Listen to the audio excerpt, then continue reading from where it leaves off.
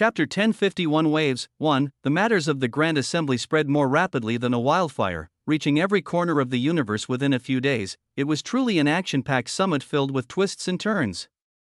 Many had already guessed that the gathering wouldn't be simple due to its purpose, but nobody could predict what actually happened. There were still several unexplained events. For instance, while the loss of several thousand young talents did hurt the universe's future, it wasn't enough reason for them to waste their forces and expose so many cards. There was even a Holy Land among the traitors. This information was hidden from the general public to uphold the standing of the remaining Holy Lands. But anyone with some power was aware of this fact. The Nox were deeply rooted in Grand Heaven's boundary to the point where the greatest influences couldn't be trusted anymore. Was their goal to breed this distrust? Or was there something greater that couldn't be grasped? Hassan's existence was known only to Damien, Pandora, and the prismatic Sun Holy Master, and other than Damien, it wasn't certain if the rest understood his significance. Nevertheless, the mystery of the Holy Lightstar invasion was forgotten soon enough, as a question without answers was merely boring to most people. What really attracted attention was the younger generation, and even more so, the human domain. They turned the Grand Assembly into their stage. Aside from Xuefeng, who didn't have much presence next to his peers, the rest of the human domain's people made names for themselves that spread to every corner of existence. The rise of such geniuses and the power of the experts that backed them brought another wave of hope to the common denizens of this plane, and filled all people with pride for their homeland. Most of the significance of the Grand Assembly was only known to strong experts and influences, and while they also started watching those who deserved their attention, they also had several conversations about the future. Now that the Nox had retreated, Heaven's army could begin scouting infected source worlds and preparing to attack them. There were 6 remaining targets, and each one would take meticulous planning to bring down. Tianyang and his fellow experts of the human domain stayed behind in luxuriant to participate in these conversations as those who'd achieved victory against such a target before. They definitely couldn't rely on the same strategy as before, but with Tianyang and Tanglingzi's expertise, as well as Albius' experience living in Nibelheim, they had plenty to contribute to the conversation. The cogs of the universe were spinning into motion. They were slow and creaking from rust at the moment, but all that damage was flaking off with every passing second. Soon enough, they would be spinning with enough force to burn through anything in their path. The entire universe was filled with an aura of vibrance, but all light would be followed by its own darkness. In a certain corner of Ion, a man stood alone, his back straighter than any sword. His gaze was cold enough to drop the ambient temperature, and though he was old, he did not look aged in the slightest. With the large body of someone who had been training their muscles for their entire life and the vitality of a youthful man, the only way to know he was an elder was to look at his face, weathered and covered in stark white hair. In another life, he might have been painted as an immortal descended to the mortal world. But in this one, he was a demon. His gaze flickered to the side. No words exiting his mouth. There was a shadowy figure atop a desolate hill that sat over 100,000 kilometers away. The man gazed at this figure despite the distance, and he did not move. He waited until that figure came to him. Whoosh, a light wind whipped as a small tornado of shadows swirled into the shape of a person, solidifying as he bowed. "My lord has received your message, and he sent you?" The man scanned his gaze over the messenger's body indifferently, scoffing. At his weakness, the messenger gritted his teeth, but said nothing. "My lord has stated that trust cannot be established so easily. This matter must be handled with care." The man turned his gaze to the horizon. "Is this your caution?" Bang! The messenger exploded, black blood splattering across the ground below. The man continued looking into the distance as if waiting for a response, and a response he received. "I see. With power at such a level, you still approach this venerable? What is your purpose?" A raspy, hoarse voice boomed through the clouds, parting them with their force. "My purpose." The man crossed his arms behind his back, closing his eyes and thought. "My purpose is victory. Do you believe you will find that here?" "I believe in nothing but myself." The voice was silent for a moment before questioning. "Then, do you need to know such things?" The man said, his eyes sharpening and his aura flaring. "Have you given this venerable a reason to ignore them?" The voice responded with the same coldness. "I have never believed your people to be cowards. Useless pride is the reason for your downfall." "Downfall?" The man repeated with a scoff. "There is no such thing as downfall for me. This universe is mine and mine alone. At your core, you are no different from them. You are wrong." For the first time, the man smiled. He spread his arms and spoke with utter superiority oozing from his tone. "They are ants, while I am a god." Pretentious. A man's figure appeared in space. His figure was covered in layers of ragged robes that hid his body. and his face was cloaked in darkness under a large hood. He descended to the ground, standing no more than a few feet away from the man he had been conversing with. If cooperation is what you desire, this venerable will offer it. However, the outcome is left only to fate. I have never met a being who advises allies against cooperation. My nature is not for you to understand. From the beginning, no words needed to be said. Both parties were aware of their intentions from the start. Merely, this was their first meeting. As divinities, it was impossible for them to submit to those at their level. In terms of cooperation, was it really cooperation, in the end, whose goals were going to devour the others? Now that they'd made introductions, they were ready to move forward. A mana oath was established, manifesting as an ethereal contract that restricted their souls. Once it was settled, the cloaked man nodded succinctly. Then, I look forward to your news, Immortal Blood Azura. Immortal Blood Azura's gaze chilled to the extreme. He felt like he could almost see the smirk on that man's hidden face. Those words meant nothing from others, but this man wasn't someone who spoke meaninglessly. He watched the man's back coldly as he left, the back of the Karmic Emperor, one of only 4 Nox beings who could hold such a title. On this day, secluded from the eyes of all existence, these 2 powerful players in the universe made a deal. The chaos they'd give way to. Perhaps only the void itself could imagine it. Chapter 1052 Waves. 3 days passed after the Grand Assembly, and though the interaction between Immortal Blood Azura and the Karmic Emperor only took place roughly a week in the future, this was the time it took for a certain group of 50 to reach the bounds of Prismatic Sun Holy Land. They occupied a starship in the shape of a large boat, ornately decorated in the fashion of this peculiar Holy Land. It was currently stopped in the depths of the starry sky, seemingly in an area void of much life. From here, we will directly teleport to the gates of the sect. Be mindful of your movements until everyone has arrived. And do not leave the bounds of the teleportation gate until you are granted passage by the disciples on the other side. Failure to abide by these rules will result in death. Please remember that the head elder, a middle-aged woman with an imposing gait, addressed the genius group, giving them a stern warning as she handed them guest plaques. With these in your possession, you will not face any trouble in the sect as long as you do not cause trouble. Be sure not to lose them. With those final words, she activated a circular teleportation array within the starship. One by one, the geniuses disappeared until finally, the entire starship vanished from the starry sky. Damien looked around curiously as he emerged from the folds of space. Ignoring the queasy geniuses around him and instead focusing on the array that brought them to the Holy Land, as expected of a Holy Land, this array is spectacular. What was that? Around 100 million kilometers, as it turned out, Prismatic Sun Holy Land was located in Soul World. It makes sense. Even if they aren't from the spirit race, their techniques lean towards the ethereal and illusory. Soul World has the best environment for them. By the time he finished his thought, the Holy Land elders also arrived in the teleportation gate, the final ones to do so. With their arrival as a cue, the stone doors to the circular area they were in opened, revealing them to the bright sunlight outside. Hiss, several sharp inhales filled the space. Along with their sight, their awareness was also freed from the room's confines. When they scanned the outside area, they realized that they couldn't sense anything at all. Prismatic Sun Holy Land was located on a world of its own, and those with better perception could view large plots of it, but none of it had any life, let alone something like a sect. Damien smirked, seeing their reactions, and turned to his wives to gauge their reactions. As expected, they can see it.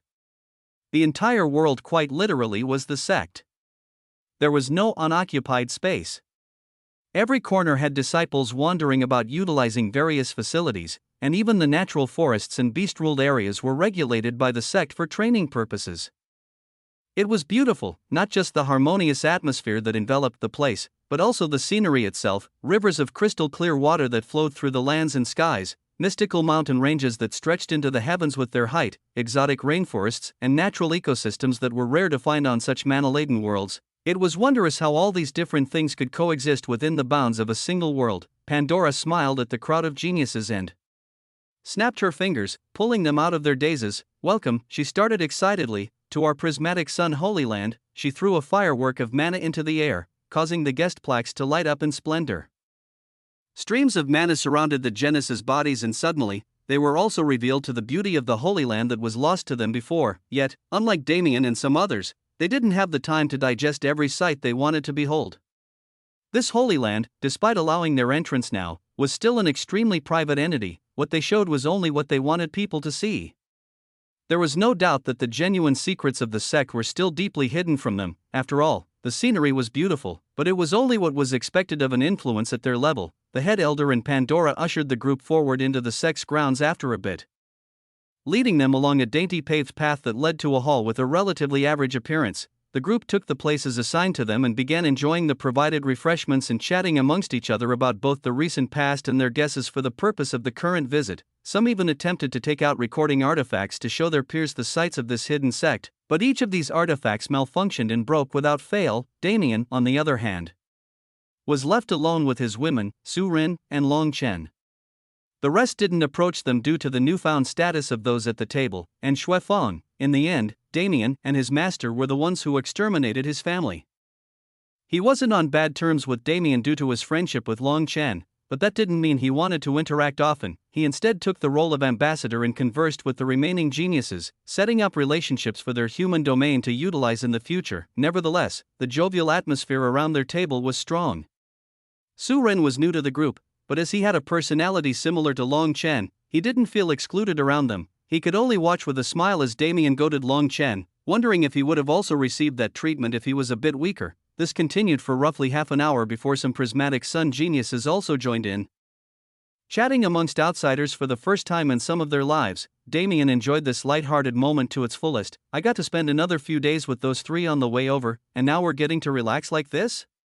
It looks like something fun is going to happen soon. There was no such pleasure that wasn't followed by a new adventure. This was something Damien learned over time. He could smell its scent brewing, and he could feel its presence drawing nearer. After a full hour passed, he caught several elders accompanying a stern-looking middle-aged man to the reception hall. With his strength, he should be the vice master. Then, before Damien could have a stray thought, a voice resounded in his head. "Come, child. It is time for us to speak." Wisps of mana rose from under his seat, causing him to smile wryly. He knew this moment would come, but did she have to be so extravagant? He couldn't offer a single word of complaint before his body was enveloped in a swirling vortex of rainbow light and transported elsewhere. Rose, Ruyue, and Elena all stood up immediately, flaring their auras. Long Chen gripped his sword handle with cold eyes, ready for combat. "Calm down," Su Rin said hurriedly, standing up and corralling their auras with his own. "Calm down? You expect us to be calm when our person was kidnapped?" Long Chen growled, becoming the voice of their group. He had to make sure the three women didn't speak, lest they use some distinctive words they'd learned from Damien and escalate the situation. Su Rin sighed, thanking Long Chen with his eyes, and continued, "That light belongs to our holy master. There is no need to worry about your friend's safety. Our master quite favors that young man." The one who interrupted was the prismatic sun vice master, Darius Hearth, who just arrived in the hall. The three women frowned. If it was the holy master, the summon couldn't be rejected. Only, if such a woman had eyes on their husband, it couldn't mean anything good. Chapter 1053 Prismatic Sun 1. Unaware of the commotion that had almost been caused in the reception hall, Damien found himself once again materialized in a new space. Should it be described as a bedroom or a throne room? Damien couldn't quite tell. It was quite an ornate space, but it wasn't big enough to be compared to the throne rooms Damien had seen before. It was like the living room of a cozy house, a single hanging light illuminating it far better than any number of other apparatuses could.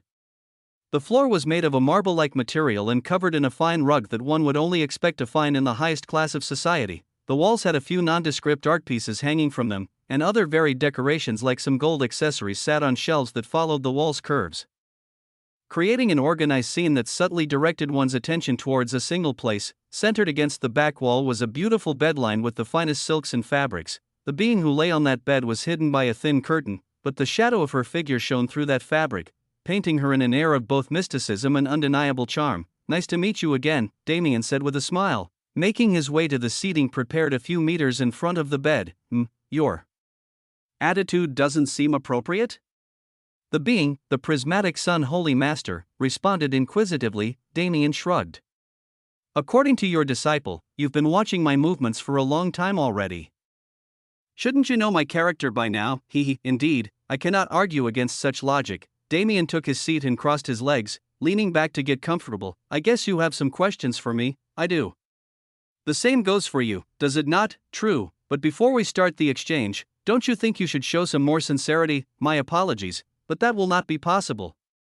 My appearance is a bit unique, one might say." The Holy Master had a twinge of something strange in her voice, which made Damien curious. but now wasn't the time to focus on such small details. Well then, let's save that for another time.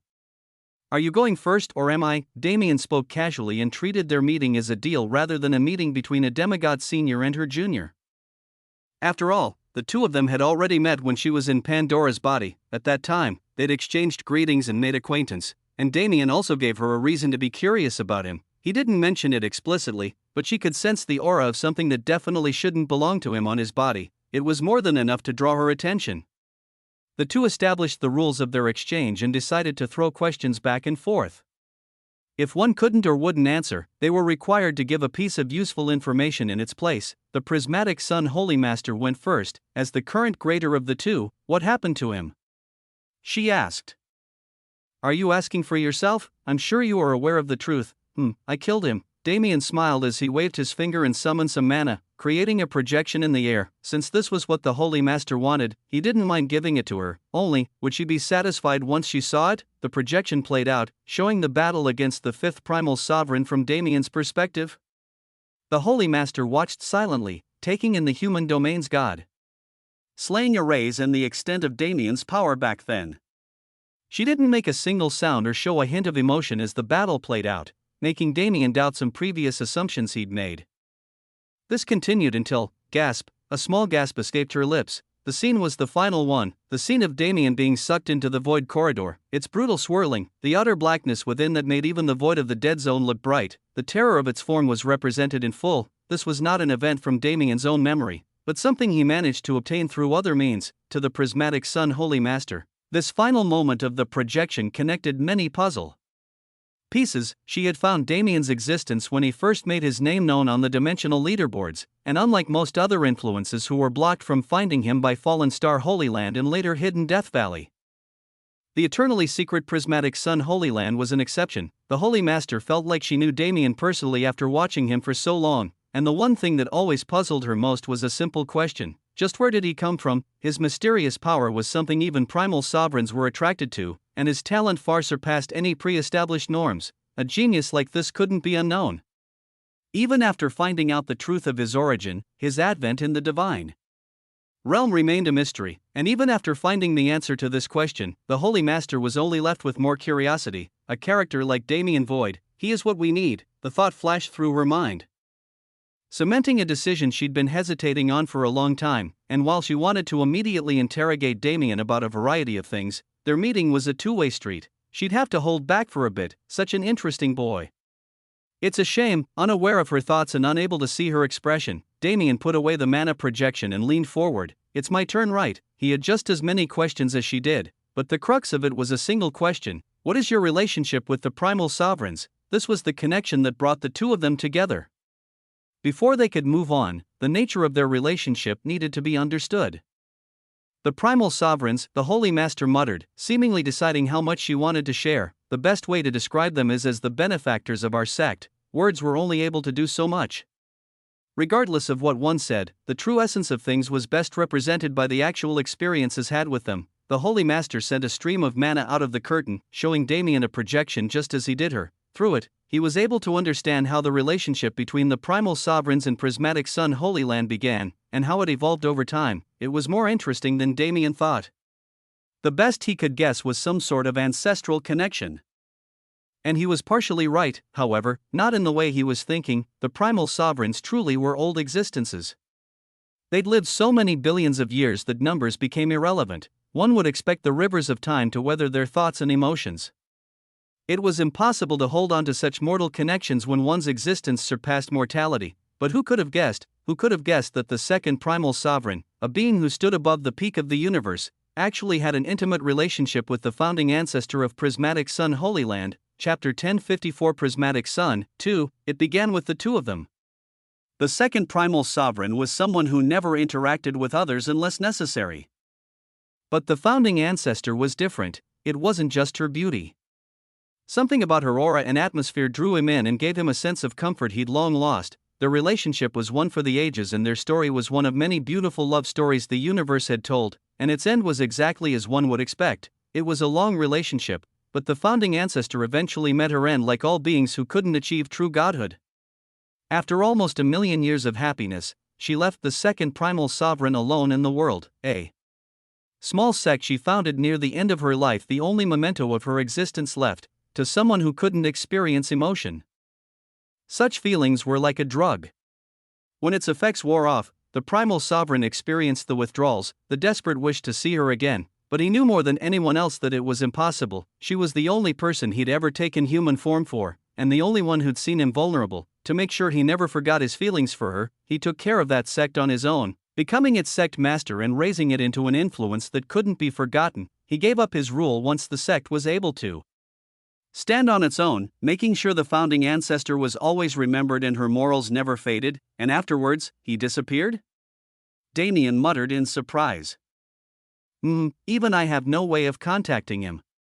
Unless he wishes to be seen, he might as well be non-existent, the Holy Master responded with a sigh. Then, Damien frowned. From the looks of it, the second primal sovereign stopped continuous contact with the sect around there or 400,000 years ago, but he was sure this Holy Land was still in contact with the primal sovereign group, otherwise, their interest in him had no justification. Though he has vanished, the others have contacted us occasionally. Whether it be to pass forward his will or for their own reasons, both the third and fourth primal sovereigns have also established relations with us, the prismatic Sun Holy Master answered Damien's unspoken question without provocation. Which left him a bit taken aback, but he was sure she was still hiding something. The primal sovereigns do not move unless they have goals in mind. Prismatic Sun Holy Land definitely has a major secret that's drawing them here, but asking is pointless as Damien nodded inwardly. His relationship with the primal sovereigns was still unknown since the fifth was crazed with greed and couldn't represent their group. He didn't want to be their enemy, but he had been preparing for a situation where he had no choice. But it's not like the fifth primal sovereign. These guys have shown interest in the void, but not in the same perverted way he did. If I'm not wrong, her next question should be, what is that power? She voiced the words he expected, but he naturally wasn't going to answer. Let's keep the fun stuff for later, eh? He remarked with a smile. I need to give information at the same level, right? Then how about, Damien went on to tell the Holy Master about what he learned from Hassan's memories about the Nox, giving her a look into his plans for the future. How interesting, she said plainly. It wasn't that she was uninterested, but speaking further on this topic would violate the ceasefire agreement that had only been signed days ago. After all, Damien was not supposed to meddle in the universe's affairs for this period of time. This was just the beginning of their conversation. A move to establish a relationship between them.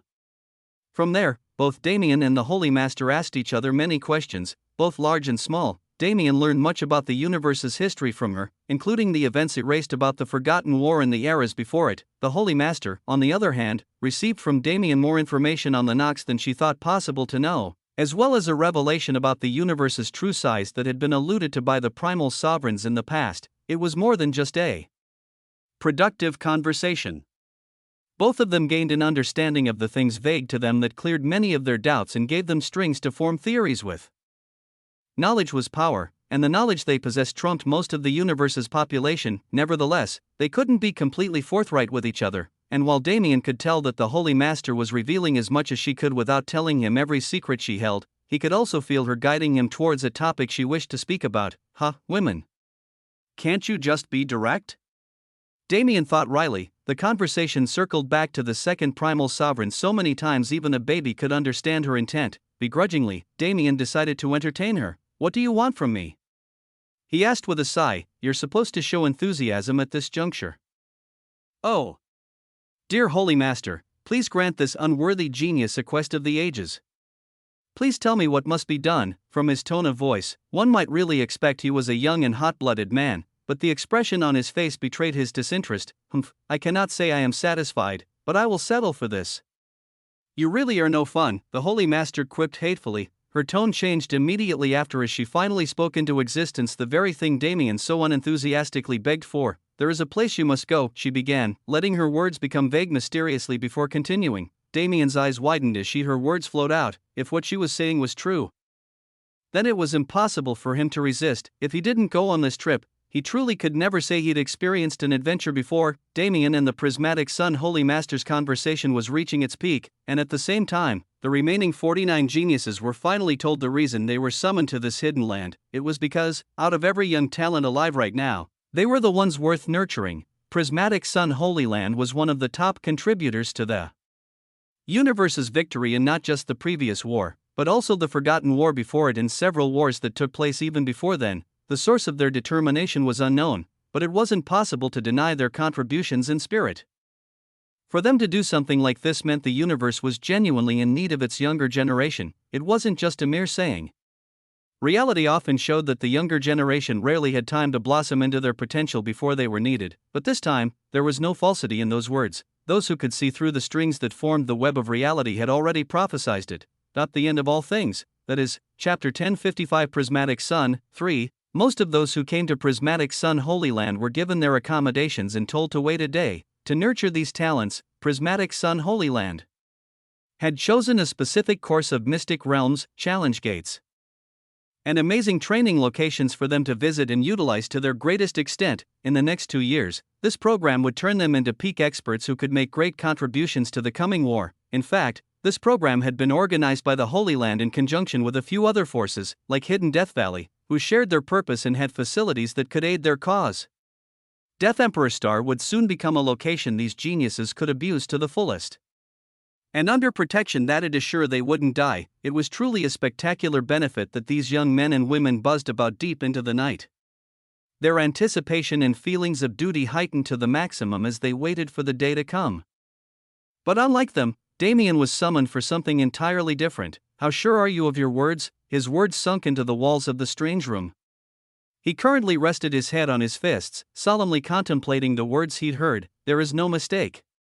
Everything I have said is information received directly from the third primal sovereign, the Prismatic Sun Holy Master answered, understanding his shock. What she'd revealed was too significant. After all, how do I rationalize this? As he'd expected, the task had to do with none other than the second primal sovereign. According to the Holy Master, that primal sovereign was currently hidden away somewhere.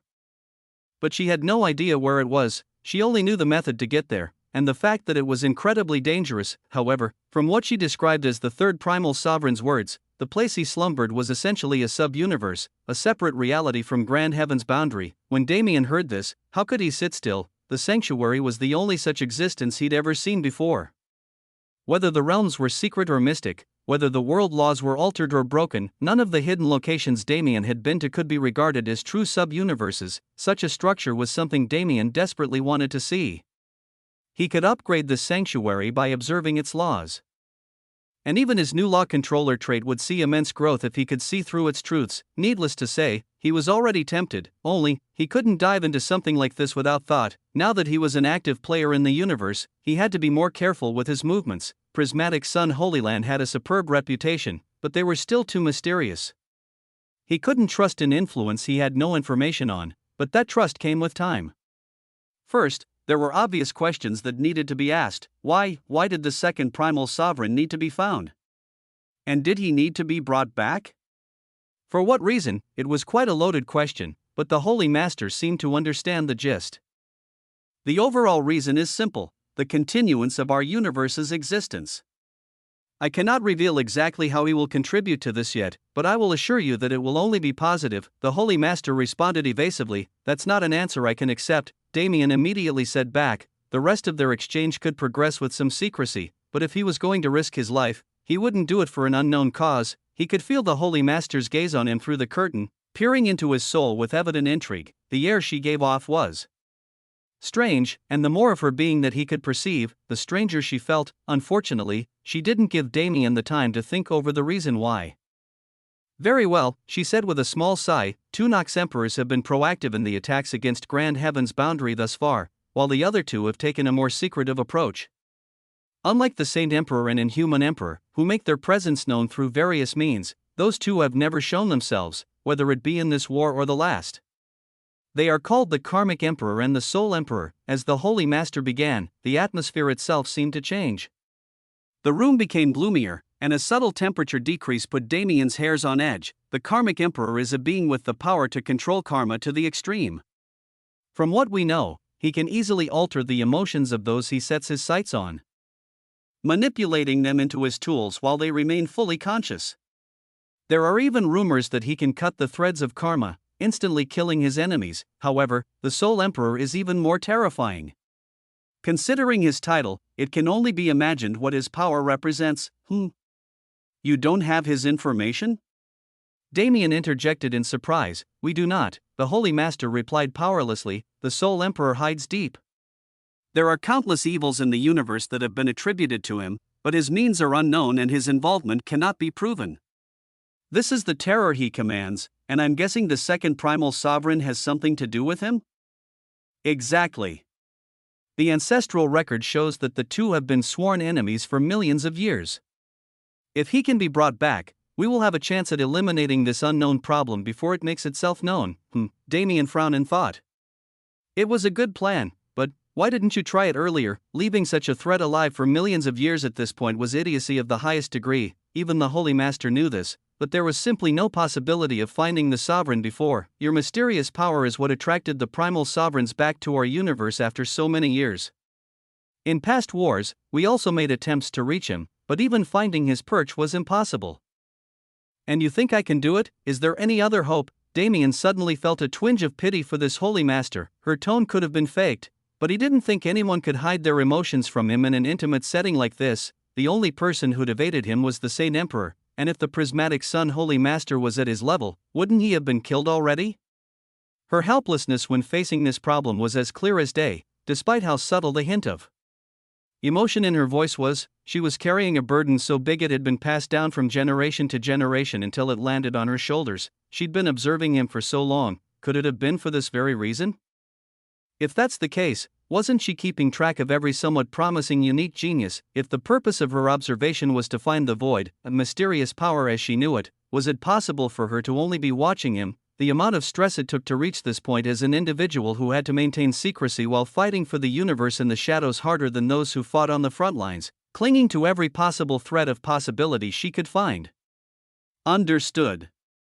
I'll do it, he said, conceding. He couldn't reject the good intentions of someone like the prismatic Sun Holy Master, especially since it benefited him too. The Holy Master's beaming smile could be heard in her following words. Splendid! She exclaimed, showing more emotion than she had throughout the entire conversation so far. But first, a lithe and graceful hand slithered into the curtain's partition, sliding it to the side. Child, look at me. Chapter 1056 Prismatic Sun. 4. The curtain drifted to the side like a wandering cloud, and Damien's gaze couldn't help but follow it. His eyes were set on that jade-like white hand that gently pushed it apart, slender and smooth as if its owner had never experienced an ounce of difficulty in life. His eyes traveled up her arm, subconsciously tracing the countries of her figure as they made their way to her face, stunned. Instantly, Damien was stunned past the point of reaction, frozen in space. Could there truly exist a woman so beautiful? In reality, her appearance wasn't too amazingly stunning. She had long, faded blue hair that carried a color that reflected the sky itself.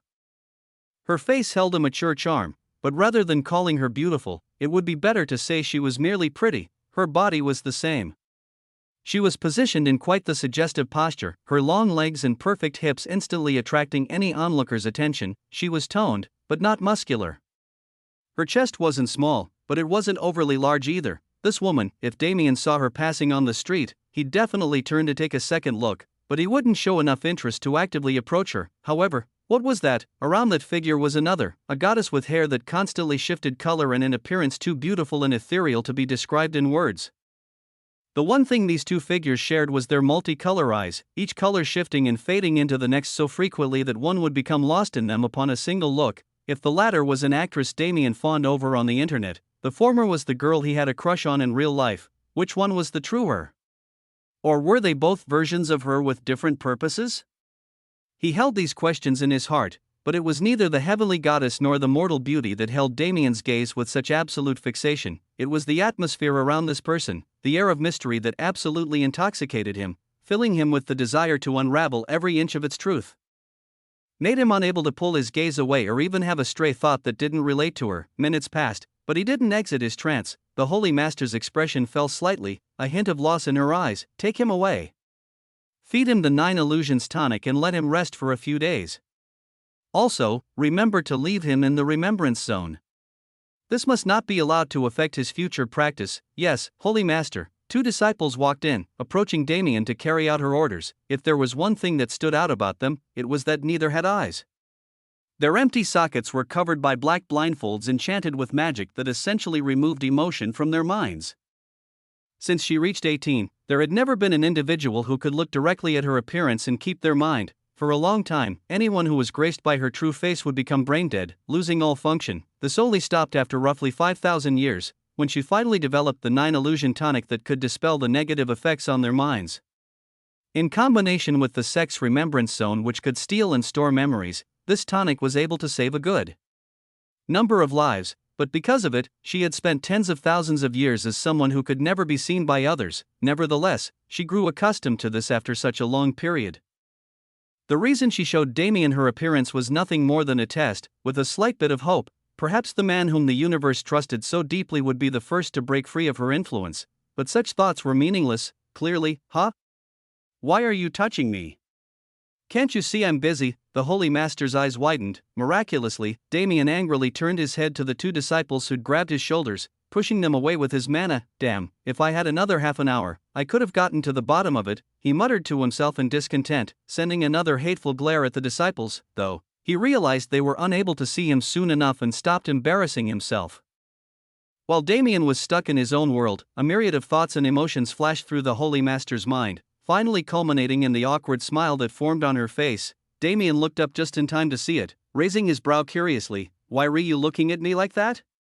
He asked, cocking his head in confusion. The Holy Master was flustered beyond belief. Couldn't he have given her some sort of heads up? Why did he have to show such a reaction when she was at the height of her self-pity? Why, you were fine, she asked hesitantly, any sort of status or superiority gone from her voice. Why wouldn't I be? Damien asked, still confused for a few moments before his eyes widened in understanding. It's because of that thing, he followed, snacking his fist against his palm, looking at the Holy Master's continuously changing expression. It was obvious he was right. I don't know about other people, but that thing inside you has no business enchanting me. If it could, I really wouldn't deserve the titles I've been granted, he said, scratching his head awkwardly. He didn't know how to approach this situation at all. Damien only had a vague idea of what that force within her was, so as an outsider, he couldn't really say anything to calm her emotions. It must have been hard, that was all he could offer. The Holy Master didn't react to his words, and feeling the importance of this moment for her, Damien turned his chair around and blocked his awareness. For a mighty figure like her, displaying vulnerability to others was definitely impossible. Damien's perception was entirely cut off to the scene behind him, but he could feel a growing air of chaos slam into his back for several minutes before finally receding. Done? He asked. A light response entered his mind like the sound of wind chimes on a beautiful day in spring. Damien smiled unwittingly and undid the restraints on his perception. Turning back around, he was almost stunned a second time. This time, truly due to her beauty. Regardless of what form of her was shown, she was smiling with such contentment that it made Damien embarrassed. Then, I'll take my leave now, Holy Master. I have to gather my people and get ready to set out, he said, trying to make up a reason to leave. She didn't stop him, watching his back as he walked out of her residence. She didn't stop him even though the grounds he was soon to enter were the true face of Prismatic Sun Holy Land. Instead, she sent another sound transmission into his ear, letting him hear that sound that made his heart skip a beat one more time. Iricia Luminous, He muttered questioningly, my name. From now on, call me Iris. A small smile lit up Damien's face. Then, until next time, Miss Iris, this woman. As expected, she was far too interesting to remain a stranger. Chapter 1057 Meaningless Question 1. To call Prismatic Sun Holy Land a natural wonder wouldn't be too far off describing its majesty. The true sect, hidden within the folds of space with ancient magic that even Damien couldn't completely see through, was a location entirely isolated from the hands of man. The Holy Land disciples didn't exist above the land as living beings usually did. They lived within it, became a part of it, and abided by its natural rulings to completely sustain its original face. The biome itself was a floating mountain range that looked like an asteroid belt contained within the bubble of the world's atmosphere. Each mountain was connected to the next with natural bridges or routes created within nature, containing a sort of strange complexity that only those who lived in it for years could comprehend. They were enveloped in a natural mist, painting the air with an aura of freshness and mystique, something Damien quite enjoyed as he made his way through it. To him, the beautifully complicated web represented by the sex grounds was even more majestic, because its every strangeness was revealed before his eyes as streams of mana. He couldn't help but wander for several hours, almost Forgetting his original intention, his talk with the Holy Master was exactly what he needed right now. Not only was she someone he felt the desire to befriend, she held information that could answer many of his questions, and she held connections to those who could answer the rest. For now, nothing I learned can be considered too useful. I pretty much expected that the threat of the Nox wasn't a recent one. The only surprise is, even millions of years ago when the sect's founding ancestor lived, they were still prominent and represented a level of danger that wasn't much less than the current universe's existential crisis. Saint Emperor, Inhuman Emperor, Karmic Emperor, Soul Emperor, along with a list of lords and who they served. Damien received information about the greatest of his enemies, those in the light and those hidden behind the veil of darkness, the Karmic Emperor and Inhuman Emperor are relatively newer, but the other two, the Soul Emperor's age was unknown. But the Saint Emperor was a man who held prominence in the ancient era, a man who had somehow survived until this day. What bothers me most is the universe's survival. For someone like him, if he actually wanted destruction, it would have already happened. Damien was further convinced that the Saint Emperor's motive was something far more convoluted than that of the Nox race. He was a man who had to be watched at all times regardless of what the Nox were doing. Nevertheless, Damien was still too far away from his level.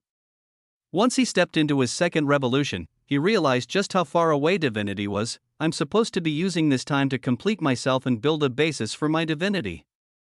But what is that basis? Divinity wasn't just something that defined oneself, it also defined one's achievements. If it was about his mentality and the wholeness of his self-image, Damien would have cruised through the 9 revolutions. He had a relatively perfect grasp of himself internally, but what about externally? To this day, he didn't have enough information on the void, nor did he understand his path. He grew by fighting and improving through experience without much of an idea of what exactly he wanted to achieve. At this point, with spacetime and samsara, Damien couldn't say he knew where the end of that path was, but he was aware that he wasn't nearing its end yet. There was more for him to experience. More for him to learn before he was ready to fight on the level where his vision Saturday, and the natural next step really did excite him. That woman. It's a bit uncomfortable calling her by her name for some reason. Damien suddenly thought about the Holy Master for a moment with a wry smile. He had never met someone who gave him such a feeling of wanting to know more about them. That mystical atmosphere he tried to dissect was unique in this universe and perhaps even beyond it. Something like that was exactly what Damien loved the most. Now isn't the time for this. I already know the answer, but I should probably still ask, right? Damien grabbed his guest plaque and used it to locate the fake Holy Land where the other geniuses were. Making his way over and calling his wives together, the question he asked was simple: I'm going on an adventure. Want to come? And with the temptation of the Holy Land training regimen holding no weight at all, the answer came even simpler: of course. Did you even have to ask? Damien shrugged. That's what I was thinking too, but it's a matter of ceremony. No, ceremony? Ruyue repeated. Right, it's a matter of natural progression. These things are important, you know. Since when did you care about ceremony? Elena continued. Haven't I always? Our weddings? Rose finished. The 3 women shot cold glances at him, causing tsunamis of cold sweat to stream down his back. Damien was flustered by their cooperation, and in all honesty, he'd forgotten that weddings were a thing before they mentioned it. At times like this, it was best to put the classic strategy into play. Moving on, deflection. Before the 3 could respond, he began retelling his conversation with Iris, filling them in on the details of their coming adventure. Well, at least the ones he knew. He still didn't know what method Iris was going to use to find the place, so he could only give them backstory. However, it was more than enough to distract them from the landmine Damien was doing his best to defuse. The expressions of the trio changed several times as they listened to him speak, and all of their eyes were glimmering by the time he finished. Damien inwardly sighed a breath of relief. Weddings, he had never given it much thought before, but perhaps it was about time. They'd been prepared some time ago. It was one of his highest priorities since he first came to the divine realm, and he obtained the capability to carry it out just a few months before their fateful meeting. Another wry smile surfaced on his face. This is going to be embarrassing. The 3 women turned their attention upon his sudden strange words, looking at him curiously. Well, I had wanted to find a time to do this properly, but now that it's been mentioned, I realize I probably won't find an opportunity to do this after today. After all, things are going to get hectic. While the other two maintained their confusion, Rose's eyes immediately widened in shock as she understood his meaning. The deep red thread that connected him to the three of them was shining so brightly it was almost blinding. Rose's heart palpitated, barely able to remain within her chest, and as if to meet her expectations, thump, the trio's gazes lowered in surprise. Damien looked up at them, bent down on a single knee, and brought three exquisitely crafted yet uniquely different rings out from the space before him, with the same wry smile on his lips and an aura of pure sincerity emanating from every bone in his body. He uttered another question he already knew the answer to. Will you marry me? Chapter 1058 Meaningless Question 2. Of course, it wasn't so simple. Damien had been calling them his wives for a very long time, and they'd been calling him their husband the same, but this relationship, at the end of the day, went unsaid. No matter how secure it was, no matter how certain he was of their answers, he couldn't shake the crushing nervousness that originated from the depths of his soul. He had shown his love before, and perhaps he'd done something similar, but it was never like this. It was never this real. All three of you represent the most important things to ever exist in my life. To live without knowing all of you will always be there for me sounds like torture. It is no longer something I can imagine. I've finally reached a point in life where I feel that I can give you all of me, and I hope you can give me all of you in return. I have never been a person who could express myself, and I've never been a person who enjoys gaudy things, but for you, nothing in the world could be considered too much. Even if you wanted me to betray the universe itself, I'd do it without hesitation. His thoughts continued on and on. Within the span of a single second, he created a speech that would take hours for him to finish. But the words that came out of his mouth were as simple as they could be, a single phrase that allowed these women who knew him better than anyone else to understand everything he couldn't say out loud. It was silent in the quiet house the four shared. The flickering of a small fireplace in the corner was the only thing inhabiting the silence. The timing didn't matter. Even if he decided to propose to them in the middle of a battle, it wouldn't have mattered, because for someone like Damien who still had trouble getting the words I love you out of his chest to earnestly propose already meant so much. Was there a need for them to think over their responses? Not in the slightest, but it did take several seconds for them to come out of their shocked trances and say the single word they all wanted to say, yes. As she had a little longer to prepare then. The other two, Rose was the first to gather herself. She stood up and approached him, raising him off the ground with a bright smile, though she couldn't hide the mist in her eyes. Do you even need to ask? She said softly, her tone containing so much love that it almost drowned him. Didn't we just joke about meaningless questions? She reached up and cupped his face, looking directly into his eyes. There has never been a day where no was even considered. Damien Void, we are yours.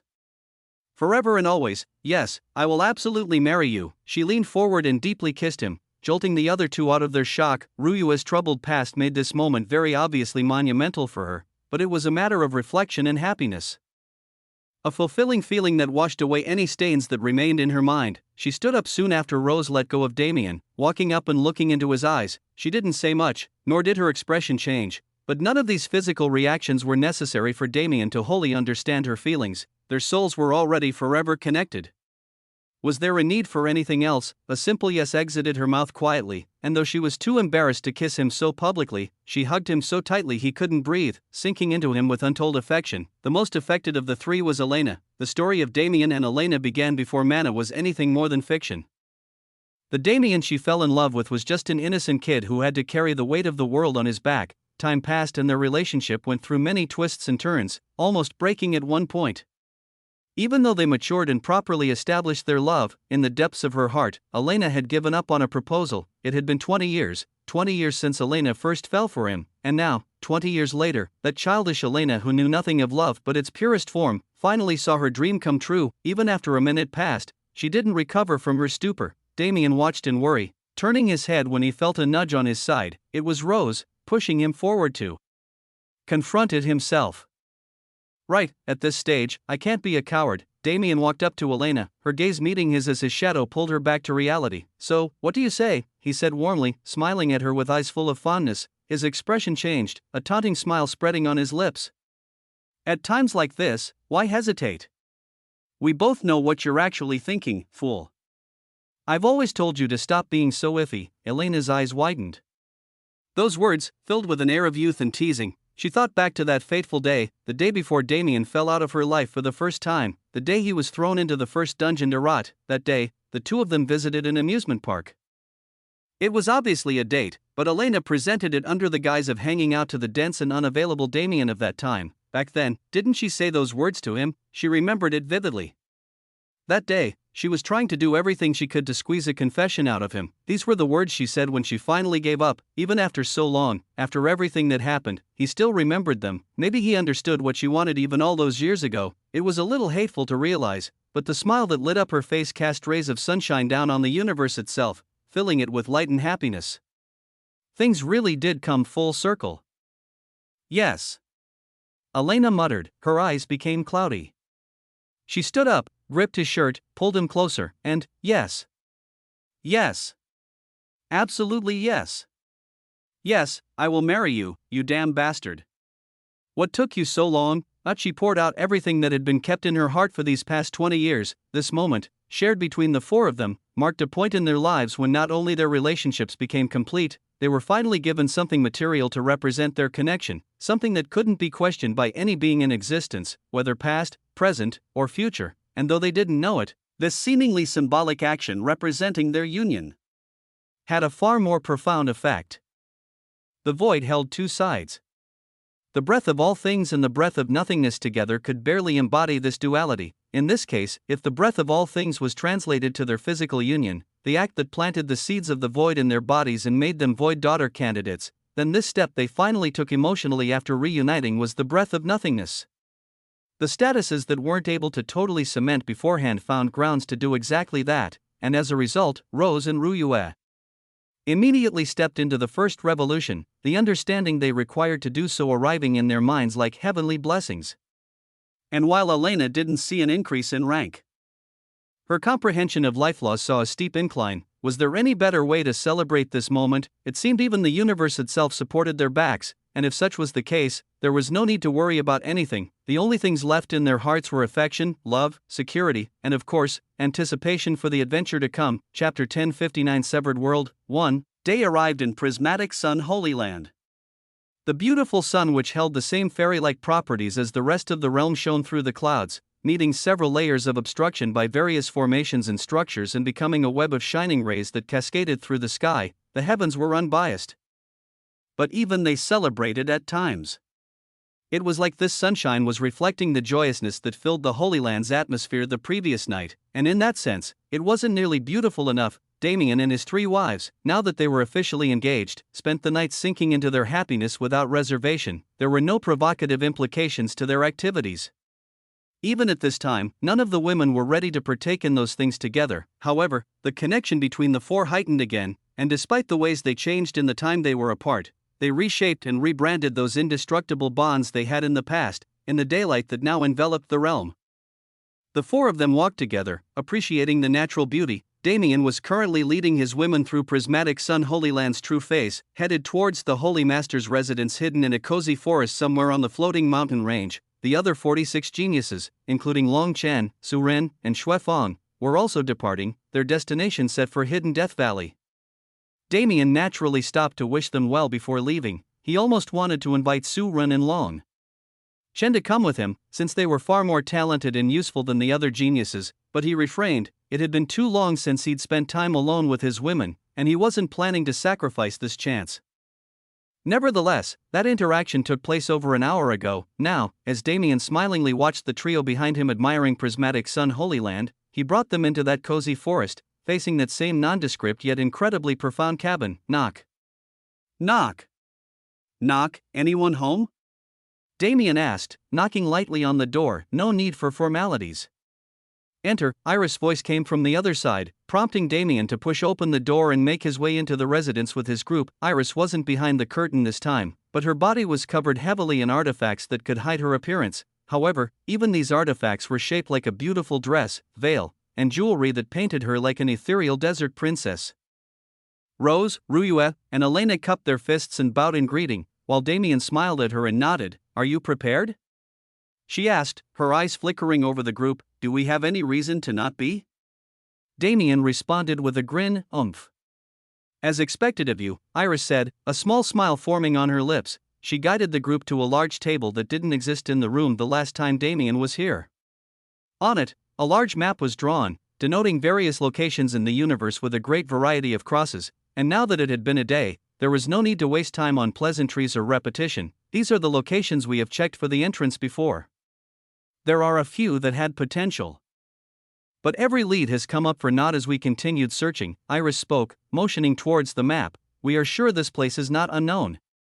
Somewhere in the universe, there is a public entrance that people have been using to enter and exit the realm, though it is mostly the former. These are the locations we have been searching, but instead of sub-universes, they are all merely great mystic realms that were added to the training route for those young geniuses. She spoke sighingly, her annoyance at the lack of result evident in her tone as she brought out a large black diamond roughly the size of her palm. This stone was given to our Holy Land by the second primal sovereign himself several eons ago.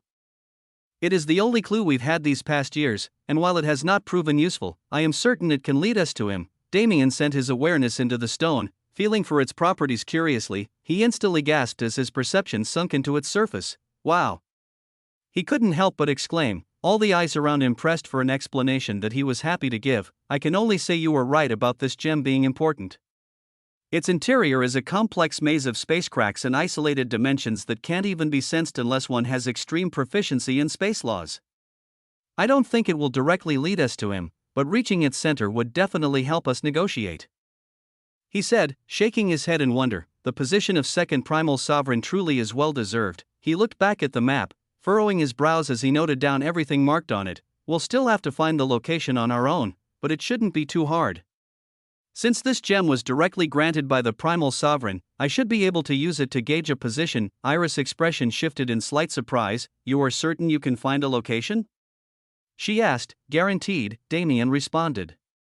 Just give me a few hours with the gem and we'll be good to go. The Holy Master nodded, handing over the gem without question. Damien smiled at her attitude and took it thankfully.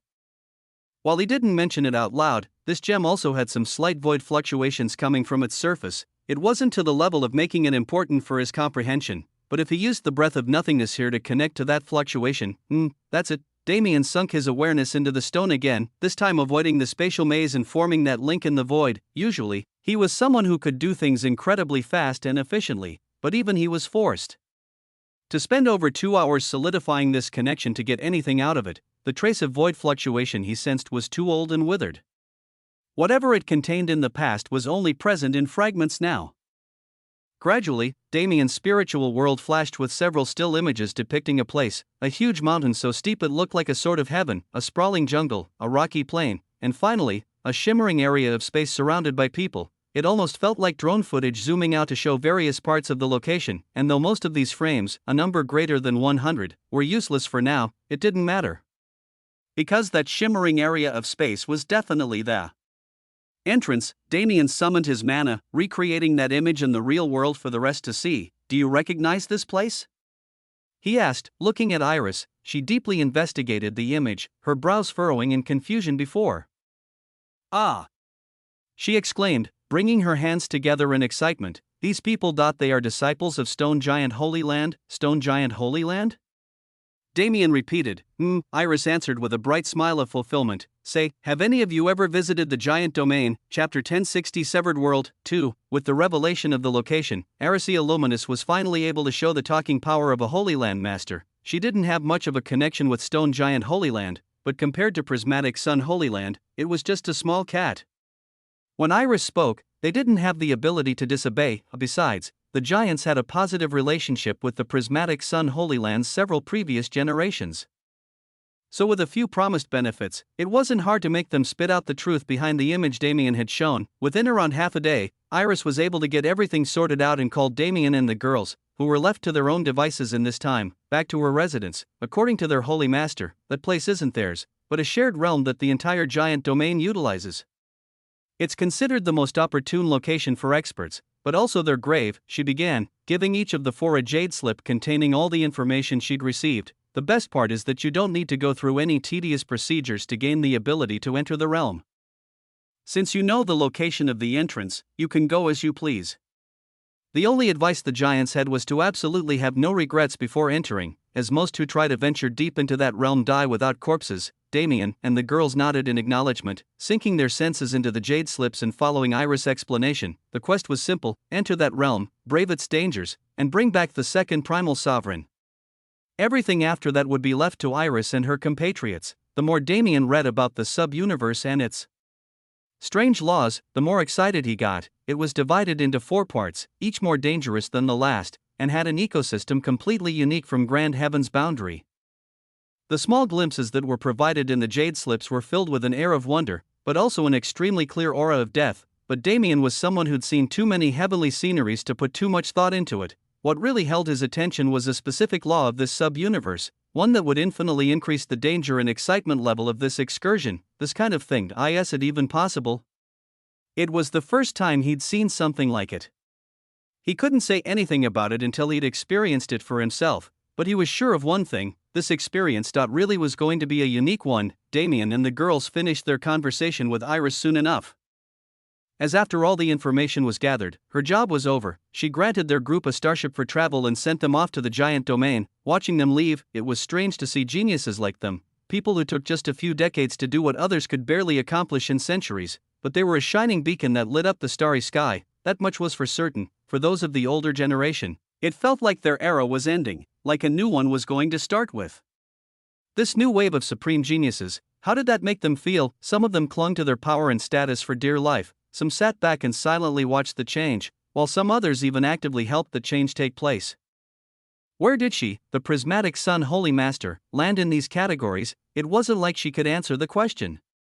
Frankly, she didn't feel like she was a part of the older generation. Despite her actual age, she was still impulsive like a growing expert. She still had the emotions that most people cut off, and most of all, she lacked many of the experiences that most people went through as they grew. Since she adopted the role of Holy Master early in her life, however, she wasn't some naive woman. She merely never had the time or interest to bother with those trivial things most people held close. Well, until now, that is, Damien Void. It was a strange name belonging to a strange person.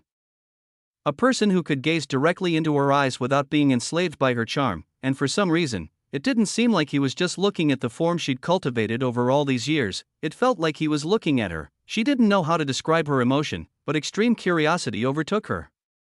The secrets of the first being in the universe to ever accomplish such a feat had to be far more interesting than anything she had to offer, as she watched that starship disappear into the void of the starry sky. Making use of teleportation to rapidly travel to the giant domain, a smile formed on her face. She suddenly took a step back. A trail of auras followed her movements, coalescing into a figure. It was a woman with long black hair and blue eyes, a relatively ordinary appearance among practitioners. This woman looked at Iris as Iris looked at her, and without missing a beat, they both smiled. Such curiosity cannot be left unhindered. Let me see for myself just how great of a man you are, Damien Void. The woman formed from her aura vanished, and Iris returned to her quarters without a word. Now, all that was left to do was wait for results. Exciting days were to come. The sub-universe, over time, gained a reputation among those in the giant domain, not for its great treasures, but for the extremely low survival rate of those who entered. Despite the fact that each and every one of them was an expert at least at the peak of 4th class. It was impossible to imagine what kind of dangers could give them such hopeless fates. It was titled The Severed World, a place separate from reality, a place that severed fates and lives. Many of the secrets of the realm were kept quiet, drawing more and more people to its mystery, and regardless of whether these people survived or died, they never opened their mouths about what happened inside. The larger influences like Stone Giant Holy Land were able to get a small amount of information on the place, mainly its first and second layers. There were 2 things they saw as the overarching causes of death in the realm, disregarding its natural dangers. The first was the impulse wave. A massive mana wave that would pulse from the center of the sub-universe at random times, crushing through anything in its path. It was able to claim tens of thousands of lives in a single instant, and though it was rare, it was extremely feared. As for the second reason, it was much more direct. The reason these experts were dying so often was because their strength was unavailable in the first place. Within the sub-universe, there was a particular restriction that all external entities were subjected to, unequivocally and without fail. The second an outsider entered the realm, their strength would be capped at 2nd class. Chapter 1061 Severed World 3. Space travel was always a fun thing for Damien. Not only did it present plenty of time to focus on training and relaxation, it gave Damien an opportunity to traverse the starry sky and bind as many stars and worlds as possible. the celestial class was always one that involved conquering, something Damien didn't do often. He never even utilized the world force he received from these actions, for no reason other than the fact that the other skills in his arsenal were more efficient in many situations. However, world force was still an incredibly important power. Part of Damien's great comprehensive ability that only improved over time was the result of world force passively boosting him. After all, world force was quite literally a product of world laws and the ability to move them. When he was comprehending the laws of the universe, the presence of this strength in his body gave him a deeper connectivity to reality itself, bringing him closer to those truths at an inherent level. Therefore, despite his outward neglect of it, he never forgot about the power or ceased attempting to improve it. The journey to the severed world in the giant domain from prismatic sun Holy Land was a 6-month trip without the use of teleportation arrays, but with Damien's power combined with the use of these arrays. This time was cut drastically. The starship carrying Damien's group arrived at a plane floating in the starry sky after 3 weeks of flight. It was a continent that looked like it had been torn out of its original world, and at the very center of its underside, the rounded bottom of a shining world core could be seen jutting out of the rock. "Phew, it really is something special," Damien commented as he first laid his eyes on it. If the entrance was already on such a strange plane, the sub-universe itself definitely wouldn't disappoint. The starship descended onto the edge of the continent, in what was clearly a well-built docking area. "Ready?" Damien said, turning back to Rose, Elena, and Ruyot. "Ready and excited," Rose replied happily. Speaking for the trio, Damien nodded and turned back, watching through the glass as the starship touched ground. A portion of its side became holographic, opening the way for Damien's group to finally land on the continent. But why does this feel more like a vacation spot than a death zone? Damien was a bit baffled by the jovial atmosphere. The docking area was truly built up, filled with various facilities and shops for the adventurous practitioners who were coming and going from the severed world. It's a little funny how trivially these people treat their lives, Damien thought to himself as he led his group through the area, following signage and maps to make his way to the entrance. His hypocrisy was something to note, considering how he was planning to do something far more dangerous than these regular experts. But that was beside the point. As those of Stone Giant Holy Land mentioned, the severed world wasn't monopolized by any one force. This docking area, or rather, this entire facility that extended for several tens of kilometers, was a method of checks and balances the great influences of the giant domain jointly built to add a sense of order to the wildland, making sure that nobody would act out of line, and the entrance to the severed world was located at the very center of it all, guarded by several layers of security. Of course, none were prohibited or restricted in any way. These measures were merely to guarantee civility outside the entrance and account for those entering so their fates could be reported back to the influences they belonged to. Damien and the girls went through these procedures, noting their names and affiliations on a sheet of mana-laced paper that documented their mana signature. Afterward, they finally made it where they wanted to be. Was it surprising how many people there were, or was it just a testament to the number of experts in the universe? Past the hallways that hid it was a huge open area. It was circular in shape and filled with nature, as if everything in the expansive facility was built around it, and in fact, it was the same shimmering curtain of space Damien saw in his vision was now presented in front of his eyes. It was roughly 500 meters long and extended into the air as far as the eye could see. Though the entire atrium was filled with experts, this portion of space was empty, every single person intent on avoiding it, because it was well known that entering that area before one was ready was a death wish. Damien and the girls spent a few minutes walking around and listening in on the conversations around them for information. The severed world's 4 layers. Each had its own name and represented unique ecosystems with its own dangers. From the mouths of these experts who had either been inside already or had been planning for months to do exactly that, only the first and second layers were really explored. They were called Ghost King's Valley and the Perilous Sanctuary.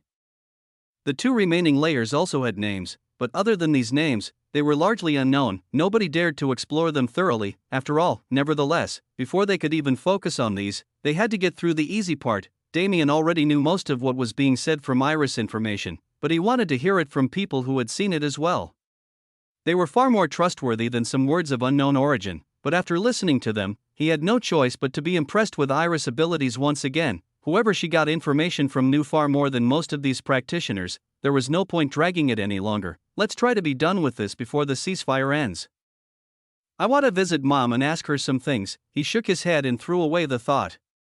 After checking with the girls one more time, he he moved towards the shimmering space. It was time to enter the severed world. The entrance to the sub-universe was definitely not normal. It was a spatial transportation, that much was certain, but several processes took place the second one stepped into its influence. Damien felt it, the girls felt it, and anyone else who entered the crack likely felt it even more. The feeling of being constricted and restrained, ethereal shackles, gripped one's soul and suppressed one's legend. It was said that one's strength would be capped at second class when they were in the severed world.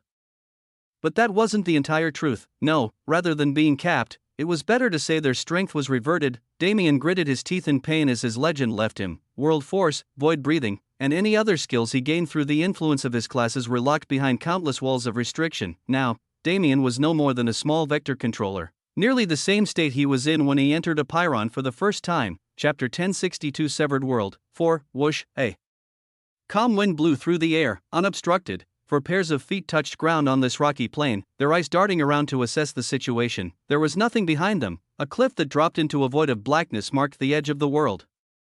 The only way one could go was forward. 1,000 kilometers away, the faint outline of a misty rainforest could barely be made out through the fog that obstructed it, and though the cliff behind the group only meant death, the one before them was their first hurdle, Ghost King's Crevice. Covered in a layer of ghostly fog that contained countless evil spirits and demons, this crevice spanned almost 1,000 kilometers, a distance impossible to fly over with the strength restriction. According to the Jade Slip, it's almost impossible to cross the crevice without the help of a guide, but before we look for one, Damien followed what the girls had begun doing a second ago and sent his senses inward. Trying to understand the state of his body, my physical strength hasn't been affected as much, but my body is definitely weaker. The real problem is my mana. Damien flicked his finger, summoning a wisp of amethyst magic power with a wry smile. Void mana wasn't a thing back then, and neither was void essence. The sanctuary is also restricted. Damn, he finally understood what entering a sub-universe meant.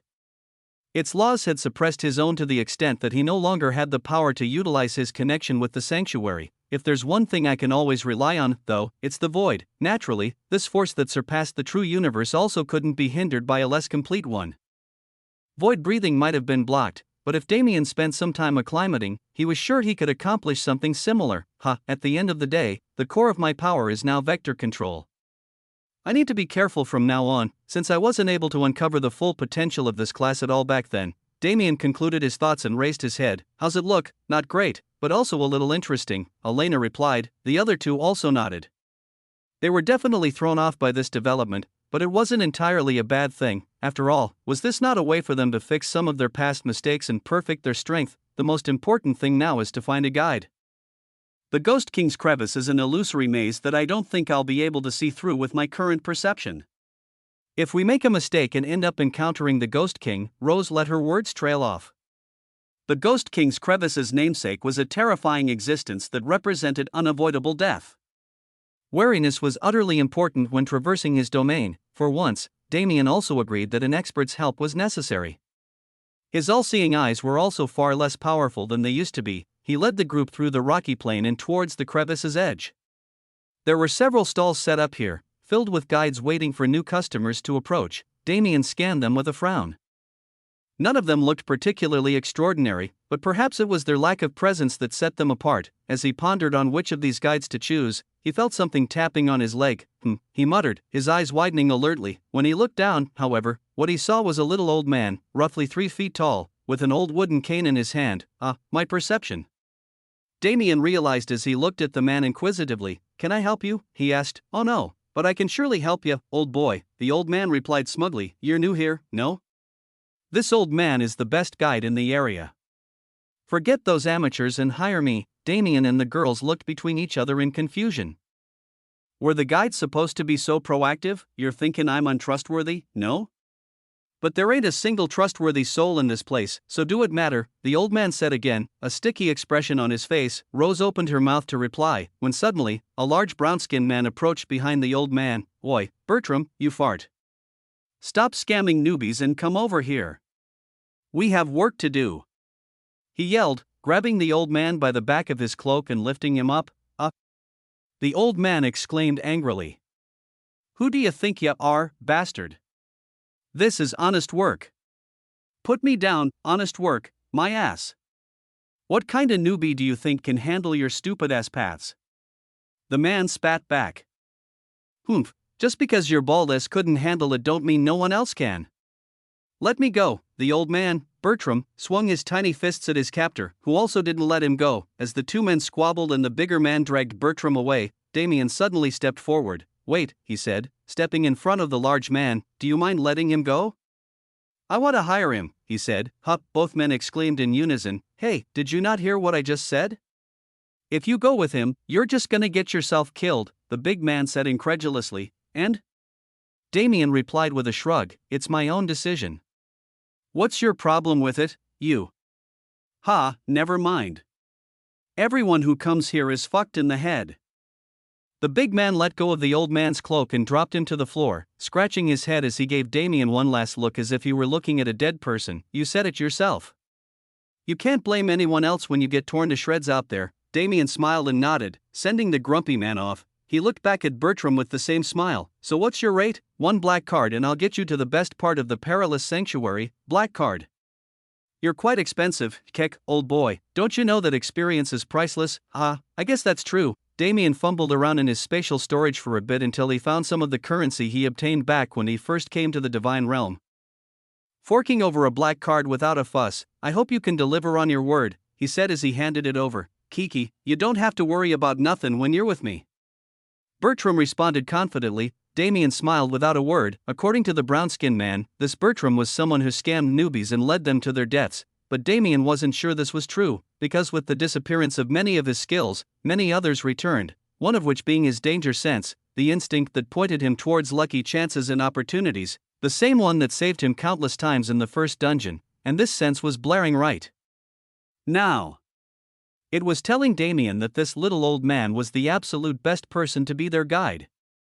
Though it had been a long time since this sense was overshadowed by his great perceptive ability, he still remembered what it had done for him. Now that it was back in action, he was going to abuse it as much as possible. Chapter 1063 Ghost King's Crevice. 1. The entrance to Ghost King's Crevice simply didn't exist. Many had attempted to reshape the land for convenience in the years this sub-universe had existed, but none of their solutions managed to remain present as time passed.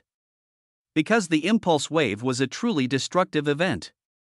It tore the world apart and rebuilt it from scratch, remodeling the scenery in its natural form without the man-made changes that influenced it.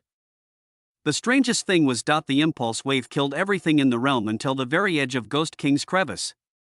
Unless one was deep underground or in the safe area before the crevice, death was inevitable and instant. Nevertheless, because of this unpredictable phenomenon, attempts to terraform the land ceased thousands of years ago. The only way to enter the crevice was to descend its steep wall. The ghostly wind strikes once an hour. For the 10 minutes it blows, the undead and netherworld spirits in the ravine go crazy and attack everything in sight. If you want to make your way down, we should go now. Since that bald bastard is back, the ghostly wind must have just passed. Bertram, the little old man Damien hired as a guide, explained the crevice's ecosystem to the group as he led them past the stalls filled with guides and to the cliff's edge. Falling from here with your strength capped is an easy death, old boy. You won't find a more peaceful way to die after this, he remarked with a grin, fearlessly standing at the very edge of the land. Damien raised his brow as he took a peek over it. The drop was an unknown distance, as fog covered the sight of what lay beyond roughly 300 meters down, but it could be imagined how deep it was from the aura of emptiness one felt when gazing into it. Damien in particular had plenty of experience falling through unnecessarily deep holes. And despite the fact that he could likely teleport himself to safety if he happened to fall, he didn't want to risk it. If there was a restriction he didn't know of at the bottom, he was in for a world of pain. So how do you suggest we get down this thing? He asked, looking curiously at Bertram. Well, isn't that simple? The old man responded with a grin. I'm the greatest guide alive. Bertram kneeled down and took a 3-foot-long steel rod-like object out of his spatial storage and stabbed it into the cliff wall below. Afterward, he took out another circular device and simply tossed it into the abyss. He stood up and put his hand over his eyes, watching its trajectory before nodding. Spot on as always, and Damien and the girls had no clue what was happening and could only watch with strange expressions as he hopped onto the narrow rod and kicked its sides, causing it to expand into a platform large enough to hold their group. Hop on quickly. If you miss it, you miss it, he exclaimed, ushering them forward. Damien shrugged and followed his instructions, and the girls did the same after seeing that his weight didn't affect the platform at all. They once again looked at Bertram in confusion. just in time to see him snap his fingers. Good. We're dropping. Don't move until you hit solid ground, Dro. Damien's eyes widened, the floor gave out below his feet. Ping, his senses went alert as he began falling through the air, the others not far above him. Fuck. What a great intuition. Damien exclaimed inwardly, dreading the drop to come. However, his expression changed as he noticed that his body was actually falling in slow motion. No, it was like he was being lowered by a pulley system, yet far smoother. That device can levitate people? He said excitedly, yeah, he could fly, but levitation like this was something different. The home decor possibilities are limitless. The thought process of a newly engaged man was really something. The smooth descent the group experienced didn't have any value to him from a technical standpoint. His mind was filled with ideas of various applications of aesthetic levitation, at least, until they made it past the 300-meter mark. The netherworld fog enveloped them, sending shivers down their spines. The aura of death was suffocating, and very faintly, they could feel the screams of tortured souls boring into their souls. Humph! Elena released her life mana and formed a barrier around the group, shielding them from the deathly aura, but she no longer had the power to protect their souls. Damien glanced at her with a smile before snapping his fingers and creating a spatial wall around her barrier, filling it with vector points that reflected any fluctuation that impacted it. They met peace after another 100 meters of descent with these barriers in place, attracting a shocked gaze from Bertram. The descent into Ghost King's crevice was slow on purpose. Meeting the netherworld fog and experiencing the stress it caused was a baptism, a hazing for newbies entering the zone. It was meant to give them an idea of how dangerous the journey would be and make them aware of the importance of following orders. Experts who had spent so long developing themselves tended to have individualistic attitudes that didn't bend to the whims of others, but if they wanted to survive, and if the guides wanted to build a reputation that'd get them more jobs, they needed to do what they were told. A situation like this was rare. It was clear Damien's group hadn't done the extensive preparation most did from their attitudes, but their skills were enough to compensate for it. A group like this with them, maybe Bertram could finally get rid of his scammer status. His routes weren't deathly, they were truly the best, but the best routes could only be traversed by the best groups. It was that simple. Thud. Damien's feet landed on solid ground after 5 minutes of calm descent. As expected, the circular platform Bertram put down earlier had expanded into a landing zone that supported the levitation effect. Damien spread his awareness immediately without leaving its bounds. Scanning the crevice, unfortunately, of course there's a restriction. The netherworld fog didn't allow his perception to spread more than 10 feet away from his body. At this length, I won't be able to detect threats before it's too late. Crossing a distance of 10 feet is instant even for second-class beings. What are you doing standing around? Come out already. Bertram's voice pulled him out of his thoughts. The old man and the girls were already off the platform and waiting for him, making him a bit embarrassed. Whatever. Damien sighed inwardly. He walked off the platform and joined them while accepting the inevitability of the restriction, instead looking towards the walls. Danger is everywhere. The first struggle of the Ghost King's crevice, human-faced spiders, they were deep black and blended in with the shadows. The only indication of their existence the faint sight of the smiling human faces on their abdomens that poked out of the shadows. Human-faced spiders had natural venom strong enough to permanently paralyze a third class, let alone a second class. And what made them terrible was the fact that they weren't individualistic, they were pack animals. If one attacked, at least 10 others were lying in wait for the perfect opportunity. Bertram especially warned them about the danger the spiders posed while leading them along the crevice's wall without going deeper in.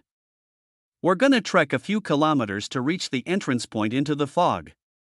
Rest your minds now before it's too late. Damien and the girls nodded, accepting the millionth warning Bertram had given them in the past 10 minutes and continued following him. But, that was it just them, or did it feel a little windy? Chapter 1064 Ghost King's Crevice 2. Bertram's face immediately paled. Follow me and run, he said no more and moved his tiny legs at an impossible pace, running faster than most normal-sized people. Damien and the girls were alerted by his sudden actions, but didn't ask questions. Now wasn't the time to be overconfident. If a guide who regularly traversed this place was acting like that, there had to be a good reason. The group ran after Bertram and matched his pace. He ran parallel to the cliff wall, not daring to go more than 10 feet from it. Whoosh! A chilling wind flowed through the ravine and became fiercer with every passing instant, barraging the group with the same evil sensation they felt in the netherworld fog heightened to a new level. Damn! What's happening? Damien asked while watching the growing fog and blocking the ghostly wind. I don't know either. The ghostly wind is back too early. We need to find a cave before it's too late. Bertram responded without breaking his stride. Do you have a location in mind? Damien asked again. I do, but it's too far away. There ain't many safe places around here. TCH, Damien clicked his tongue and concentrated his awareness forward, evading the netherworld fog to send it as far as possible. He's right. There are no caves for another 500 meters, and with the way the fog is growing, a deathly howl reverberated off the walls and broke through the defenses of any who heard it. Damn! Bertram exclaimed as his body jerked to a stop. Damien and the rest were also stunned by the effect of that roar, but rather than this, their worry was elsewhere. From within the dense fog only a few tens of meters away, countless undead auras were emerging. By the time Damien and the rest rid themselves of their stunned state, the undead were already charging. Perhaps they underestimated Ghost King's crevice beforehand, because they definitely weren't expecting anything like a horde of tens of thousands of undead. Damien gritted his teeth and looked at Bertram, whose eyes were stern unlike they'd been to this point. The plan? What plan? We need to fight our way through and find shelter. The undeads won't attack the caves since that's human-faced spider territory. Then don't we have to face the spiders? Would you rather fight an army of undead? Fair enough. Damien looked at the girls with a wry smile. Everyone ready? Let's try to conserve as much mana as possible, but in the worst-case scenario, I have plenty of recovery elixirs in my spatial storage. The goal now is survival. It had been a long time since a number in the tens of thousands meant death for them, but again, Damien wasn't in the mood to be arrogant. Usually, the guy who got overconfident and disregarded the advice of those familiar with these environments was the first to die, and Damien didn't plan to die until he'd punched his father in the face. He and the girls stood in formation around the non-combatant, Bertram, and summoned their mana. Lead us to where we need to go. We'll take care of the fighting until then, Damien said. I got it. Let's go. Their conversation ended just in time. Bertram got free from his negative state and began running again, a moving turtle shell formed by Damien's group protecting him along the way. And protect they did. The undead started their assault the second the group started moving. An army of skeletons and ghouls approached from every angle, climbing over each other in a frenzy to devour the flesh of the living. Damien took the twin moons in his hands and charged mana into the crystals that embedded themselves in his wrists. Shots of spatial mana spread through the air, exploding into spatial ruptures that devoured tens of undead at a time. Bang! Bang! Bang! Bang! Explosions tore through the environment in front of Damien, clearing the path forward. At the same time, a barrier of vector points appeared before his body, moving with him like a riot shield. Boom! Boom! Boom! Flashes of light slammed against the barrier before disobeying the laws of physics and making complete turns to attack their senders. Luckily, I set it up early. In a situation like this, there's always mages. Damien exclaimed as his eyes darted from side to side and noted the position of every enemy he had to eliminate. But damn, these things take up so much mana. Damien obtained the twin moons when he was approaching his baptism, and compared to that time, his mana capacity had dropped several 100,000 units. Every shot from Freya and Hell drained a massive chunk of his mana, making it impossible to fire more than a few hundred before running dry. And to think just days ago, a few hundred shots from these weapons was nothing more than an opening move for him. Bang! A hole tore open in space, giving way to a black vortex that flew behind Damien's head like a halo. It flew into the air above him and expanded, sucking in every bit of mana in the surroundings to replenish him. Good. This still works. He prepared elixirs for the girls, but elixirs weren't enough to sustain his mana abuse. Along with this alternative usage of Devour, there was one more thing Damien wanted to try to sustain himself: demon transformation. His body changed into demon form, his hair white and his skin white as snow. He almost grinned, thinking he'd outwitted the universal law. But how could it be that simple? The laws didn't absolutely restrict his body like they did his soul, but it wasn't going to give him such an obvious advantage easily. The transformation Damien underwent was partial and many of his bloodline abilities were locked, but for now, the ability he wanted to use was still available: Enhance. The blood runes on his body shone with blue light and his mana absorption rate and ability were enhanced exponentially. Damien nodded, his eyes solemn. Good. 100 meters down, 400 to go. He said it like it was easy, but the number of undead was, no pun intended, unholy, and this time, he wasn't alone in his struggle. Elena and Ruyuez stood to Bertram's side and back, holding off the undead with Damien. Meanwhile, Rose stood to Bertram's other side and cast her illusion magic on the cliff wall, hiding their presence from the human-faced spiders. While Rose was only acting on intuition, she didn't realize that she held the most important role in the group. The netherworld fog was rising and the ghostly wind was reaching its peak, far ahead of its regular schedule for no known reason. It was an incredibly rare situation, but it had happened before, and in those instances, it wasn't the undead that caused the most casualties, but the spiders. The spiders went into a frenzy whenever the fog acted strangely, and what would adventurers do when the only safe zones in the crevice were suddenly turned into death pits filled with maniac spiders?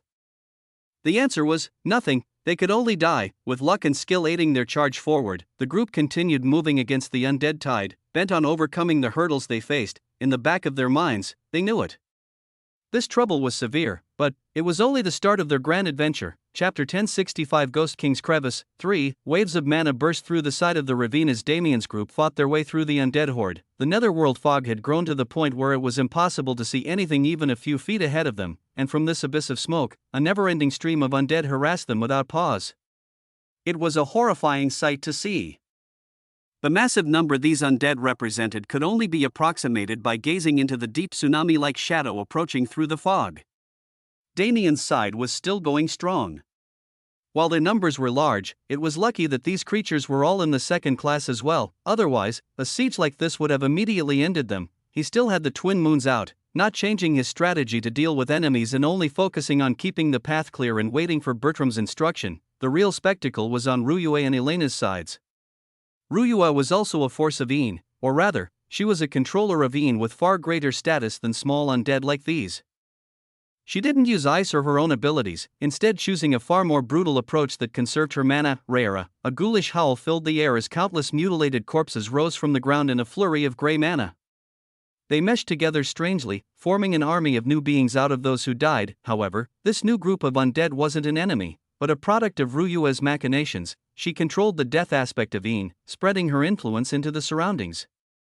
She wasn't summoning her own undead, but reutilizing the death mana in the surroundings to revive them under her command. Actually, Ryue's second class didn't have such capabilities. The class she earned upon reaching level 50 was called Daughter of the Moon. It was focused on her moon affinity, which later merged into her base Een affinity, and ice.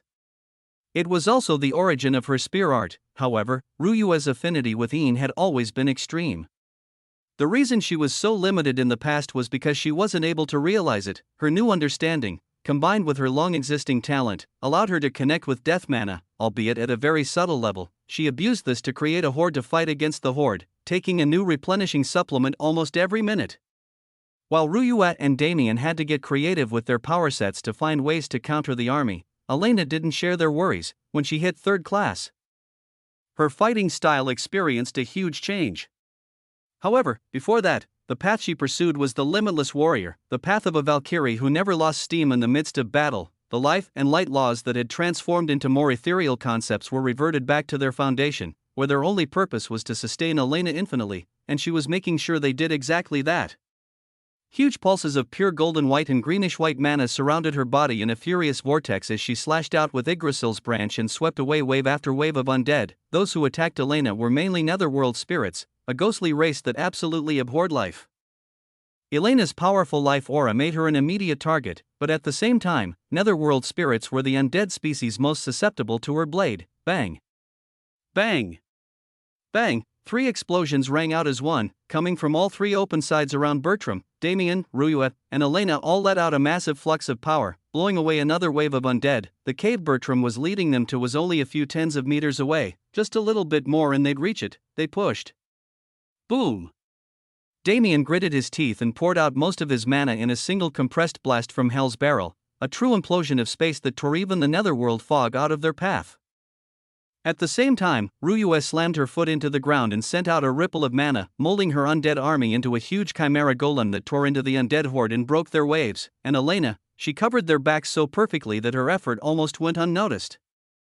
There wasn't a single undead that could approach within 10 feet of the group without being exploded and purified by waves of light mana. Get going! It's right there! Bertram exclaimed, blood rushing to his head in excitement. 50 meters, 40 meters.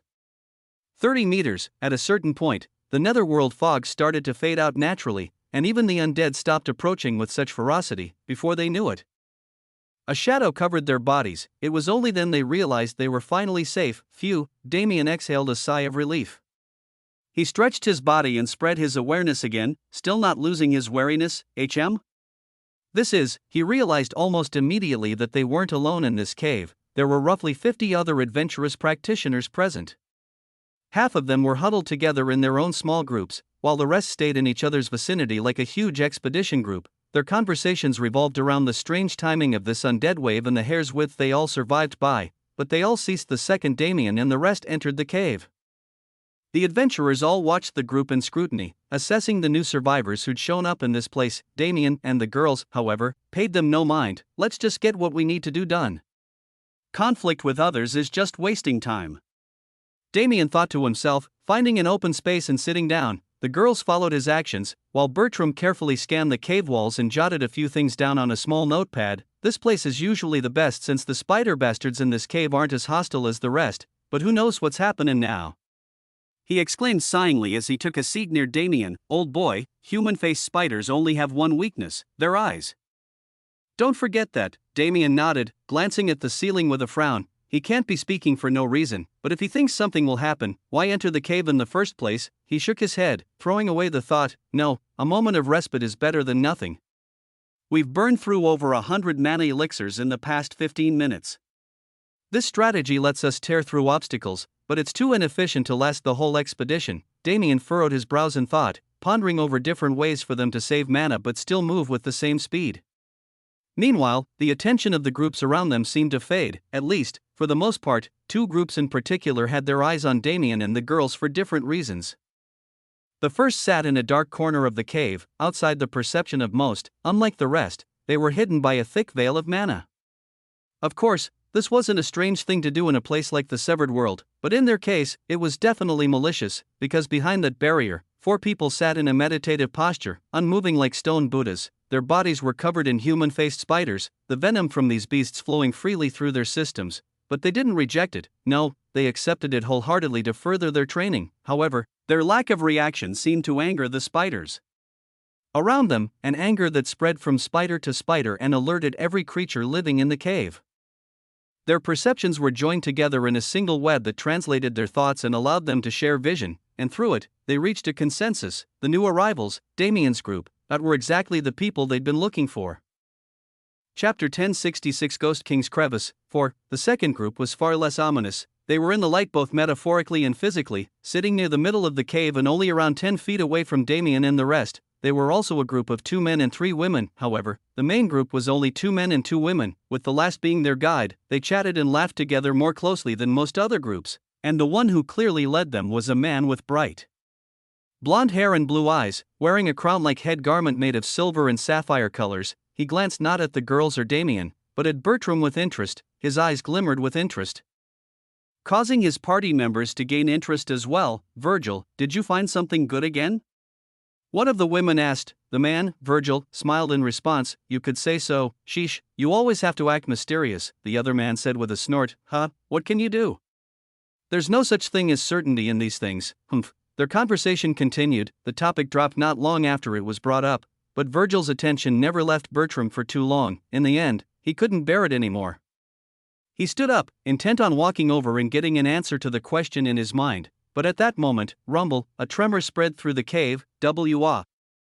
Bang! A mana barrier in the corner of the cave was blasted open. The 4 men inside couldn't even be seen within the amount of human-faced spiders present there. But those spiders were mad, extremely furious that they couldn't kill the prey they'd set their eyes on, and the only way to appease this anger was to kill. SKRE, a cacophonous melody of high-pitched screeches filled the cave, shaking its very foundation. The adventurers in the cave instantly stood up and backed away. Covering their ears, in their eyes, the human faces on those spiders' abdomens began to writhe in horror and suffering, silently transmitting the message that they would be the next souls to add to these writhing faces. Thud, it was instant. A single spider fell on the head of a practitioner in the 25-man expedition group and bit him. The venom instantly dropped him dead on the ground, starting a chain reaction of newly dead bodies decorating the cave floor. Damn it. This fucking mountain. A man shouted in frustration, cutting through the spiders around him and backing away. he soon realized that he was at the mouth of the cave, along with most of the rest of the cave's inhabitants. Outside, the netherworld fog bloomed and an endless army of undead sat in wait to kill them, but inside, an army of insta-kill spiders was doing the exact same. What was one to do in this death trap? Fuck it. I'm done with this. The man finally decided. He looked to his group mates and gritted his teeth, bolting out of the cave and running back the way Damien and his group came. Four others followed him out, their footsteps echoing out of focus as the remaining experts focused on the spider attack. Damien and his group stood near the edge of the crowd, occupying an advantageous position where they didn't face the brunt of the spiders nor the absolute threat of the undead. They observed and plotted, trying to figure out their next move, when suddenly Damien swung his body sideways. Shoo! A shot of purple liquid splashed onto the ground beside him, melting a deep hole into its surface. Poison?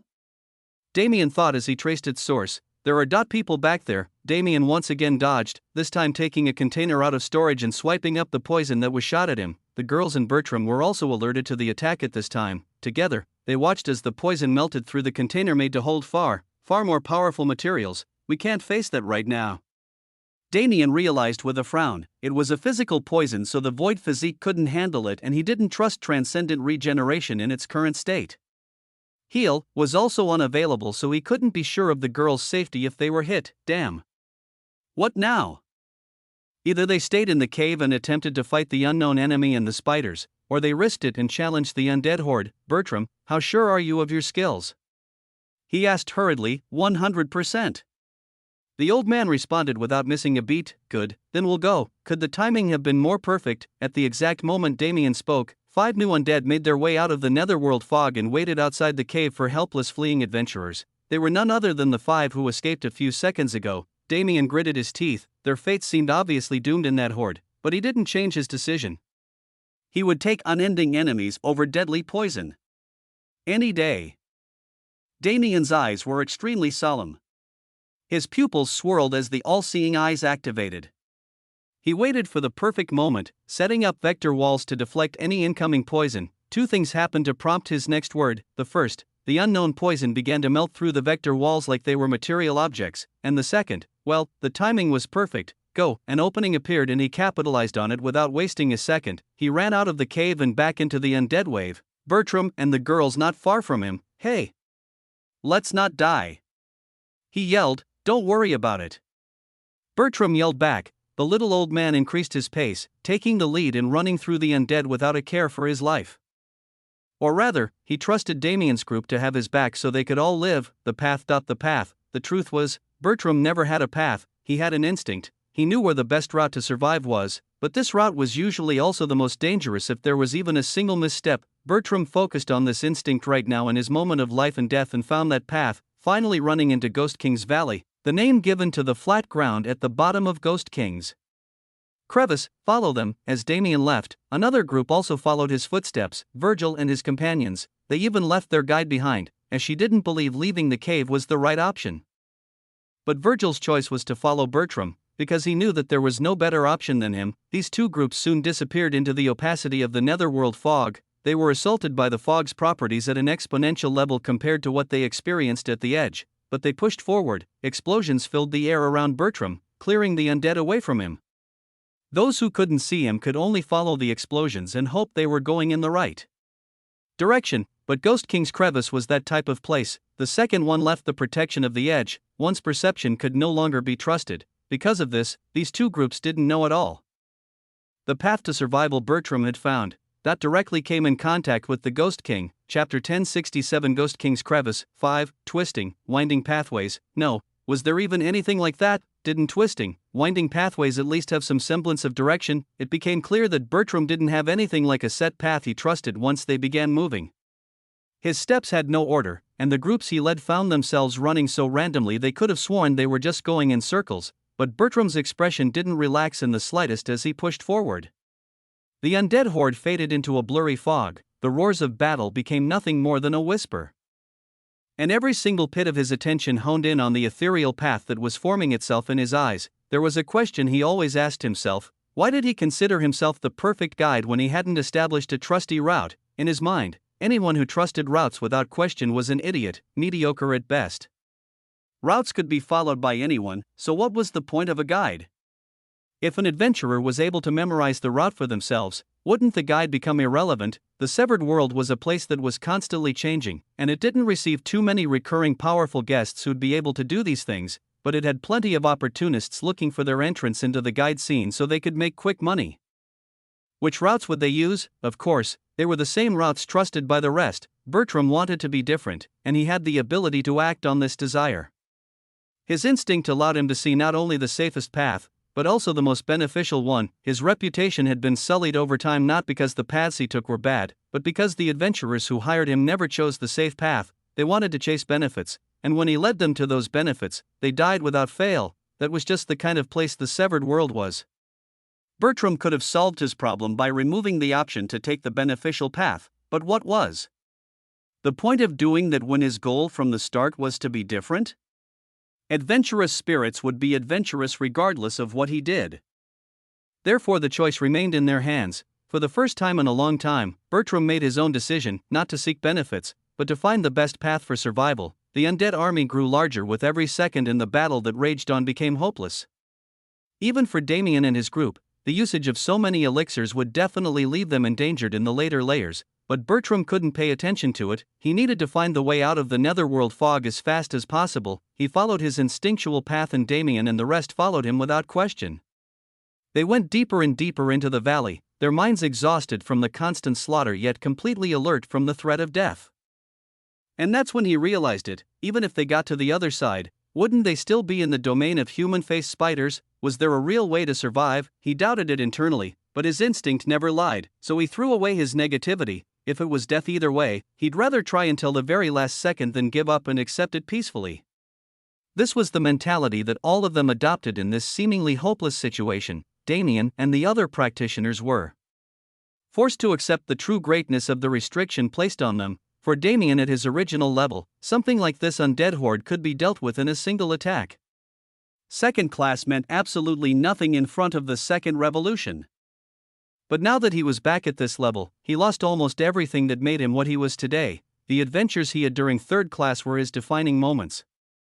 What he was left with was a weak lightning affinity, the foundations of void sword art, and vectors that he barely had an understanding of. He had to think of ways to creatively utilize what he had to cover his weaknesses, but how could he do that? He barely had time to breathe. The swirling vortex above his head shrunk to a point, but its pull became far greater. The amount of mana in Damien's body was impossible for him to contain and still growing. It was a state that would be dangerous in any other situation, but his saving grace here. It was a real struggle for all those involved, a struggle that didn't pause once in the 15 minutes they'd been running. From the sounds around them, there was no hope that such respite would be granted to them any time soon. However, unexpectedly, this notion was incorrect. Bertram's eyes widened as he tripped over his foot and fell forward. He stumbled through the chaotic mana around him until he finally stabilized himself. I in heaven? He turned around to look behind him just in time to see Damien and the girls pushing through a shimmering wall of black light and stumbling into the same empty space as him. Ha ha, Hugh! The group immediately plopped on the ground and gathered themselves without a word, resting their minds and bodies for the inevitable next battle. This is.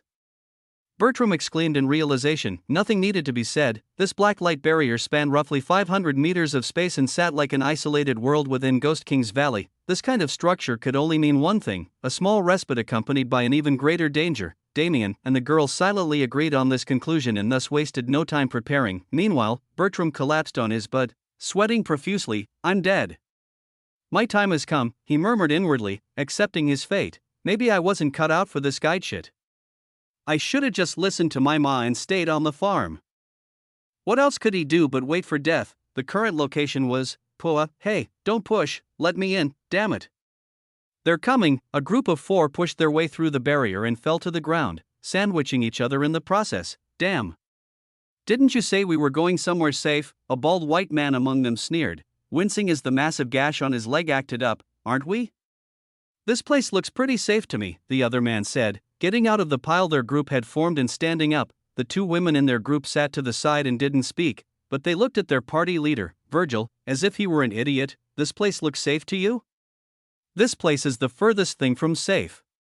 The bald man roared, grabbing Virgil's shoulders powerfully for effect. You bastard, right now we're in the fucking Ghost King's lair. Virgil's face fell. You serious? he looked between his group members, he looked at the others around them that he just noticed the existence of, and he saw how every single one of them was looking at him like he was brainless. He scratched his head awkwardly. Oh, that's my bad then. Chapter 1068 Ghost King's Crevice. 6. The silence that followed was loud. Virgil looked around for help from anywhere, but in the end, he could only try to divert the topic and avoid it.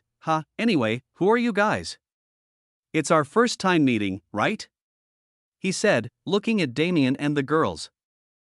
Damien looked him up and down strangely, turning his eyes to the rest of his people afterwards. They were definitely an interesting group, holding such a dynamic even while realizing their situation. They acted like youngsters who hadn't even hit 20 yet, but that couldn't be true, right? Actually, it wasn't impossible for weaker people to enter the realm, since everyone's strength would be regressed the same.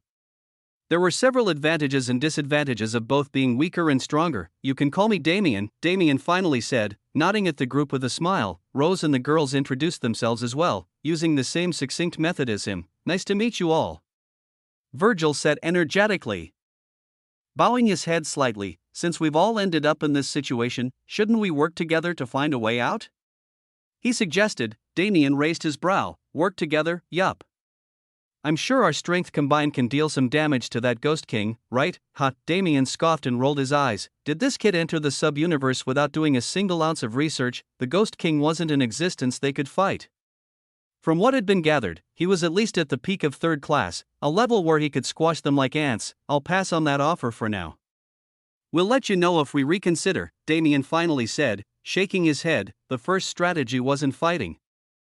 That much was certain. He looked at the girls, seeing the agreement in their eyes. They had a tacit agreement on what to do next. Their hands interlocked with the ones next to them, and their mana flowed between the connection they all shared. Space bent and refracted the light in the surroundings. An aravine spread and disguised the area in fog. The auras of life coming from their bodies vanished completely, and finally, an illusory domain wrapped all their previous defenses up into a tight package of concealment that many would be hard-pressed to see through. Of course, Bertram wasn't left out either. Where'd they go?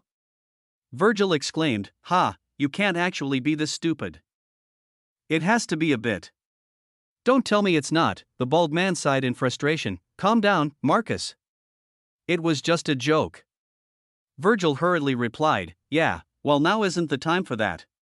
Since they've hid, Marcus' words were cut off by a sudden tremor that spread through the ground. His face went ghastly white. We have to hide. He looked to the 2 women in the group, who hurriedly used their magic to cover their group in several barriers that separated them from the outside world. Boom. Boom. Boom. At the same time, the booming thudding of footsteps rang out in the near distance, approaching closer with insane speed. It came out of the shadows as if it was birthed by them. It was a warrior with skin as pale as a corpse. It was dressed in the clothing of a barbarian, with red markings forming ominous patterns on its skin. The bottom half of its face was covered in a thick beard and it had a mane of long and wild hair. Its eyes were nothing more than white slits, and on its neck, it wore a necklace made from the souls of those who invaded its domain. Holy shit. Marcus thought, his body trembling in inherent fear. The Ghost King. This was the Ghost King. He held a massive staff in his hand like that of a village elder, but the bloody cleaver on his back was enough indication that he was nowhere near sagely. The 9 living souls hiding at the edge of his territory held their breaths. Even Virgil's usually upbeat face solemn. The ghoulish and deathly aura coming from the Ghost King was suffocating them through their defenses. Leave. Just leave. It was a thought shared by everyone in the group of 4. The Ghost King raised his head slightly. Sniff, sniff. His nose flared twice, and boom. He moved, rapidly appearing at the barrier's edge and towering over the hiding spot of Virgil and his group. Come to me. Bang. His massive arm slammed down, shattering every barrier set up to keep him out in a second. Scatter. Upon Virgil's orders, the 4 spread in different directions, flying out and using the shockwave from the Ghost King's attack to boost them even further. We have to fight. Follow me. With battle starting, there was no more conflict within their group. Perhaps Virgil was a brainless fool in normal life, but if it was battle, he was a peerless genius. It was this, combined with something more mystical, that drew these 3 to join his party despite his personality, and now was the time for him to prove their choice the right one. Virgil launched himself into battle ahead of his peers, leading them without fear or hesitation. From the left, stun him, yes. The 2 women in the group were named Amber and Diana. They took the left together and raised their staffs, casting magic that struck the Ghost King in the form of a large purple phoenix. Bang. The Ghost King barely showed reaction. He turned to the girls and swept his arm out, using the reach of his massive staff to stack them from afar. But at that moment, Virgil pounced, arriving behind the Ghost King and jumping up, slashing his sword in a complete circle to build power and slice the enemy's throat in a single move. Screech, sparks flew from the sword's path as it connected with the target. The Ghost King took no damage, but it was sure that he was offended by their actions. Such mortals dared to attack him. Preposterous. The group of 4 had a good party balance, with 2 fighters and 2 mages attacking together. Whenever Virgil needed support, Marcus could always be there to aid him, while Amber and Diana could give them overarching support from the back and attack when they saw a chance. Damien observed them carefully, but spent more time dissecting the Ghost King's reactions to their onslaught. Isn't this a bit game-like? He didn't know if it applied throughout the sub-universe, but the way the Ghost King was moving definitely had a pattern. A close-up melee hit would be met with a stomp or swing, while a long-range attack was met with an attack from his great staff or mana. The cleaver on his back showed no signs of coming out, indicating something like a second phase. I heard all the living beings in this realm are killed and revived whenever the impulse wave passes. Could the reason be? Damien frowned as the thought formed in his mind. Was it a good thing or a bad thing? The only way to find out was to face it directly. Well, I guess it gives the severed world a more fun feel, which is strange to say with how this damn place has been assaulting us since we got here, but it is what it is. Virgil's group was able to hold out for a surprising amount of time without taking too much damage, long enough for Damien to gain a basic understanding of the Ghost King's attack patterns. What better use was there for strange adventurers than bait? Now that he knew what fish he was trying to catch, it was time to start reeling it in. Go. A single word left Damien's lips, and his shadow responded. Chapter 1069 Ghost King's Crevice 7. Whoosh, being rushed out of the hidden space created by Damien and his group and rapidly entered the battle. It shot past Virgil and Marcus, directly approaching the Ghost King and leaping into the air. A dark howl filled the air as the black flash finally took form. The massive maw of a bestial black wolf chomped down on the Ghost King's neck, its sharp teeth ripping through his skin. The damage wasn't much, but it was the first drop of blood drawn from the creature since the start of the battle. Damien grinned. Atta girl. It had been a long time since she'd been able to leave the sanctuary and her excitement was palpable. Zara knew how strong the opponent was, but she didn't care at all. Bang! Bang! Bang! Rays of shadow cascaded down from her body and impacted the Ghost King, barraging him and covering his vision. AWOO. She slammed down onto the ground and stomped her legs, freezing the ground and the Ghost King's legs. Now, Damien heard her call in his head and immediately pushed his foot into the ground. He was gone in the next instant. His body rushed through space, mirage entering his grasp as he swung it without mercy. Void sword art fourth form, spatial collapse. Space twisted into an agglomeration of layered mirrors, bending over each other and meshing until the scenery within was completely twisted. Damien jumped back to avoid its spread, and when he landed, his shadow expanded again. Zara returned to his side with a savage grin. Because of her existence as a Nox being, she'd been hidden from the world for a very long time. Immortal Blood Azura had eyes everywhere, so to conceal his connection with the Nox, he had no choice but to keep her locked away in the sanctuary, but it was different now. When Damien was reverted to second class, Zara felt the restriction through their soul connection as well. Because of this, she was forced out of the sanctuary and reverted to her previous state as well. This meant that not only did she find herself in Damien's shadow again, her superior bloodline was suppressed so she was able to appear and use her old mana again. Damien had been waiting for an opportunity to bring her out, and the Ghost King provided the perfect timing. How's it feel to be back? Damien asked, grinning at her as he watched the Ghost King break his spatial turbulence. Greater than you'd ever imagine, Zara responded. Her strength might have been regressed, but her intelligence was still the same. She couldn't take human form anymore, but communication wasn't an issue at all. Something similar must have happened with Lily and May, who were contracted to Ruyuet. Otherwise, she wouldn't have been able to grasp death mana in her current state so easily. The smile on Damien's face represented his feelings about this moment, but nothing more could be said. You puny mortals, the Ghost King's words were choppy, which made his rage even more visceral. Pieces of broken space fell around him like shards of glass, and his attention was wholly focused on Damien and Zara. After all, unlike Virgil's group, they actually posed a threat. Listen up. I dissected his patterns during the previous fight. Just pay attention to these things as you move. Damien used mental transmission to pack all the information he wanted to convey into a single second of contact, connecting with the 4 in his party, and without another moment of hesitation, he moved. I should keep him distracted first. He moves slow, but he hits hard. The only reason they were able to take action as they did was because the Ghost King was on the slower side both intellectually and physically. But his strength wasn't a joke. I don't know who else can handle. Bang! The Ghost King's staff slammed towards Damien, who used Mirage to hold it back. Screch. Damien gritted his teeth as sparks from the collision flew into his face and burned him. Kh. He pushed his feet deep into the earth and stabilized his vectors, increasing his weight exponentially, pushing back against the Ghost King with all his strength. Attack. They were waiting for his command. At that moment, Damien flowed his mana into the Ghost King's staff, using it as a medium to penetrate his body. The controlling of someone else's vectors was extremely difficult, but if it was just for a second. The Ghost King froze. For being approached with immense speed, Ryue attacked first. She raised her spear and swung it upward powerfully, letting loose an immense wave of Coldine mana. Moon Goddess Spear Art Original First Form, Tide Formation. Bang! The Ghost King's undefended back was struck by the wave and frozen in ice. The yin fluctuations in his body were heightened to the extreme, which would have been a positive for him if not for, whoosh, a streak of light shot past Ryue, pure yin flux, Elena/Yggdrasil's branch. Combining her two elements into a flowing stream of absolute yang, life and light were both in direct opposition with the traits of undead. When they were combined together, and when their already disorderly fluctuations were entangled with those of their opposites, a huge explosion of chaotic mana burst on the Ghost King's back.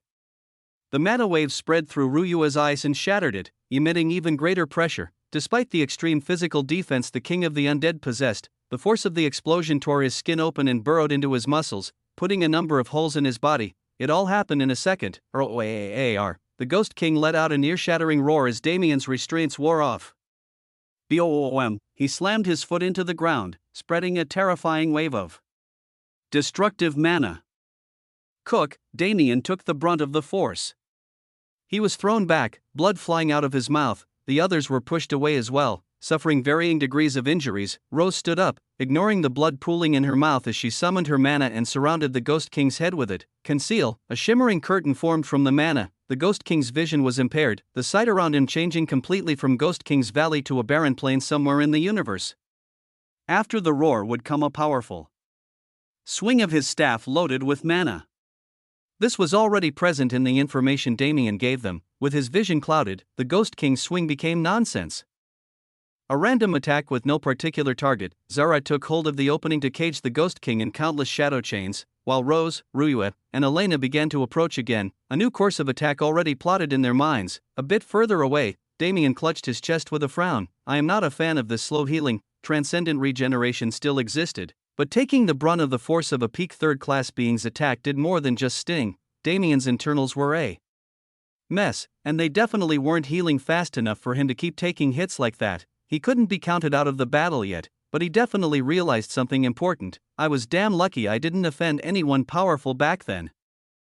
That cocky dumbass me would have been killed without a single hope for survival. Chapter 1070 Ghost King's Crevice. 8. Damien didn't wait to jump back into combat. He took the twin moons out for larger blasts, and even without them Vector Controller was originally a ranged class. His ability to manipulate vectors was best put to use supporting the girls. He messed with the vectors of the Ghost King's attacks and empowered theirs, making the battle completely advantageous for them. The only ones not doing any work were Bertram, who was useless in this situation, and Virgil's group, who could only watch in awe. Say, Diana, could you ever show this much power at second class? Marcus asked incredulously. Don't even joke about it. They're bona fide third-class practitioners with that kind of firepower, Diana responded wryly. Who the hell are they? Virgil asked the question everyone in their group was wondering about as the battle continued. Even they were able to understand the Ghost King's mechanics over time. Whenever he took large damage, he responded with a mana wave, which was followed by a sweeping physical attack. Whenever he wanted to make an attack, there was always a cue that could be traced. For instance, if he stomped his feet, he would send mana through the ground and leave his torso open. If he raised his staff, he was planning to use larger mana-based attacks. But he would leave his back unguarded. There were so many openings in his behavior that it was almost embarrassing that they couldn't spill blood, but it was because they couldn't spill blood that they couldn't find these openings in the first place. Nevertheless, the battle went on for minutes on end. Rose and Ryue mostly stayed out of the Ghost King's reach and barraged it with attacks that hindered his movement and perception, while Zara and Elena stayed within his circle and worsened any wounds he'd already taken. Damien's wounds healed after a few minutes of ranged combat. and he also joined them at the forefront, using vector control and spatial manipulation to harass the enemy and create new wounds on his body. Their synergy was perfect. Without a single word exchanged between them, they understood their comrades' moves and thoughts with absolute precision and acted upon them without reservation. A well-oiled machine? No, even something like that didn't work as seamlessly as they did. Before anyone realized it, the Ghost King's armored skin had been ripped to pieces and most of his decaying muscles were displayed to the world. He had countless deep wounds on his chest and back, and blue blood oozed from several locations, dripping to the ground and forming a deep puddle. Grrrrrrr. The Ghost King let out a barely discernible growl as he withstood the onslaught. Mortals. Good. Warriors. King. Must. Fight at Vumun. Deep red mana covers the Ghost King's body in an aura of slaughter. He raised his arm, disadvantaging himself and giving Damien the chance to bore another hole in his torso. But he didn't care. Grip. His large hand gripped the hilt of his cleaver and unsheathed it from his back. Warriors. Fight ing. It was instant, terrifyingly fast. The cleaver cut through space, whipping furious winds into the air, and the mana emitted from its blade obliterated everything in its path. Dodge. Damien roared, his danger senses were ringing. Even he couldn't take this attack. He grabbed Elena, who was directly to his side, and teleported several tens of meters away. Zara used shadow teleportation to follow them, while Rose and Ruyue also pushed away with all their strength. The cleaver light cut through 50 meters of earth, turning it into a massive crevice within the crevice. The brutal mana it held exploded through the atmosphere, turning everything within that radius to dust. This is the second phase? Damien exclaimed, wasn't this too exaggerated of a transformation, old boy? We ain't come here to fight that thing. Let's escape. Bertram's voice suddenly boomed in his ear, making him turn around. Right, since when was it necessary to defeat the Ghost King? The other option was an army of infinite undead, but dealing with that was easier than dealing with a boss that could one-shot them. Great. Let's run. There was no need to be reckless right now. Damien and the girls instantly bolted, picking Bertram up along the way and dashing out of the black light barrier that denoted the Ghost King's lair. The undead horde surrounded them immediately, but unlike what they expected, they didn't immediately get swarmed. The few tens of undead nearby attacked, but once they cleared them, those outside a 20-foot range didn't approach. That's it. Bertram exclaimed. The ghostly wind retreated so the undead won't attack so crazily, but it won't last 'cause you offended the Ghost King. We're gonna move fast. He zoomed forward with such speed outputted from his tiny legs that it could only be described as skedaddling. Damien and the girls rapidly chased after him, and as he said, they only had to clear the undead in their vicinity to be safe. They no longer had to abuse supplements to make it through, at least, for a minute, or mortals. Die! A booming bellow echoed through the entire Ghost King's crevice, bouncing off the walls and spreading killing intent into every inch of its space. Brutal rage seeped into the bones and spirits of every netherworld creature in the ravine. Their auras flared, their eyes were dyed red in frenzy, and they attacked without mercy. Boom! Boom! Boom! Boom! Skree. The ear-piercing sounds of these undead entering true berserk state were deafening. And the effects were even clearer. They didn't attack randomly. Every undead under the Ghost King's control attacked Damien's group specifically, even those hundreds of meters away. Go, flee, go, flee, go. Bertram yelled as he pushed through the army. We're almost there. They moved and moved and moved. They abused their elixirs again and abused their heightening understanding of their abilities to counter the endless waves as best as they could. It was suffocating. They'd felt it so many times since they got here that it was becoming annoying. Their own weakness, that is, even after realizing they underestimated the severed world, they still underestimated the severed world. Every single second they spent here was a miniature apocalypse. Damien lost track of time. His body moved like a machine, pushing forward thoughtlessly. Skeletons, ghouls, spirits, liches, and any other undead that approached faded into a mosaic of enemies that needed to die, and time passed in this numb state of constant action. It was no more than 3 minutes in reality, but it felt like tens of eternities for them, until finally, Bertram let out a strong exhale. The fog cleared. In front of the group was another cliff wall, high enough to fade into the horizon when they turned their heads up to look at it. Their feet unconsciously took them forward until they entered a cave in its surface, and the threat of human-faced spiders started to seem insignificant. There were only around 100 of them in the cave, and once they were dealt with, it would take time for more spiders to fill their vacancy. Meanwhile, tens of thousands of undead crowded the cave entrance. craving the deaths of its inhabitants but unable to enter it, because no matter how enraged the Ghost King was, he couldn't anger the leader of the human-faced spiders when he was so wounded. Scaling the cliff was the easiest part with Bertram's expertise and equipment, which meant, "Our time in this hellish valley has finally come to an end." Damien's relieved sigh spoke for them all. Chapter 1071 Perilous Sanctuary 1. The second layer, or rather, the true first layer. The severed world was called a sub-universe because its rules were nearly as complete as a true universe, but it wasn't nearly as big. The entire realm was centered around a massive peak called Skyren Mountain. With this in mind, Ghost King's Crevice was more of an entryway than a true layer of the ecosystem. After all, it was completely different from the rest of the sub-universe. Nevertheless, the second layer, the Perilous Sanctuary, was the stopping point for 99% of the practitioners who ventured into this world, while the caves and the cliffside leading up to it were filled with human-faced spider. The actual cliff wall was free of them, according to Bertram. This was because the human-faced spiders were prey for many of the beasts in the Perilous Sanctuary, and traversing the cliffside essentially made them sitting ducks in the eyes of their predators. It was the first taste of the sanctuary half of the layer's name, but of course, it wasn't called perilous for nothing. The Perilous Sanctuary's danger level was relatively low as long as one maintained wariness.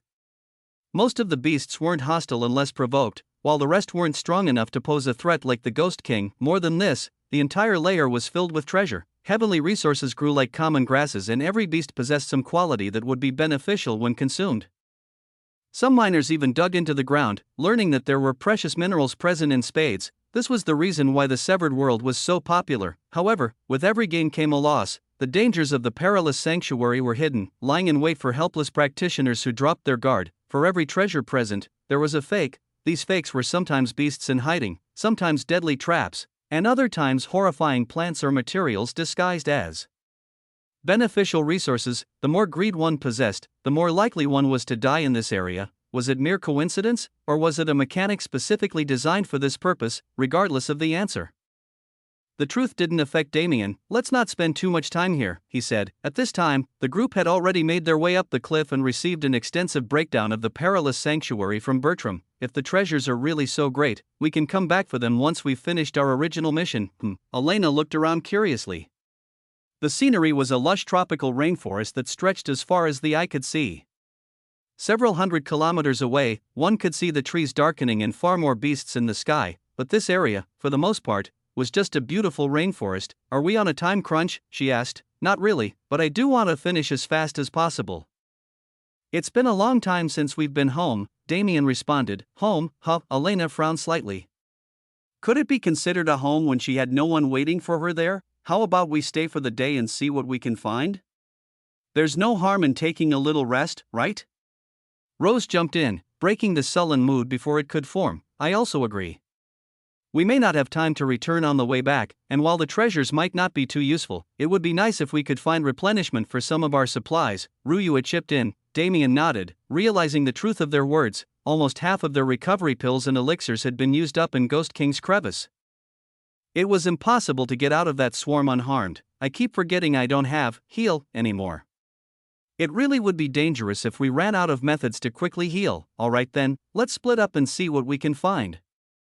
We'll meet back here at the same time tomorrow," he finally said, looking between the girls. They apple for a few more minutes, finalizing a few plans, and then split up, each taking a different direction so they could maximize their profits. The most excited out of them was probably Zara. After regressing, her bestial nature seemed far more prominent than usual, which made her more prone to her vices.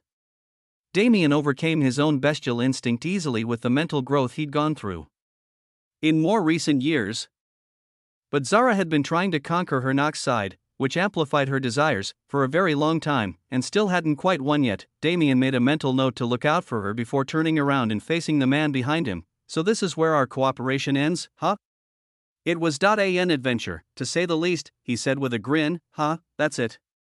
I can guess what your crazy group is up to, and it sounds fun, but I like my life, so I won't join ya," Bertram responded, grinning back. "Humph, you're missing out, but I digress.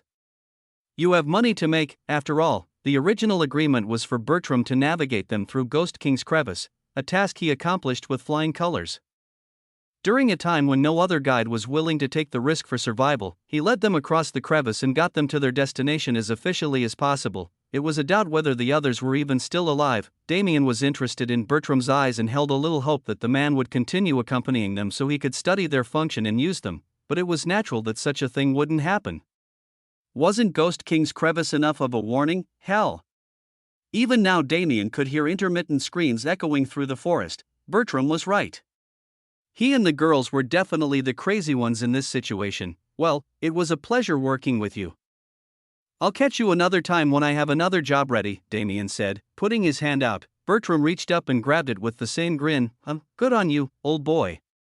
Just remember, my services ain't cheap. Isn't it natural to pay for quality? Totally natural. The two men powerfully shook hands. After another short goodbye, they parted ways. Damien walked through the rainforest, his gaze panning the surroundings in search of anything interesting. I didn't realize it before, but now that we're guideless, it kind of feels like I'm in the first dungeon again. He thought back to that place often. Perhaps, more than anything else, it was the place that created the man known as Damien Void. It taught and let him experience so much that other situations that bore similarities became incredibly easy to dissect, and whenever he found an environment that gave him the same feeling as that one, he always got excited. I have a whole day to myself, but I don't really feel like treasure hunting. Damien looked around and found a nice tree. I guess I'll just chill. He smiled to himself and bent space, using an ability he'd long forgotten about, telekinesis, the foliage in. The surroundings morphed, cracked branches and fallen logs were broken down and transformed, and a small resting area was formed at the base of the tree. Damien walked into his creation and laid his body on the soft leaf bed he'd set up for himself. Ah, this is the life. Chapter 1072 Perilous Sanctuary, 2. While Damien sat back and relaxed as if nothing in the world bothered him, the girls went on a quest for resources. They were like true adventurers, exploring the lands at high speeds and grabbing any treasures they found along the way. Of course, each of them had their own measures for avoiding the layer's dangers, but they weren't completely safe. Each of them encountered the perils of the realm in their own ways. Rose met an illusion beast that was disguising itself as a precious herb. Ruyue fell into a trap that caged her in the area and tried to consume her. Elena found a cluster of light-attributed materials, but later learned that they were extremely poisonous plants, and Zara found the constant struggle between beasts to determine superiority. For a second, Damien felt like he was being a useless soft rice-eating husband, but he disregarded that thought. The girls didn't want his help, they knew he could support them and they had trust that he'd be there when they needed that support, but they didn't want to hug his thighs and act like common women who were only there to leech on him.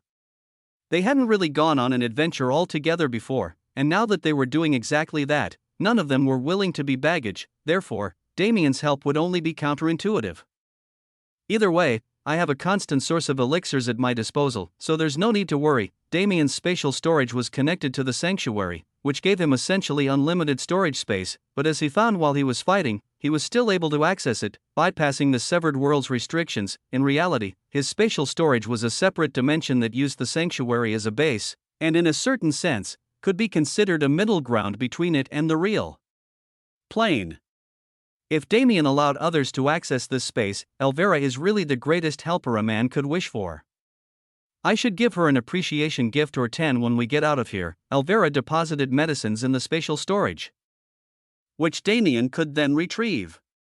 This was the simple yet totally broken method Damien found himself capable of abusing, and when it came to the sanctuary's ability to produce these medicines, there was nothing to be said. From the very start, Elvira had been raising alchemists who could support Thebel, and the amount of elixirs they had in stock was monstrous. It's hard to grasp it, since I created that planet, but it really is a thriving world now. Actually, now that I think about it, have they started populating that second world yet? Damien created it and turned it into a specialized environment for Astoria's training, but he'd cleaned it up by the time they left. Those special environments were still present, but they had their own places on the planet now instead of defining the nature of the planet itself. I can't wait to see how the sanctuary evolves in the future. That place was Damien's proudest and greatest achievement. His senses were suddenly pricked by the sound of leaves rustling. Thud. Thud. Thud. Thud. Heavy footsteps approached rapidly. The sound of foliage being broken and pushed aside filled the air. Roar. The angered roar of a beast made the trees tremble, and Damien, without another choice, stood up with annoyance painted on his face. Damn it. There goes the mood, he muttered to himself, exiting through the leaf door of the resting area and gazing into the wilds. He could see it approaching. It was a huge panther with tight muscles that bulged with every step. However, its attention wasn't on him. Rah! A barely audible panicked roar entered Damien's ears, turning his curious eyes downward just in time to see a creature breaking through the tall plants in front of him. Before he could make a move, that creature rushed up to him and curled itself around his leg. Roar! The panther broke through the grass not even a second later, screeching to a stop when it noticed Damien. Growling, it warily walked his periphery, growling and hissing as it assessed the threat he posed. TCH, so it was something like this? Damien frowned. This place was resembling the first dungeon more and more.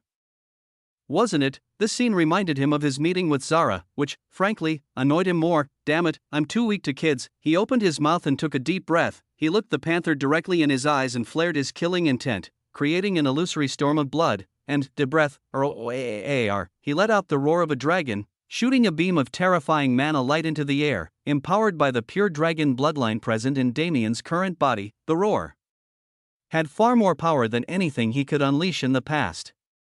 The atmosphere was raised and the surrounding trees were cracked as collateral damage. The panther immediately jumped back and scurried away, its survival instinct telling it that survival was a complete impossibility. Several beasts hidden in the surroundings who had been watching Damien for the past few hours, regarding him as prey, also bolted. In a single move, Damien established himself as one of this rainforest's apex predators, abusing bloodline suppression to establish prestige that'd guarantee he wouldn't be bothered again. Once they were all out of sight, Damien finally turned to the little beast that was still wrapped around his leg. It looked up at him, shivering with regret. Pfft. Ha ha ha ha, he couldn't help but laugh. It seemed this little guy thought he was about to get eaten. Damien grabbed it by its nape, lifted it up in front of his face, and smiled at it. Relax, brat. I'm not going to eat you, he said as he brought it into his little shelter and set it down on the bed. Here, take it as a peace offering. He took a random beast corpse out of storage and tossed it at the creature, who approached it carefully and sniffed it a few times before devouring it without reservation. When it came to beast corpses, Damien probably had a few tens of thousands of them frozen in time in his inventory, but that was beside the point. It was definitely a curious little thing. It was a white tiger cub, but it was cute enough to be considered a kitten. There's no such thing as a cuddly beast in the wild. Plus, if a much stronger entity was chasing it with such fervor, Zara was chased by the 40th floor wyvern because it wanted to consume her bloodline, and this cub was likely also something special enough to be desired by the beasts in this ecosystem. I don't really have the time to raise a kid right now, but it'd be stupid to reject something like this when it happens in a true land of opportunity, right? He looked at the cub with an evil smile. Little buddy, how would you like to come with this uncle? It looked up at him warily. Whatever this strange-looking dragon wanted, that definitely wasn't a good thing. Chapter 1073 Messengers 1. As was the case for most isolated realms and spaces, time flowed differently in the severed world. Damien and his companions entered the sub-universe roughly a day and a half ago, but over 2 weeks had already passed in the outside world. Heaven's army was working tirelessly this entire time to remove any traitors they became aware of, and soon enough, the first infected source world raid would begin. It was a monumental time for the universe as a whole, to be attacking these scourges they could never get rid of before, and anyone who had an interest in the survival of Grand Heaven's boundary paid great attention to the coming raid. Meanwhile, the man who brought them the ceasefire that allowed them to make such bold moves was Ack. Hey, knock it off, that's struggling in other ways. Grah, a small white tiger cub climbed over his body like it was its personal perch, scratching and biting as it pleased. Damn kid, don't think I won't do anything to you. He reached back and tried to grab the cub off his back, but it very conveniently dropped out of his reach and scurried around elsewhere. Huh, I knew it was a mistake, Damien sighed. Huh, so this is the little cub you were talking about? It's so cute. Elena's voice cut off his melancholy as she picked the cub up and adored it. Rose and Ruyue also joined in somewhat, standing around and curiously looking at it. Their group had met up just a bit ago after finishing their day-long hunts, and while they were going over rewards, the only thing Damien had to present was this little guy. I don't know what his specific race is, but I'm hoping he'll evolve into a divine white tiger or something, he said, scratching his head. Well, you do have luck when it comes to beast companions, but I don't think we'll find anyone as special as our Zara. No, oomph. Exactly. I can't believe you'd betray me like this. Zara strutted around pompously, glaring at Damien in faux jealousy. Damien shrugged. When did I betray you? You act like this bratty kid could ever be better than you, he told Zara with a grin, scratching her head teasingly. Gore, the cub's attention turned to them. A glimmer of intelligence in its eyes as it looked between Damien and Zara, so this wolf was its competition. It jumped out of Elena's arms and proudly strutted up to Zara, puffing its chest with an expression that screamed, "I'm better than you, this brat." Zara growled, "All right, calm down," Damien interrupted before she could do anything. "He'll be traveling with us from now on, so you can always teach him a lesson later. For now, shouldn't we get moving?" They'd been standing around for a few minutes already, and they'd already checked their inventory and gains. The girls were truly able to find a great deal of treasures in that single day. Rose mainly found supplements that would help with mana replenishment and resources that the alchemists in Thebel could use to create other elixirs, while Elena and Ruyue found mainly strengthening elixirs and resources, along with a few strange metals they weren't able to identify. Overall, their harvest wasn't beneficial in the short term, but as all of them had seen the sanctuary at least once, they were aware of the greater goal they all shared, that was to create their own major influence. Thebel's people were completely loyal to Damien, so nurturing them was an absolute benefit for those he was close to. Plus, there would come a day when the few of them were no longer enough to hold off the threats they faced. Regardless, they had their fill of the perilous sanctuary in the past day, and more than treasures, what they saw was people dying to their own idiocy. It was a great place to grab resources for one's influence or even to solidify one's own foundation, but it wasn't for everyone, and it sure as hell wasn't enough for Damien's group. They began their trek to the third layer soon enough. It was only a few tens of kilometers away, but they had to take the entire distance on foot, which made it a bit more troublesome, because now, they were entering the main ecosystem of Skyran Mountain. Scree, scree, scree. The second they got within a few kilometers of the boundary, incessant screeching filled their ears. Two cat-like birds sat in the trees and flew through the air, screeching as if they'd die if they ever stopped. Elena frowned and raised her arm to shut them up, but Damien quickly stopped her. "Don't. The last thing we want to do is anger the messenger birds." In reality, Skyran Mountain was the domain of aerial beasts. There were several customs that needed to be followed if one wanted to traverse it safely. Mainly, they could only stay at an elevation level they'd earned the right to occupy. Higher elevations signified higher status to these flying creatures, and a violation of this status quo was absolutely disallowed. Anyone who dared would be attacked by every beast at that elevation and forced back down where they belonged, most of the time as a corpse. Messenger birds were different from the rest, though they were considered envoys of the Cloud Emperor who sat at the peak of Skyran Mountain, and regardless of how high they flew, none dared to mess with them. They'd screech all day and all night as if to provoke any and everyone they came across, but the second one retaliated, the entire swarm of messenger birds would turn into demons that relentlessly pursued them until they were tortured to death. The worst part was that they were as weak as paper. A single flick from a common practitioner was enough to drop one out of the sky. Damien gave the girls earplugs and put his own in as they crossed the boundary into the third layer. "The first move is to find a relatively powerful beast around here and kill it silently so I can search its memories." Damien thought to himself. Void breathing was blocked and he couldn't do anything about that, but Devour's expanded capability was still in effect, one of the only things he kept from his original portfolio. He spread his awareness into the nearby surroundings and carefully scanned for a target before finding a sleeping jaguar hidden within the nearby foliage. I almost couldn't sense it, Damien thought with a grin. Perfect. His body flashed away, instantly appearing above the jaguar's head. He grabbed Mirage and plunged it into the beast's neck, setting up a vector wall to block the smell of blood from spreading. Nice kill. He placed his hand on the now dead beast and said that special word that made the world go round. Devour. There was only one reason for this move: information. Aside from the messenger birds, who were a known threat, and the class system, barely any information about the third layer was present. Damien wasn't trying to find out why through experience. As the tendrils of blackness left his body and swallowed the beast below him, a frown formed on his face. Yeah, that's going to be a problem. Chapter 1074 Messengers 2. Damien looked up at the sky, his frown deepening. Yeah, we need to go now. The sun was setting across the horizon. They maybe had another 20 minutes of sunlight at most, which meant there's no point thinking about it if we'll be forced to experience it so soon. Damien didn't waste time. He immediately started sprinting, the girls following behind him without question. He scanned the area for any sign of proper shelter, but there was nothing of the sort. The environment was ruled by aerial beasts, who made sure to keep the ground clear of too much clutter so they could pick their prey without too much hassle. It was totally disadvantageous for those who couldn't fly, and Damien and the rest who had no status to go higher could only suffer the same fate. Is there no other way?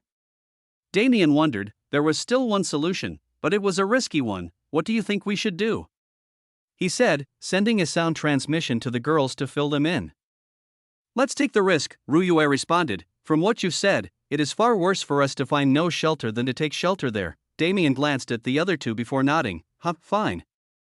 I guess a peaceful night is wishful thinking. He pushed his foot into the ground and pivoted to the right, continuing his dash powerfully. His target was a grove of strange trees.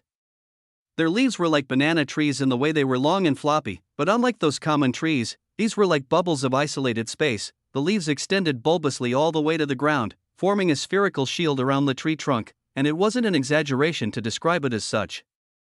Because each of these leaves was metallic and far stronger than anything Damien could cut through with his current strength, they were called aegis trees, named after their barrier-like properties. It had already taken a decent amount of time to reach this grove, and the sky had darkened to an extent. Clouds took formation in the sky rapidly as if they'd been waiting for the sun's retreat. Slowly but surely, drops of rain fell into the rainforest. Quick, Damien and the girls picked up the pace and reached the tree grove within a minute, pushing aside one of the heavy canopies of the aegis trees and entering the bubble within. Phew, Damien put the lead back in its place and retreated to the tree trunk.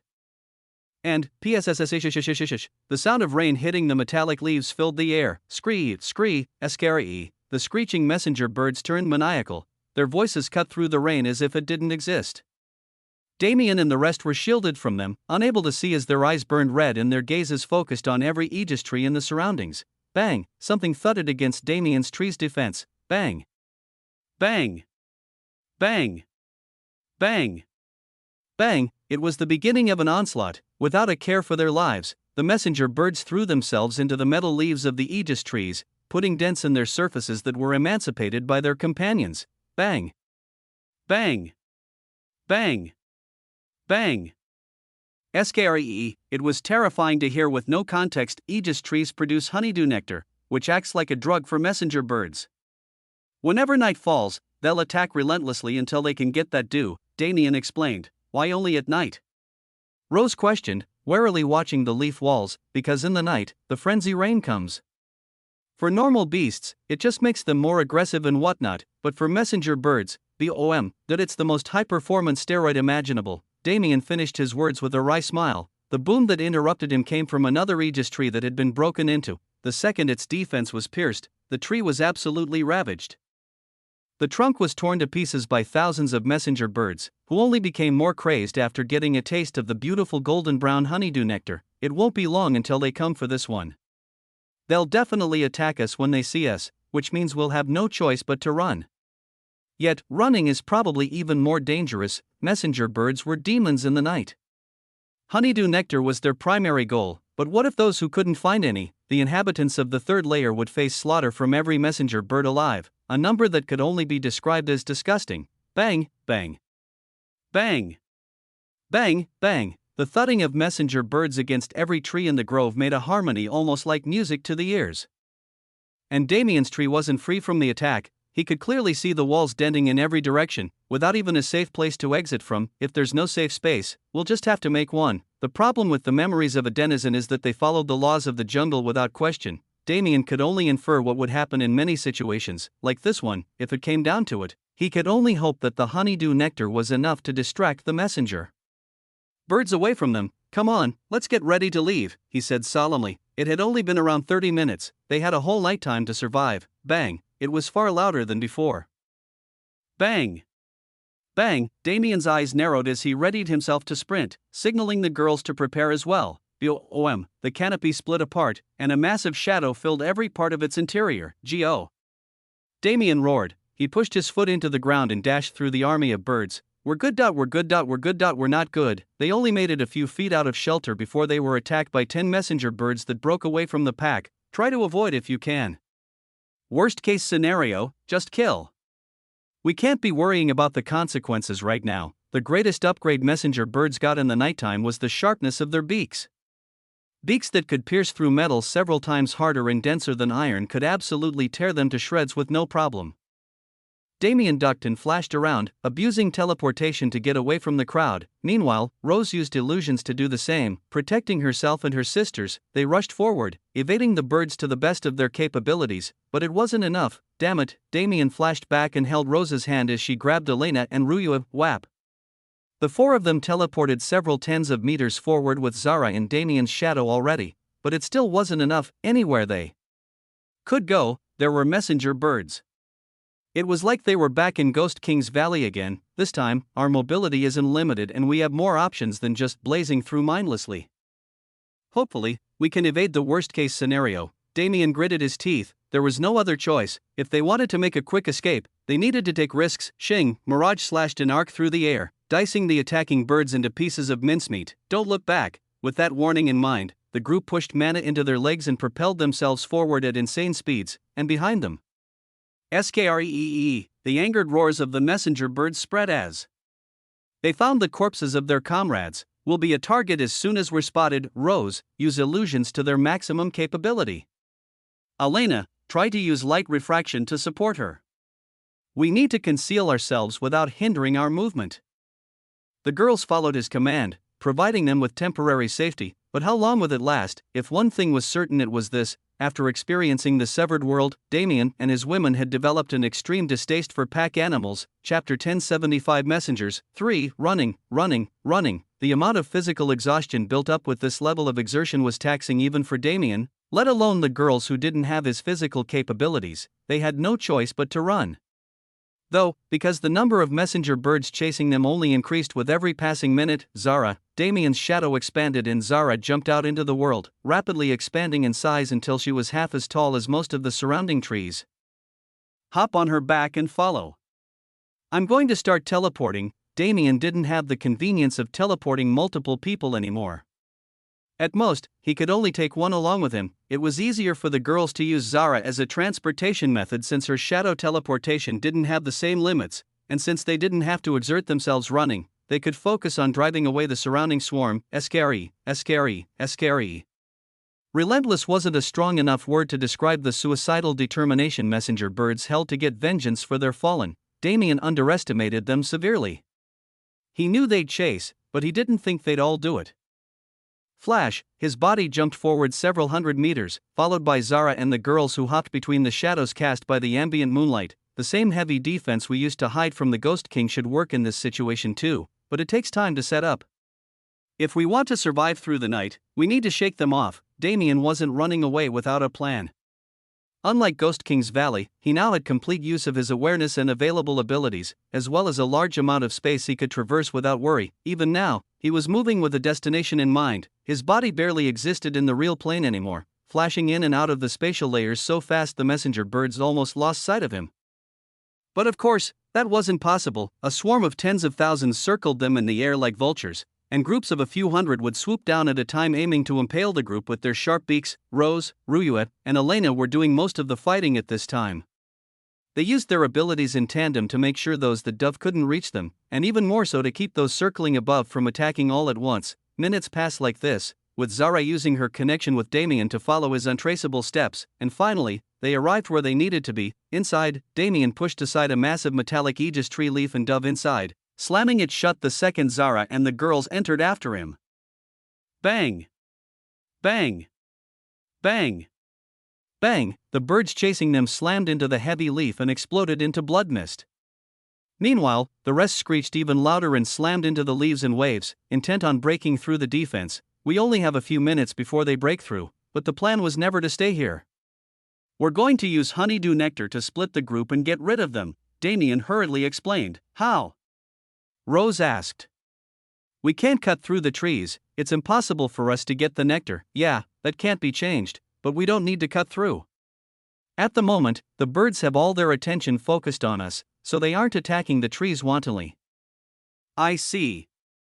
Once they break through and destroy the trunk trying to chase us, a portion of the group will break off to consume the honeydew nectar since they can't withstand its temptation, Ruyue continued. Right. We'll have to move from tree to tree and use this strategy until only an amount we can deal with is left. Once we've killed them, we need to find a cave to take shelter and set up a concealment formation to last us through the night. What about the morning? Didn't you say they'll never stop chasing us? Elena asked. That. Damien grinned. I have another plan for that. He didn't want to say too much before he confirmed it for himself, but he was sure he could deal with the problem of the messenger birds. At least temporarily. When the sun rose, then, there's nothing left to say. Everyone ready? He asked. No, but death doesn't sound fun, so let's go anyway, Rose responded with a smile. he nodded and looked away. The girls prepared their mana and Zara dug her heels into the ground, ready to pounce at any moment, and not even a minute later, the Aegis tree lost its protection. Bang! The messenger birds swarmed in, a situation not too dissimilar from the one that landed them in this predicament in the first place. However, this time, the birds didn't pay any attention to the Aegis tree. They charged at Damien and the girls who stood before its trunk without diverting their attention. Wait. Damien held his breath as the swarm approached. Time seemed to slow. Slowly, hundreds of birds pushed their way through the hole in the Aegis tree leaf, and when they were just barely a foot away, Damien's body disappeared. Zara and the girls melted into the shadows and zipped out of the Aegis tree's protection, rushing into the next nearest tree in the grove. Unable to react in time, the forefront of the messenger bird wave slammed into the Aegis tree's trunk, shattering it into 1,000 pieces. A viscous waterfall of golden brown sap coated the splintered wood, emitting an intoxicating scent that couldn't be ignored. The hundreds of messenger birds that entered the tree fought for the exposed sap, ignoring their original purpose entirely and turning on their fellows to gain a taste of the delicious nectar. The rest, on the other hand, followed the scent of Damien and the girls to the next tree, continuing their endless onslaught. Bang! Another Aegis tree exploded, and another several hundred birds separated from the crowd. Damien and the girls continued their routine, leading the birds who were clearly lacking in intelligence through a maze of Aegis trees and ruining their impervious formation. Bang, bang, bang, bang. A new explosion rang out every few minutes. One would think those who separated from the crowd at the beginning would have rejoined by now, but that notion was incorrect. After all, honeydew nectar wasn't said to be a drug to them for no reason. The high they got wouldn't wear off for several minutes, and this was exactly what Damien was banking on with this plan. Luckily for him, Aegis trees were almost as numerous as messenger birds in the third layer, which gave him endless capital to wear down the crowd until it was small enough to suit his needs. It was brutal. Finding the timing to escape was crucial to make sure the messenger birds would properly destroy the Aegis trees and act as he wanted them to, but it was an extremely mentally taxing task. The closer they got before he teleported, the more of them could be trapped inside each tree. But that also meant he had to nearly kill himself every single time. The struggles one went through for survival. Chapter 1076 Messengers. 4. Damien didn't have the mind to count the time, but considering the moon's trek over the horizon, it had been over an hour since they started dispersing the crowd. The original number was in the tens of thousands, but now, they'd been cut down to only 1,000 or so birds chasing Damien and the girls through the rainforest. They'd already left the Aegis tree grove behind. Along with the many birds who were stuck there, the best part of Damien's plan wasn't splitting the crowd, it was turning them against each other. It was inevitable for the messenger birds who got separated at the beginning to recover before the chase ended, but Damien kept cutting down Aegis trees and producing more nectar. When those who finished their meal returned to the chase, they were subjected to several shattered trees covered in nectar that was being fought over by their comrades. But when it came to honeydew nectar, there was no such thing as camaraderie. Like a domino effect, the birds piled on top of each other and killed each other for food, getting too involved in their own conflict to care about Damien and his group. Damien turned back and glanced at the birds that were still following. With this amount, we should be able to win after a few minutes of battle, but without a guarantee that the ones we left behind will stay behind. That's too long. The solution was simple. Rose, work with me on this. Damien called Rose off Zara's back and wrapped his arm around her waist, teleporting away as Ruyue and Elena accompanied Zara in fending off the crowd. We're setting up a minefield. Got it. Rose didn't need more instruction to understand her role. Every time Damien rematerialized, he tapped his foot into the ground and set a delayed reaction mine formed from spatial mana, vector control, and just the tiniest bit of lightning to act as a fuse. Once he was done, Rose followed up and drenched the area in the scent of their group and hid the mana fluctuations from the bomb, even adding the smell of honeydew nectar into the mix with illusions to attract the enemy. They repeated the process 10 times, creating a true minefield that spanned several hundred meters before flashing forward and leaving the area. Zara, Damien's call echoed through their spiritual connection and rang in her ears. Her eyes immediately turned solemn. Bang! She slammed her paws into the ground and pivoted on her ankles, lurching as she abruptly shifted direction. Whoa!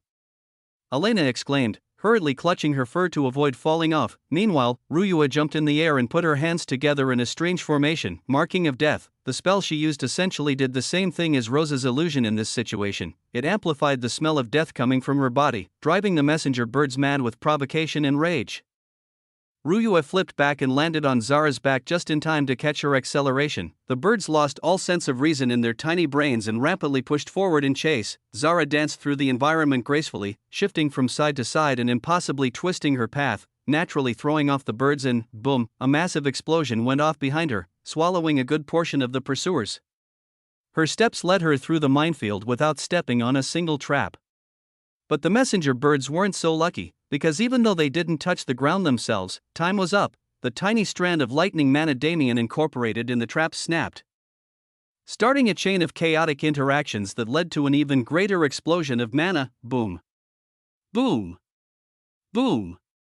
Boom. With Damien's space mana as a basis for these explosions, every single one twisted the atmosphere and ripped the birds who got caught in them to shreds. But they were remote activated and heavily disguised. These kills didn't carry Damien or his group's traces at all. Run. This is our chance, Damien instantly roared, his voice booming over the explosions. He dashed forward, angling his body slightly to the right and moving almost 5 kilometers to the east until he found a cave hidden by foliage and naturally disguised in the forest. He and the girls rushed in, instantly covering its entrance with concealment formations, and without hesitation, they combined their power once more to create a greater concealment formation that could even hide them from boss-level creatures like the Ghost King. Ha. Heavy breathing was the only sound filling the air. All of them needed to catch their breaths, and more importantly, thud, thud, thud, thud, their bodies collapsed to the ground. They could barely hold themselves up on their jelly-like legs anymore, but for now, they were out of trouble. For now, at least. Damien shuffled through his spatial storage until he found a large mountain of strange glimmering stones, of which he withdrew a chunk and threw on the floor. Spirit stones? Ryue immediately remarked in surprise. Right, I stole a bunch of them back in the cloud plane, but I never found somewhere to use them. Since we have to conserve mana, we might as well use them now to power the formation, Damien replied with a shrug. Fair enough, Ryue nodded, but they won't last very long. They might not have before, but did you forget? We're only using second-class power right now. Ryue nodded in understanding and stopped asking. Since it was taken care of, she could recover without worries. Oh, right, Damien suddenly said, you should be able to access my spatial storage through the engagement rings I gave you. If you ever need anything, just check in there. It's stuff that's been piling up for over a decade at this point. The engagement rings he gave them weren't common rings. In fact, they were rings he crafted himself with a very special functionality. They let the individuals they were soulbound to enter the sanctuary without Damien as a medium. It was a method that could be used for self-protection, but also one that allowed him and the girls to meet at any time, regardless of the distance that separated them. Damien just remembered that accessing his subspace was also a byproduct of this connection. It would definitely be useful for them in the future to use his resources, especially since he'd hoarded so much in recent years. Even on Holy Lightstar, Elena came up with that whole plan to plunder all the treasures and extort the geniuses by auctioning them off at the end, but the Nox didn't let that happen, so all those treasures are just collecting dust in my inventory. Damien shrugged it off and focused on recovery as well, conversing with the girls and watching the outside situation to make sure the messenger birds didn't find their traces. Hours passed, there were several close calls, and the incessant screeching that got more furious with the passing of time got closer and closer, but in the end, Damien and the girls were able to see light entering through the gaps in the cave's entrance, indicating the coming of dawn. And the coming of dawn meant, as I thought. Damien grinned. It's here. Chapter 1077 Overseer 1. The rainforest shook at the massive bellow. The sun was just rising over the horizon. Only half of its form could be seen, but as that being appeared in the sky, the sun became nothing more than a speck of dust. Whoosh, the winds whipped through the air, lashing all things in its path. A gigantic shadow blanketed the third layer, the form of a beast far greater than any mere messenger bird. Its feathers were deep black, almost blending in with the shadow it cast, and ruffled in the wind majestically. Its eyes glowed with red light, making it look especially feral. But it didn't attack mindlessly. This creature appeared like a mix between a raven and a vulture. Every flap of its wings was powerful enough to shatter the environment to pieces, and the bellow it released to let its presence be known immediately floored all beings under its gate. A powerful wave of suppression spread through the third layer. The beasts in the skies and on the ground dropped and kneeled before the massive creature, but the messenger birds, skre, they screeched angrily, swirling up like an inverted tornado to attack the creature's underbelly. It let out another bellow, spreading its mana downward and easily dispersing the messenger birds. Its bellow also brought light into their eyes, ridding them of the frenzy caused by the rain. The atmosphere was misty with the aftereffects of the rain, but it had stopped as soon as the sun showed its head, and with the actions of that creature, the messenger birds calmed down, returning to their usual routine of screeching and harassing their peers, the overseer. Damien's mutter filled the cave that was currently enveloped in an atmosphere of wonder. The overseer was the most important creature Damien saw in the jaguar's memories. It was the ruler of the third layer, the most powerful beast existing here. It didn't act often. It spent most of its time perched in the tallest tree of the layer and, as its name suggested, overseeing the happenings of its territory. It was indifferent to most things, but it did have one job it would complete without fail every morning. It would appear and suppress the messenger birds that wreaked havoc in the night, bringing peace to the day. Damien was ecstatic about its arrival. Because of its influence, the messenger birds wouldn't be able to pursue their group during the day. It's like the purge happens every night in this place. We have peace for now, but once night falls again, we'll be forced into the same chase. They made it through the first trial, but if they couldn't figure out a way to lose the messenger bird's attention, they definitely wouldn't survive long enough to find the primal sovereign. Now that I've seen it with my own eyes, I can't doubt that they'll continue pursuing us to the ends of the world if necessary. There doesn't seem to be any method to quell their anger, but, as they were considered envoys of the Cloud Emperor, messenger birds had no natural predators, including the central area, or Skyren Mountain's truest ecosystem. The number of messenger birds present had to be in the millions, which meant any method that involved directly killing or suppressing them would be useless as well. The only one who holds some power over them is the overseer. It would be best if we could bribe it, but it's infamous for its indifference in the face of all things. Damien frowned at the thought. There had to be something he was missing. There was no such thing as an inescapable situation for him. Ah, that's right, Damien suddenly exclaimed out loud, dropping his fist on his palm. It's time for that to happen soon, isn't it? There was one more interesting fact Damien learned from the jaguar. This was something that every being living in Skyren Mountain's ecosystem knew about, but never reached the ears of an outsider before. The Ascension Ceremony class was an incredibly important thing to the aerial beasts of Skyren Mountain. If one couldn't fly at a high altitude, they'd be treated like and seen as nothing more than a weak peasant who could be bullied. But beasts were constantly evolving.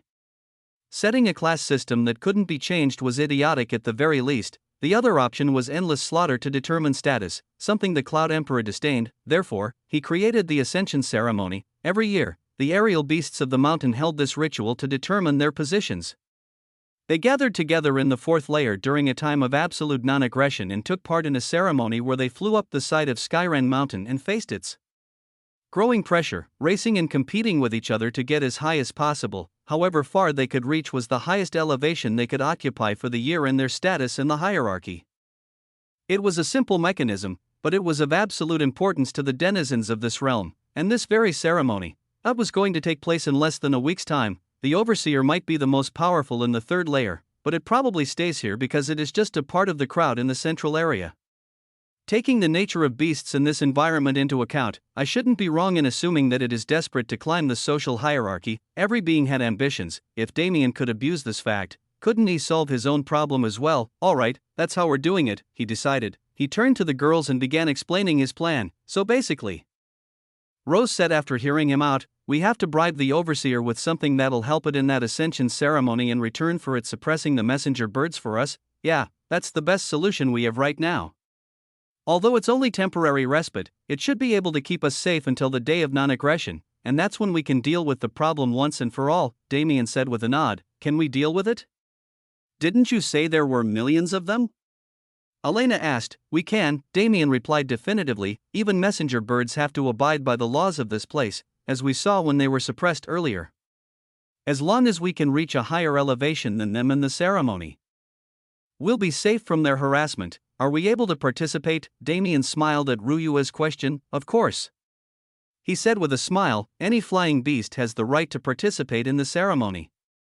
We can't fly, but don't we have the most talented flying beast alive with us right now? All eyes turned to Zara, who was quietly resting in the corner. She raised her head, her wings flapping in curiosity. Damien and the girls grinned. Right, we do indeed. The peak of Skyren Mountain was likely where the second primal sovereign stayed, so participating in the ceremony was a must for them regardless.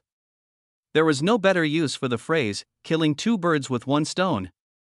Then this, Chapter 1078 Overseer, 2, a plan had been formed, now they needed to act on it. Rose, Elena, you take Zara and head back to the perilous sanctuary to find raw materials. If you find anything good, leave it in the spatial storage and I'll have Elvira's people make some good stuff with it.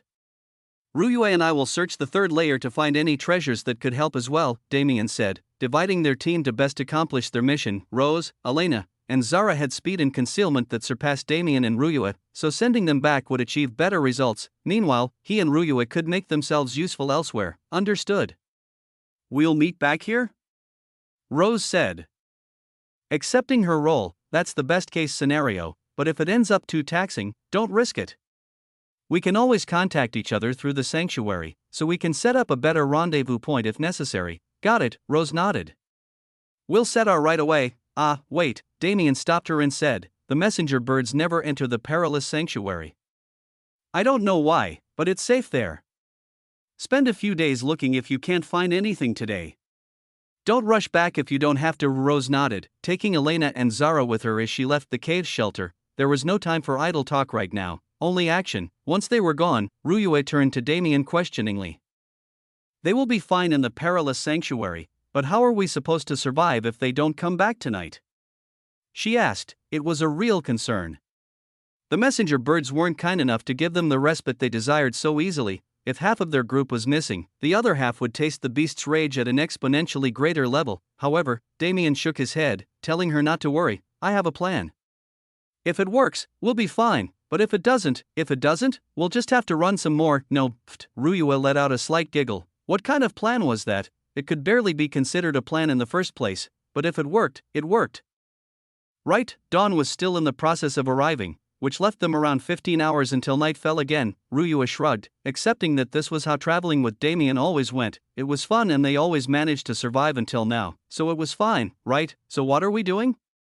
She finally asked. Well, if we follow the patterns of these kinds of places, the overworld is only half the fun, Damien responded mysteriously. Ryue's face paled. Don't tell me. Yup.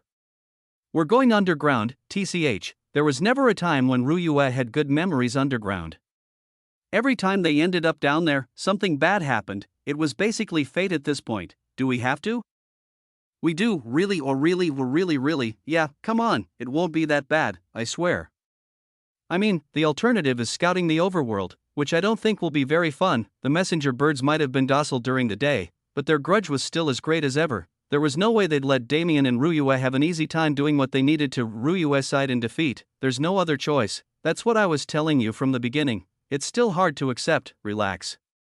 Either way, we're in trouble, so we might as well follow the path that'll give us something for our efforts, right? No, you don't have to explain it. I've already accepted it mentally. I'm just complaining because I really don't want to do it. Damien smiled. A talkative Ryue was really his favorite thing in the world. Since you got the complaints out of your system, let's get going. No matter how much he wanted the conversation to continue, they had work to do, and what better place was there to start from than this very cave? Damien sent his senses into the ground, grabbing hold of several vectors and bending them to his will. Be careful. We're about to drop. Right after his warning, the ground caved in. Damien had agitated the foundation of a circular area of rock below them, finding the nearest underground pocket and collapsing anything that separated them from it. Luckily, the target location wasn't too far away, so he was able to do it with his limited abilities. Rumble, the earth rumbled. Damien wrapped his arm around Ryue's waist while she held onto his neck. Soon enough, the duo was falling along with the imploded debris. They descended almost half a kilometer before solid ground came into sight again. Damien let loose his mana, covering himself and Ryue in a small whirlwind of spatial mana that slowed their fall until, tap, they landed in the underground space gracefully and spread their awareness to look around. This is data mine? Ryue muttered. No, it looks like one, but this formation is natural, Damien responded, feeling the cave walls.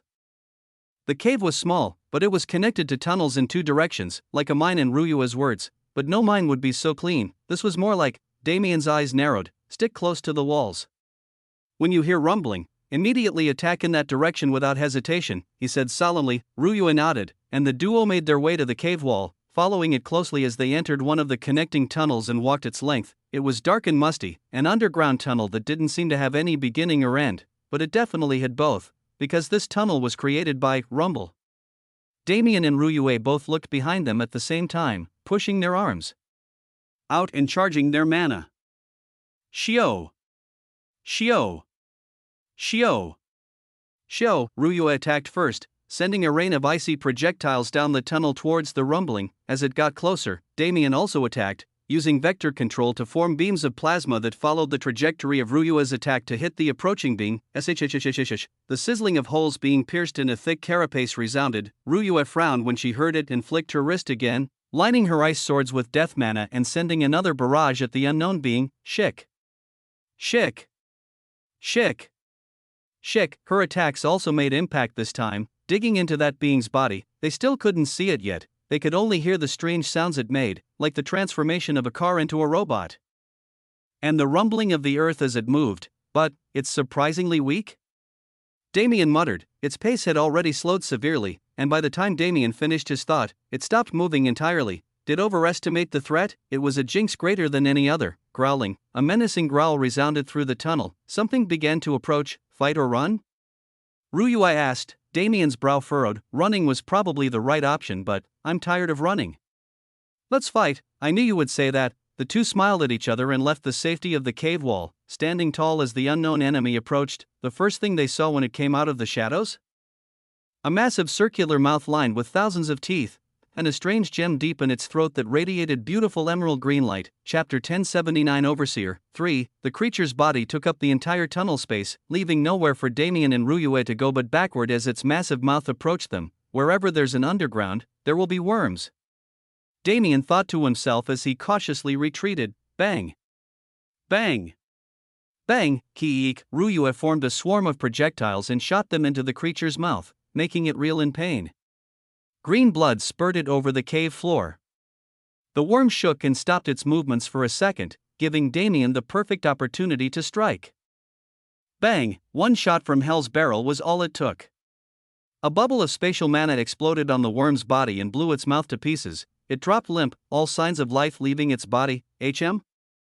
Was it really that easy? He originally thought they'd failed to kill the beast in their first attack, but was he wrong? Hong! A strange sound rang out at that moment. An emerald green light filled the air and formed a bulbous protrusion around the worm's bloodied corpse, and miraculously, its last string of life force suddenly boomed with vitality.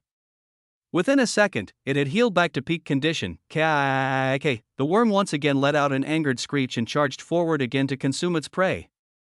From its reaction, it was clear that this situation was considered normal. Damien's eyes narrowed.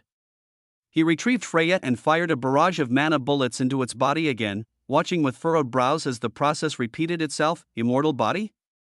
No, it's, Fallen Heart Jade. Ryuya's voice suddenly rang out. Fallen Heart Jade. Damien repeated. Yes, Ryuya responded, her eyes glimmering in understanding. The gem in its mouth is a Fallen Heart Jade. It is the reason the beast can continue regenerating. She killed the worm again as she continued. I read about it in an ancient text long ago.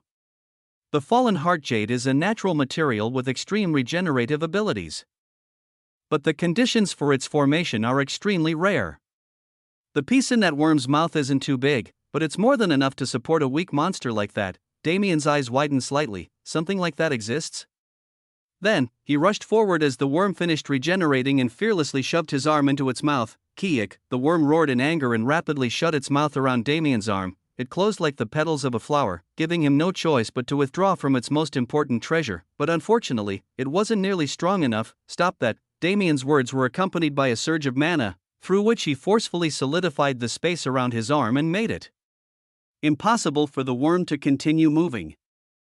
He wrapped his hand around the green bead attached to the creature's throat and ripped it out with all his strength, pushing backward and shooting it in the head several more times. Bang! Bang! Bang!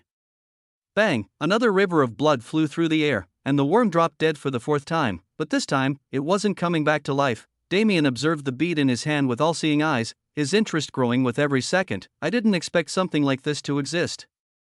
It uses mana similar to the heal trait to manifest effects that mirror transcendent regeneration. Unfortunately, the lifespan of this piece is mostly used up. Naturally, such a small piece accompanied by a weak beast that died far too easily wouldn't be able to last long. However, it was fused to this worm's body. That isn't something that'll happen naturally unless the treasure has sentience. Damien glanced at the worm's corpse and withdrew Mirage Void Sword Art First Form, bladeless. A gash spread through space, slicing the worm in two vertically. There wasn't much space to move around in the tunnel, so Damien had no choice but to walk through the worm's goo to find what he was looking for, and find it he did.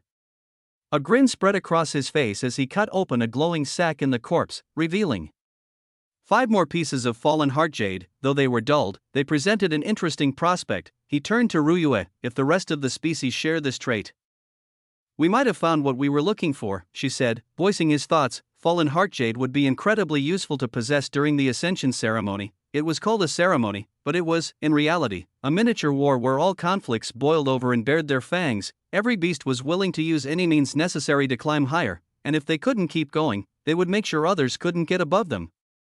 Fallen heart jade was a piece of the puzzle.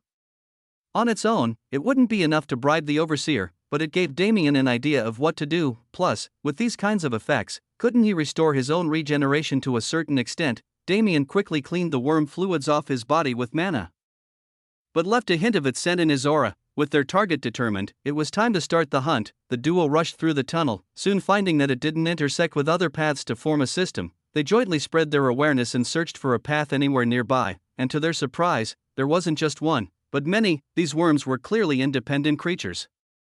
They were able to sense each other's presence and actively move to avoid each other. This was great news. It meant they would be free from the risk of a swarm as they hunted. Creating a path from tunnel to tunnel was easier than expected. Ryue was able to compromise the structural integrity of the rock far easier than Damien could. And Damien was able to rapidly destroy the compromised area to give way for them. The hunt proceeded smoothly from there. Most of the worms were weak, which also meant the amount of fallen heart jade they possessed wasn't much, but the few stronger beings had large chunks of the material in their bodies that made the fervor in the duo's hearts rise. Eventually, they'd killed over 50 of these worms and collected a decent amount of jade, and judging by their internal clocks, night was soon to fall. Should we go up? Ryue asked, a bit hesitant. We should. We don't know if we're safe here, and if it turns out we aren't, we'll end up being chased through this enclosed space where we don't have room to act freely. Plus, we have to meet the others. That's true. I guess it can't be helped. The amount of raw material they had was more than enough to carry out Damien's intentions. It would be nice if they could stay in the underground and avoid the dangers that lay before them, but it was stupid to make assumptions in a place like this. Time and time again, this sub-universe had proved that it would do everything against one's logical assumptions, and who could say this time would be different? Perhaps Damien and Ryue didn't know. But this time wasn't different at all. Chapter 1080 Overseer 4. Damien and Ryue hunted for an entire day, but no matter how many worms they killed or tunnels they explored, they never found a single deposit of fallen heart jade. It remained a question, just where did the worms gather their jade? Damien naturally devoured several of the worms they killed, and from their memories, he learned that the implantation of the first fallen heart jade was a sort of ritual for their species. In those memories, he was able to see massive caves filled with fallen heart jade in monstrous amounts, but no amount of searching led to these natural areas, nor did the memories provide any clues to their location. But maybe that was a good thing. Fallen heart jade was such a mystical resource. Was it possible to keep it hidden in the subterranean world? Not many beings dared to venture into the depths in fear of the unknown ecosystem present there. But there was a specific species that held no such fear. They were, of course, the messenger birds. The Cloud Emperor's authority spread through every inch of the severed world, whether it be in the skies or deep below the ground. Regardless of where they went, messenger birds were almost guaranteed safety. They didn't have any interest in the jade themselves, since it wouldn't matter if they died in one hit despite its presence with their weak bodies, but they had their own reasons for collecting it. The subterranean world was not safe during the night. Most of the messenger birds would target Aegis trees, but a portion of them would always attack the underground as well, the second the sun was replaced by the moon.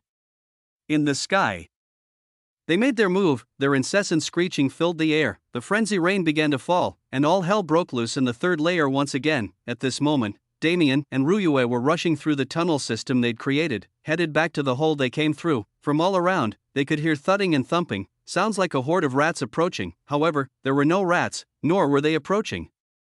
That was just how loud the messenger birds were, charging haphazardly through the enclosed tunnels. They didn't care about the worms.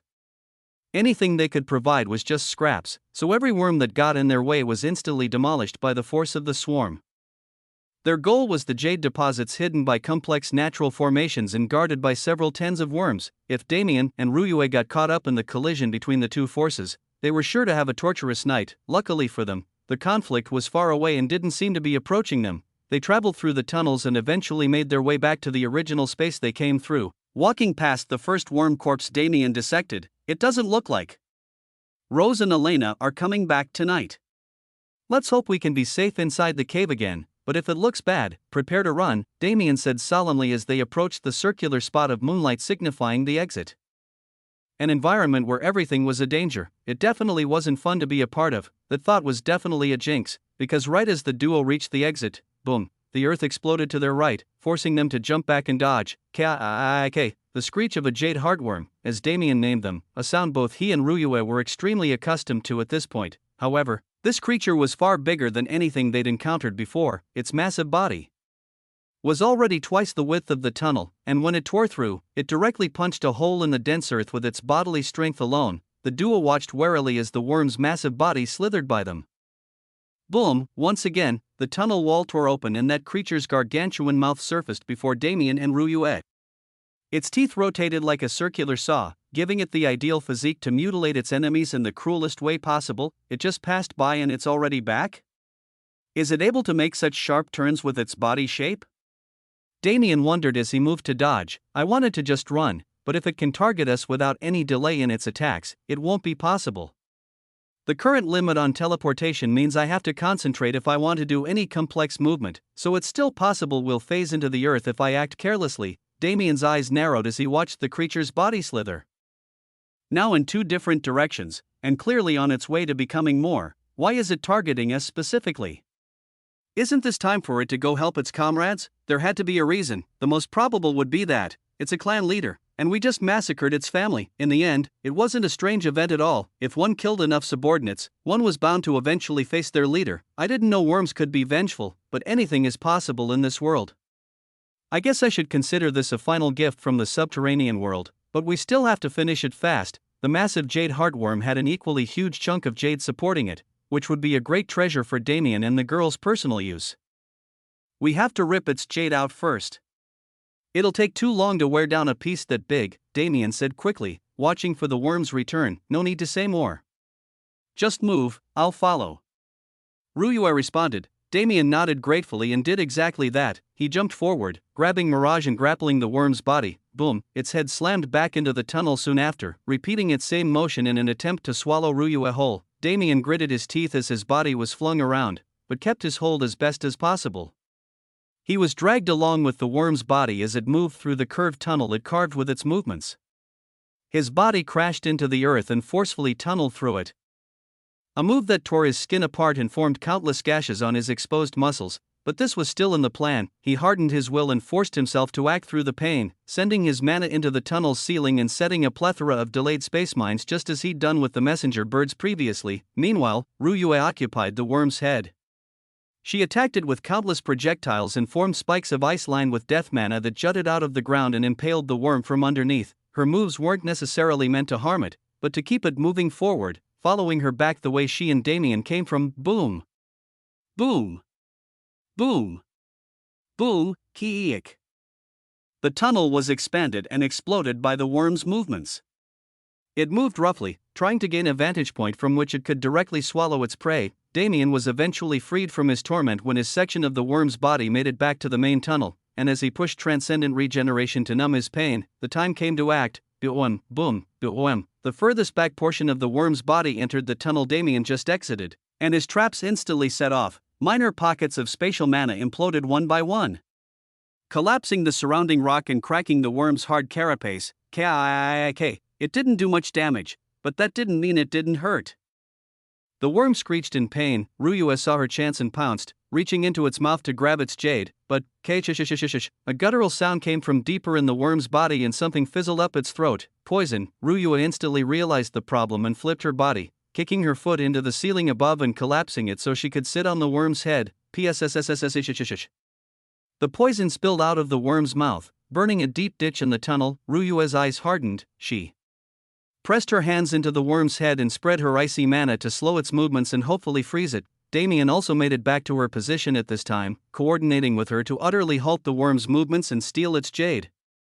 Their goal was to distract the worm long enough to do what they needed to, but the poison it displayed made the task far more difficult. Worst case scenario, I burn my hands off a little bit. Damien thought to himself. He sent a quick glance backward, his ears picking up the sounds in the surroundings with total precision. His worst case idea might have been the only option, because right now, those damn sky rats are coming. Chapter 1081 Overseer 5 Rumble. The sound came from every direction. It was easy to pick up even through the layers of rock it had to travel through to reach Damien in the first place. There were at least several thousand birds charging through the narrow tunnels, and from the chaos in the sound, it was clear they weren't opposed to making new paths of their own. The question surfaced once again: were they to fight or to run? Having to continuously ponder escape was extremely annoying.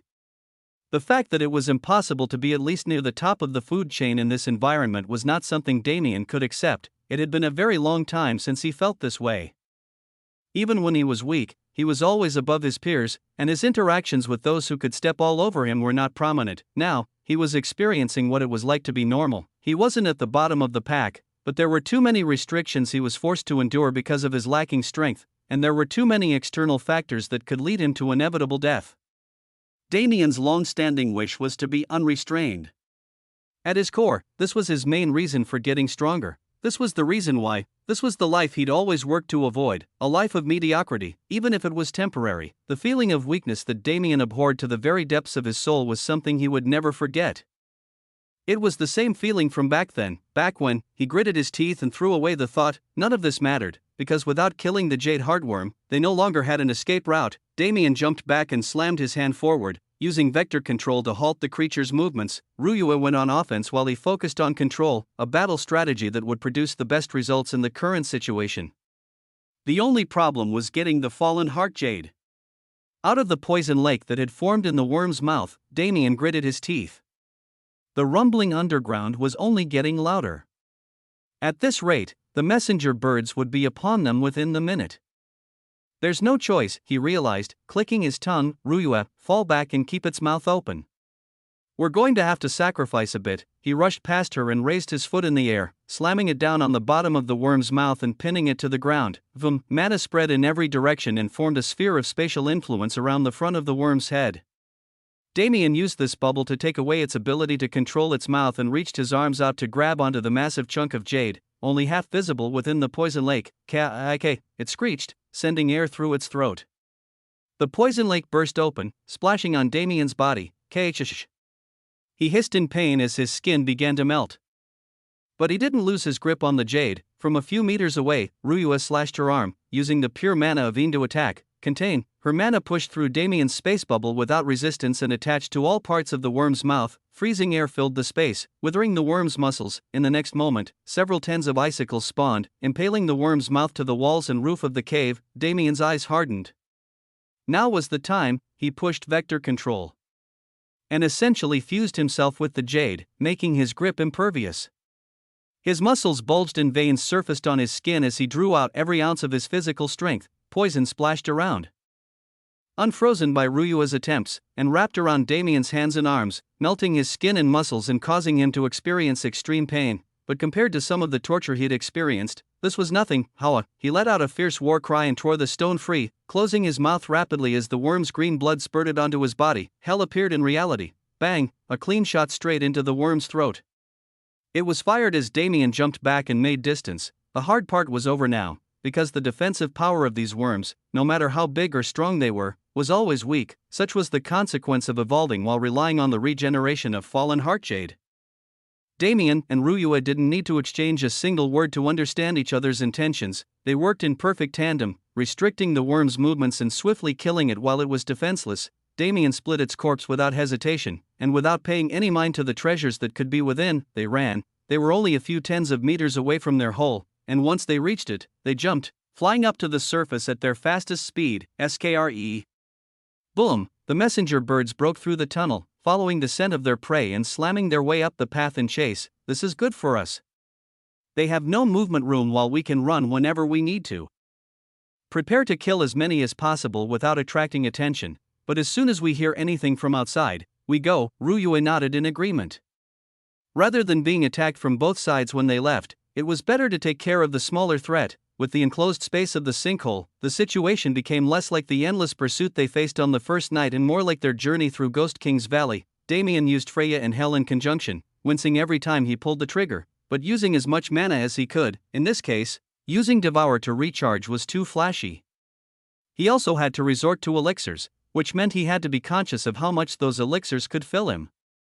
There were indeed thousands of messenger birds charging at them, but it wasn't nearly as bad as the swarm they faced before. Bang! Bang! Bang! Bang! Shio! Shio! Shio! Xiu, Damien, and Ryue supercharged their mana, attacking relentlessly. Groups of tens and hundreds of bids fell to the bottom of the hole, their blood painting rivers in the underground tunnel. It was taxing, but it wasn't nearly the worst it could have been. A minute passed under siege, but a minute was all it took. The extremely loud nature of their race combined with their ungodly ability to know when their kin were dying made it impossible to commit this massacre quietly. Skree. Skree. Skree. Their screeches echoed from over 10 kilometers away, yet they were already ear-piercing. Ryue glanced at Damien, who swiftly nodded. They didn't kill them all, but they'd lowered the number to just a few hundred. It was more than enough. Ryue took Damien's hand and his mana covered their bodies. In the next second, they vanished, reappearing in the rainforest a kilometer or so away. Now came the hardest part, a continuation of last night's chase, except this time, there were only two of them, and Skree. The messenger birds were far more furious. Chapter 1082 Overseer 6. Meanwhile, a much more peaceful scene was taking place in the perilous sanctuary.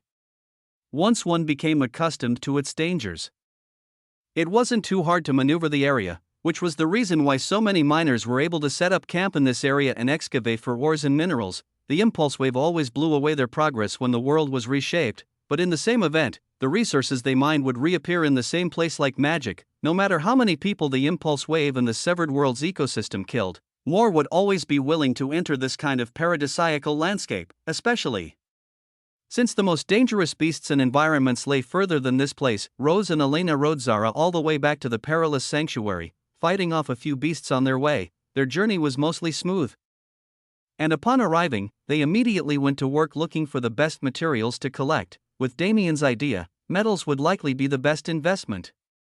There wasn't enough time nor information to make some kind of definitive difference in the Overseer's base strength, but enhancing it through external methods was more than possible. The mines of the perilous sanctuary presented themselves as an orderly tunnel system that had been thoroughly planned out over several repetitions and perfected. Rose and Elena weren't part of any group that took place in the creation of the mine, so entering was a bit difficult. In the end, they had to pay a hefty sum to gain access, but it didn't mean anything to them.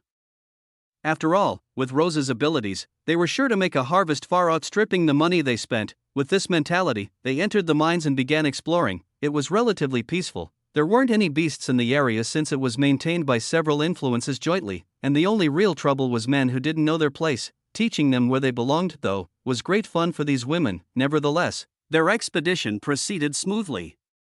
Using Rose's Eyes of Fate and Zara's shadow abilities, they were able to sift through trash and find treasure at a rate none could match. The metals they focused their attention on were called coldine iron and starfire iron. They were directly opposite each other, but both formed within the bounds of the mine system. The coldine iron was influenced by Ghost King's Valley and was present mainly in areas near the cliffside. Not only did it possess extreme properties, but it also had a natural flexibility unlike metal that would be perfect for crafting. As for starfire iron, it was a hot metal that naturally absorbed energy from the sun to contain extreme yang. Starfire iron wasn't as special as coldine iron, but when used in tandem, the effects of both materials would be amplified, and if Rose was correct, the effect would be even greater than that. Their goal was to bribe the Overseer, not to kiss the bird's feet. They weren't trying to make it the absolute best armor possible, so they finished the immediate task in roughly 8 hours. However, they made the decision not to return to the third layer, because deeper in the mine, there were even greater treasures. They moved secretly and stole as many precious resources as they could find, feeling not a shred of remorse for those they were robbing. If anything, it was their fault for underestimating the girls. They finally exited the mines around halfway through the night, and immediately, their ears picked up the cacophony taking place far away. Those birds are insane, Elena said, clicking her tongue. It's annoying that we can't just kill them. Rose replied in agreement. Can't we? Zara's mental transmission entered their heads, making them turn to her with inquisitive gazes. The birds can't leave the third layer, right? Why can't we just stay in the second layer and kill them with ranged attacks? Rose and Elena's eyes widened. Was there such a method? They immediately had to try it. If they failed, then the others in the perilous sanctuary would just have to help them deal with the birds. Since they didn't know the race's habits, they were sure to accidentally get involved. With no risks to worry about, the girls rushed to the border of the third layer. There were messenger birds there. They'd followed the scent of Rose's group and waited for their return. But even though the trio was standing right in front of them, they didn't move forward. Skre, enraged shrieks filled the air. The birds flapped their wings angrily, as if telling the girls to stop being cowards and fight them on their side of the boundary. But why would they do that? Since when did messenger birds ever do anything fairly? Annoying creatures like this didn't need to do anything but die. Yggdrasil's branch swept through the air, sending an arc of light flying. It cut through every messenger bird in its path, dropping their corpses to the ground. Skre, their compatriots screeched, but still refused to move. Rose, Elena, and Zara grinned collectively. Tonight, they were going to get payback on these damn birds. Surprisingly, night passed quickly on both fronts. Damien and Ruyua found that the massive number of messenger birds got cut down without them having to do anything, leaving them with around 10,000 pursuers, which they could handle using the Aegis tree method. Little did they know, the reason for this ease was Rose's group, who killed so many birds that they became a target for a majority of the race. They were able to survive the night due to this, along with their experience from the previous day, and once again, the Overseer's massive body surfaced above the third layer. At this time, Rose, Elena, and Zara had already reunited with Damien and Ruyua. They watched the messenger birds attack the Overseer again, this time with more fervor, unwilling to put down their grudge. Yet, once again, they were thrown away and suppressed, unable to act as they pleased. It was like the clicking of a rooster in the morning, a routine to start the day, but what mattered now was what happened after. The Overseer turned around after finishing its task and made its way back to its perch. And on the ground below, a group of 5 chased his shadow. They rushed all the way through the rainforest until they reached a massive jungle tree, its trunk several tens of meters thick and its height piercing the canopy of the forest and making itself known to the world. At its peak, the Overseer rested, unbothered by the activities of the world. Its current focus was saving its power and growing stronger in preparation for the ceremony less than a week away. However, the Overseer's eyes opened barely, sending an indifferent glance at the ground, where a group of humans stood smiling at it. I know you're probably busy right now, but I have a proposition you're guaranteed to be interested in. How about hearing us out? Words one would expect from a scamming door-to-door salesman came out of the man among them's mouth. The Overseer would have usually ignored such things, but today, it was feeling a bit odd. Didn't this human dot sound strangely convincing? Chapter 1083 Overseer 7. The Overseer was a massive creature whose gait couldn't be properly described when one saw him in the sky. His shadow was massive enough, and with the way his body covered the sun itself, one could only get a picture of the size, not a true measure of it. However, it wasn't a question that there was no bigger beast than him thus far in the severed world. Even the Ghost King would look like an ant in front of him, but perched in the great tree he chose as his home, even his size was dwarfed. Honestly, it made him far more approachable, but who would dare? The Overseer was notorious for his bad temper and utter disdain for the beings below him. If anyone approached him and tried to hug his thigh, they would inevitably die. But Damien had no such intention. What he'd come to propose was a trade. Overseer, I'm aware that you aren't someone who can be bothered lightly, but I've come with a proposition that will be beneficial for both of us, Damien said, projecting his voice up the tree. The Overseer glanced at him without a word. It was rare to see humans in this place, but it wasn't impossible. He'd been approached by several humans before, many of them holding similar expressions and auras. Leave now or die. His words were absolute. The only thing he'd learned about humans is that they were avaricious creatures who would do anything for personal gain. He was already being nice, giving them a warning. I'm afraid I can't do that, Damien replied, shaking his head. I don't know what the cause of your hostility is, but it has nothing to do with me, and I have nothing to do with it. Let's have a civil discussion without any needless violence. All right, civil conversation. The Overseer almost scoffed, his beak clacking humorously. Human, you are prey to the messenger birds and wish for my aid, no? I will not help you solve the problems you have caused for yourself. If you cannot accept this, then die by my claws instead. Damien's eyes narrowed. The Overseer's attitude was incredibly unwelcoming, but despite his words, he'd yet to attack. Was he showing them mercy? Oh no, that couldn't be it. Why would he show mercy on a random group of humans? If so, was this his regular demeanor? The interaction was short, but Damien could inherently feel something from the bird. A sort of connection. It wasn't something as grand as the connections he felt through the void, but something more emotional. They said the overseer was arrogant and domineering, not willing to entertain anyone or anything that didn't amuse him. In Damien's opinion, though, he was just annoyed, and his reasoning was the same as everyone else's. He was annoyed he had to stay in this place where all beings were weaker than him. He was annoyed that the space he ruled was dominated by weak pests who used cheap tricks to bully all others. He originally had no obligation to suppress the messenger birds when dawn arose. He made that decision because of his dislike for their methods. As someone who'd been struggling with a similar feeling in the past few days, Damien immediately sympathized with the desire to push everything away and live in silence, surviving with only the goal of becoming stronger and achieving one's everything left unaccomplished. Damien's sympathy aside, this emotional state was perfect for his plan. I'm here to talk to you about the Ascension ceremony. The overseer's head shot up at the mention of those two sacred words. His eyes widened in interest and wariness. How does a human know those words? He asked cautiously. That's not important right now. Didn't I say I wanted to make a deal? If you can help us suppress the messenger birds and get rid of their hostility, we can provide you with something that'll provide you great help in the ceremony, Damien responded with a smile. You?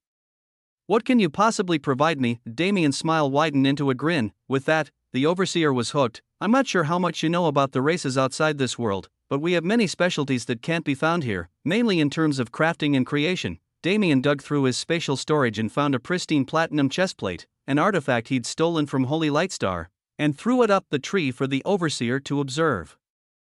It was impossible for races without humanoid forms to forge or concoct. Beasts and spirits usually fell under this category, but in the true universe, both had the ability to assume humanoid form upon reaching a certain level, thus these restrictions were removed. The severed world, as a sub-universe, had no such mechanic. Beasts would remain in their beast forms regardless of their level. Therefore, where would they find a means to obtain crafted items?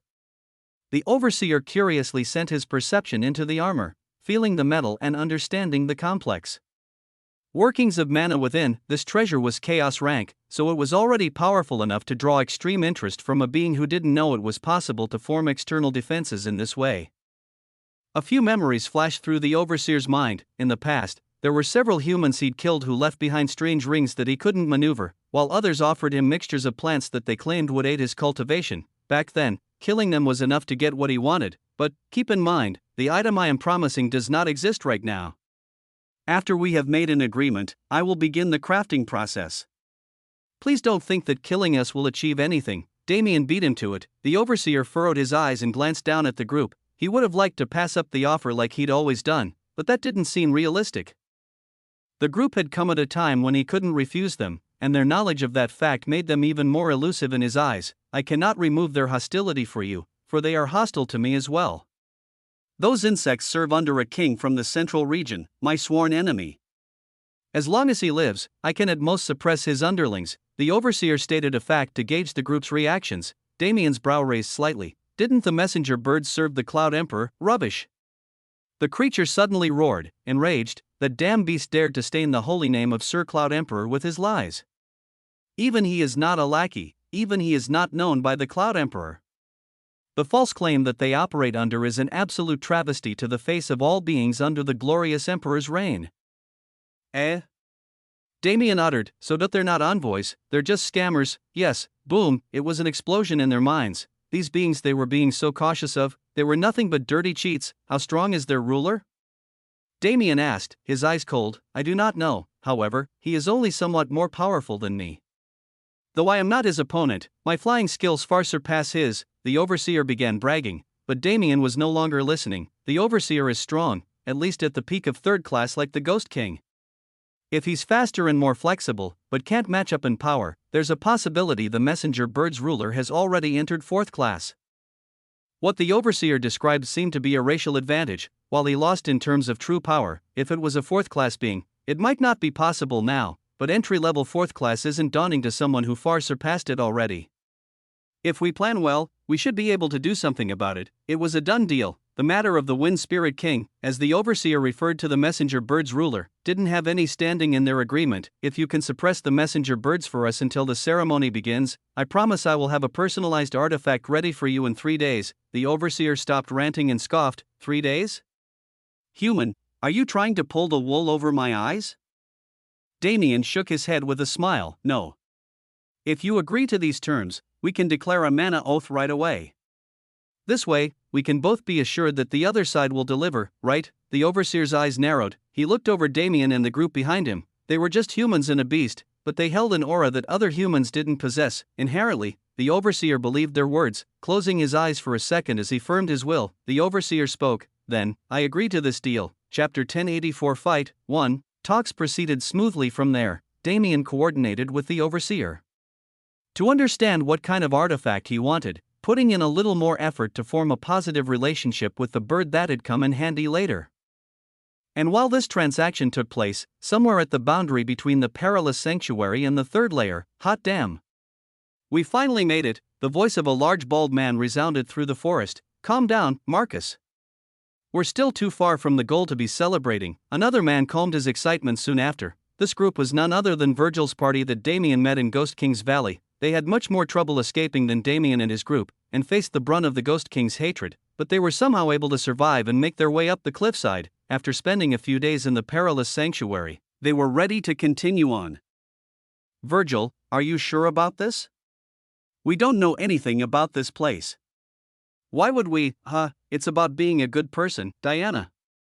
Besides, don't you remember what we were promised? That's true. The mage named Diana glanced to the side. There, a woman who wasn't originally part of their party stood without a word, apathetically staring into the third layer. They found this woman being attacked by a beast while exploring the second layer, and because Virgil thought himself a hero, they ended up saving her. Unexpectedly, she was someone from some rich influence, because she rewarded their help with an amount of resources they never could have imagined. Afterward, the woman recruited them for a quest.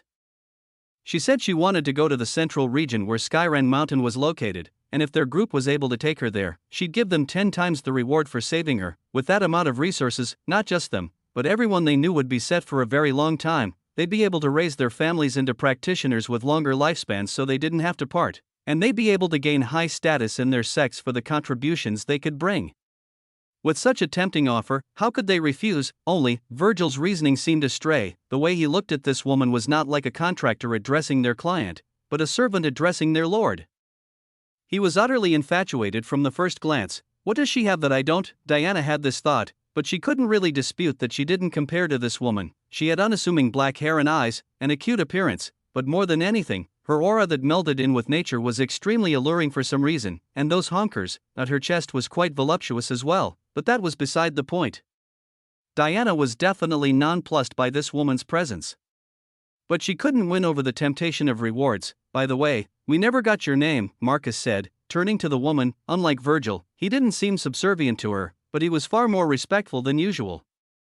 The woman glanced at him for a second before turning away. You may call me Sia, hee. What a pretty name. The woman named Sia ignored Virgil's quiet yet extremely loud remark and turned to the rest of the group. We should move now.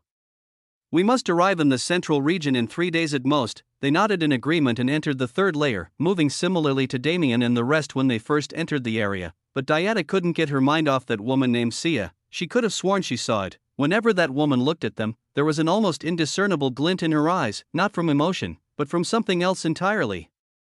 Whatever that thing was, it didn't make her feel good at all. Sia continued on as if she was unaware of the woman's feelings. Truly, she didn't care at all. This group only served one purpose, and that was to shuttle her to where she wanted to go, because in this rainforest, there was currently someone she was very much looking forward to seeing. In another part of the third layer, Damien and his group were currently taking rest. Now that they had assurance they wouldn't be attacked through the night, they took time for themselves and explored the third layer to the fullest, not worrying about battle or threats. Other than the messenger birds, there weren't many immediately hostile beasts in the third layer. It was an ecosystem formed by collective hatred for their tormentors. This time might have seemed wasted to the observing eye, but it was more important than anything they'd done so far to Damien. All he was doing was sitting still. He was at the base of the great tree on which the overseer rested, seated in meditative posture with his eyes closed. Their deal was established several hours ago and Damien already sent the materials to the sanctuary along with a rough blueprint of what he wanted. He trusted Alvera to get it done when he needed it and paid it no more mind. The reason he came to the severed world was mainly for the mission Iris gave him, but his personal goal was something else.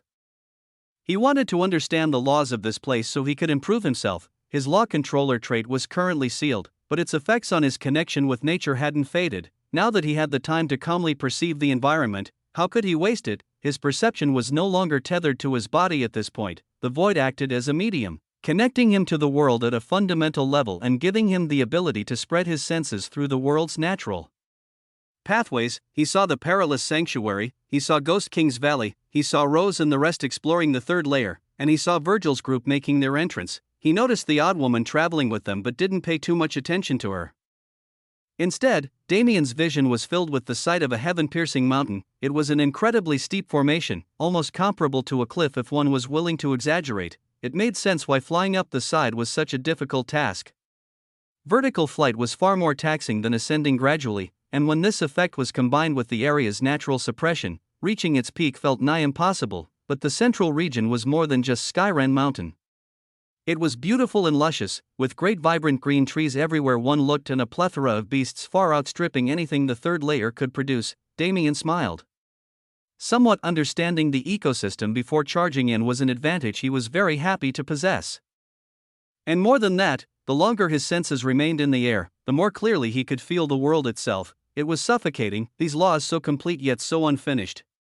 To someone who pursued them, it was one of the most painful feelings in existence. Damien had the unquenchable urge to influence these laws and try to complete them, but he neither had the ability nor the fundamentals to accomplish such a daunting task. For now, I'm content with just comprehending their nature.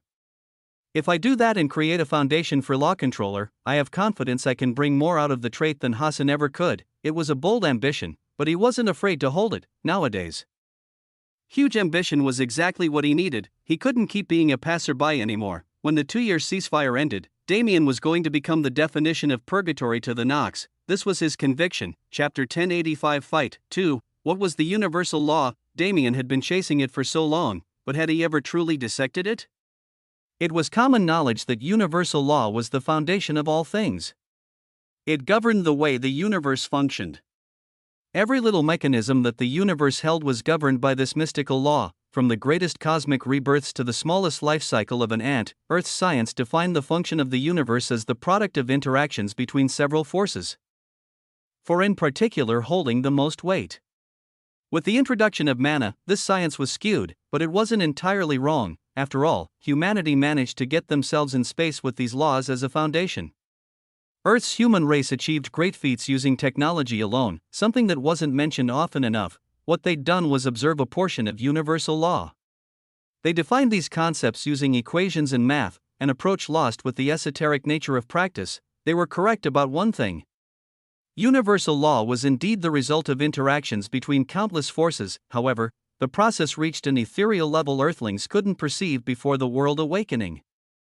The universe was birthed from nothingness, bearing its own children in that moment who took the form of planets and stars. There were many things determined at the moment of Genesis: the function of world cores and the world surrounding them, the foundational laws Damien had slowly been accumulating, and a few other things. But without the first instances of life, without the first instances of death, without the first instances of everything that had ever occurred, those laws didn't hold much power. Universal law was what kept the universe alive, and every time a new situation occurred, the law would evolve to accommodate it. Uncountable eons passed since that time, and the law that governed the universe now was far more complete, almost airtight and impenetrable by the senses of those residing within it. Because of this, universal law was regarded as the heavens, an untouchable existence. By most, Damien was an outlier. The void pushed him in a direction even he couldn't imagine and made him pursue it as if it were normal without him even realizing it. He was already close to the universal law, holding an inherent familiarity with the concept, but that wasn't what he needed right now if he wanted to gain control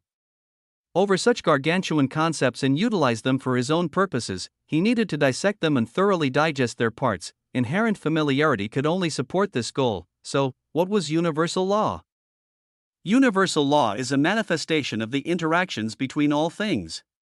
As long as it has happened, universal law has accommodated and governed it. Why did universal law exist? For the maintenance and protection of the universe. Without universal law, chaos will reign and grand heaven's boundary will meet its doom. Then, was universal law another term for the concept of order? No. Order and chaos both have a place in the grand scheme of things.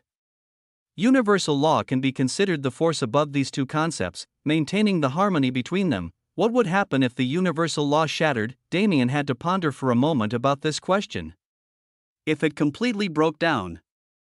The answer was obviously destruction, but what if it shattered, with some pieces still in motion and others broken beyond repair? Isn't that somewhat similar to the situation of the sub-universe?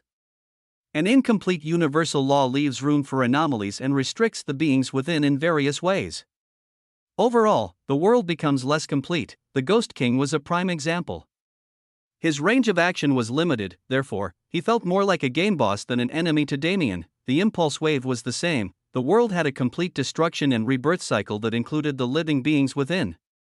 Such a mechanism would be considered a glitch or a bug in a complete universe. If the severed world had proper laws, the first impulse wave would have destroyed all things living and non-living, and the world that appeared after rebirth would be a completely new entity possessing the same core. So then, what laws did the severed world have in place? I can't say for certain, but there is one thing I'm sure of. The foundational elements of this place mirror the true universe.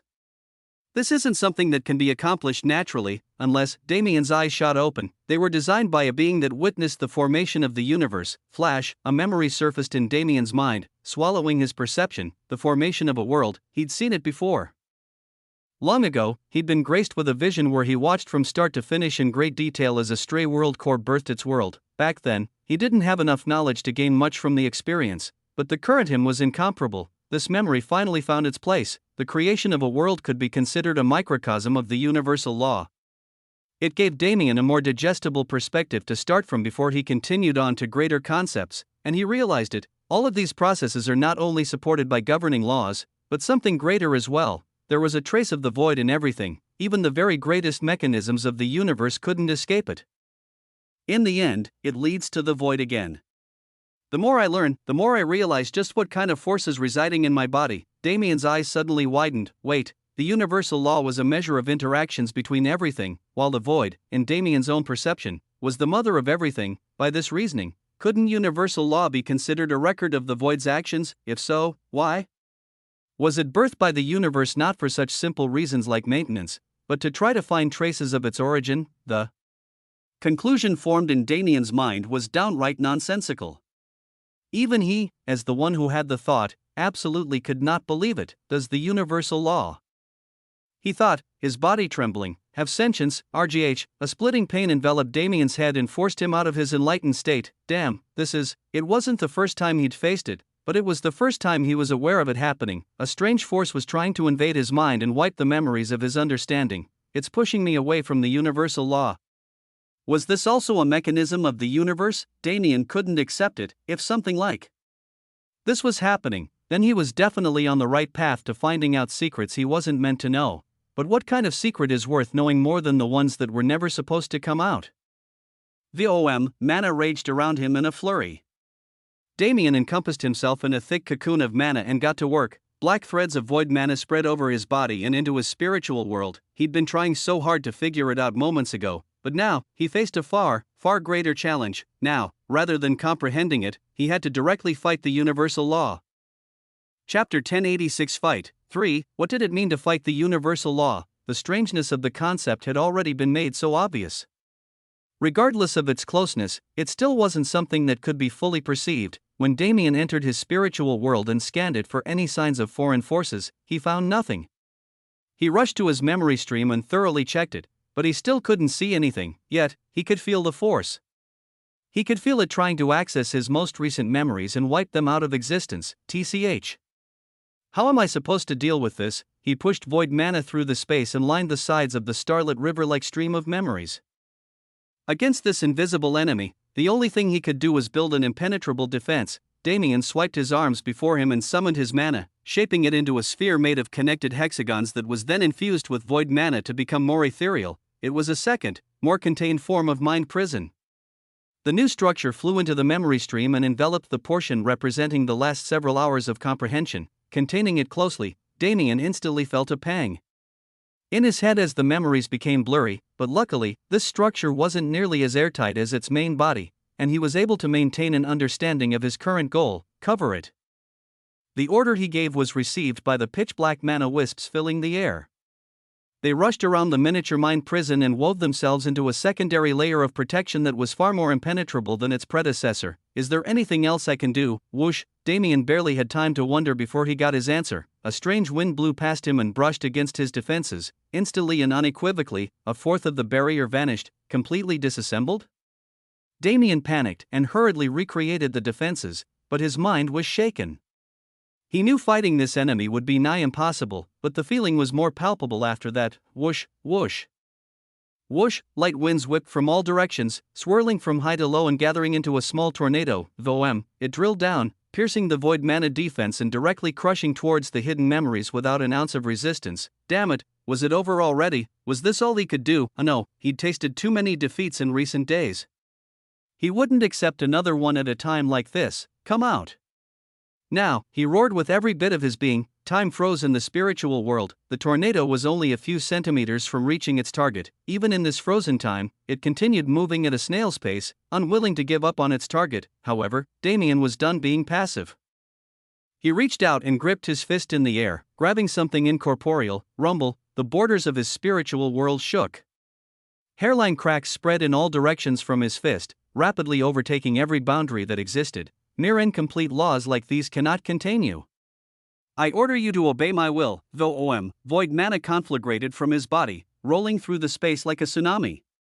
The tremors in space became louder and louder. The cracks expanded until they couldn't be contained anymore, and crash, the boundaries of Damien's spiritual world shattered into mirror fragments. It was like an apocalypse, like a protective wall breaking and revealing those within to the desolation they'd been blissfully unaware of.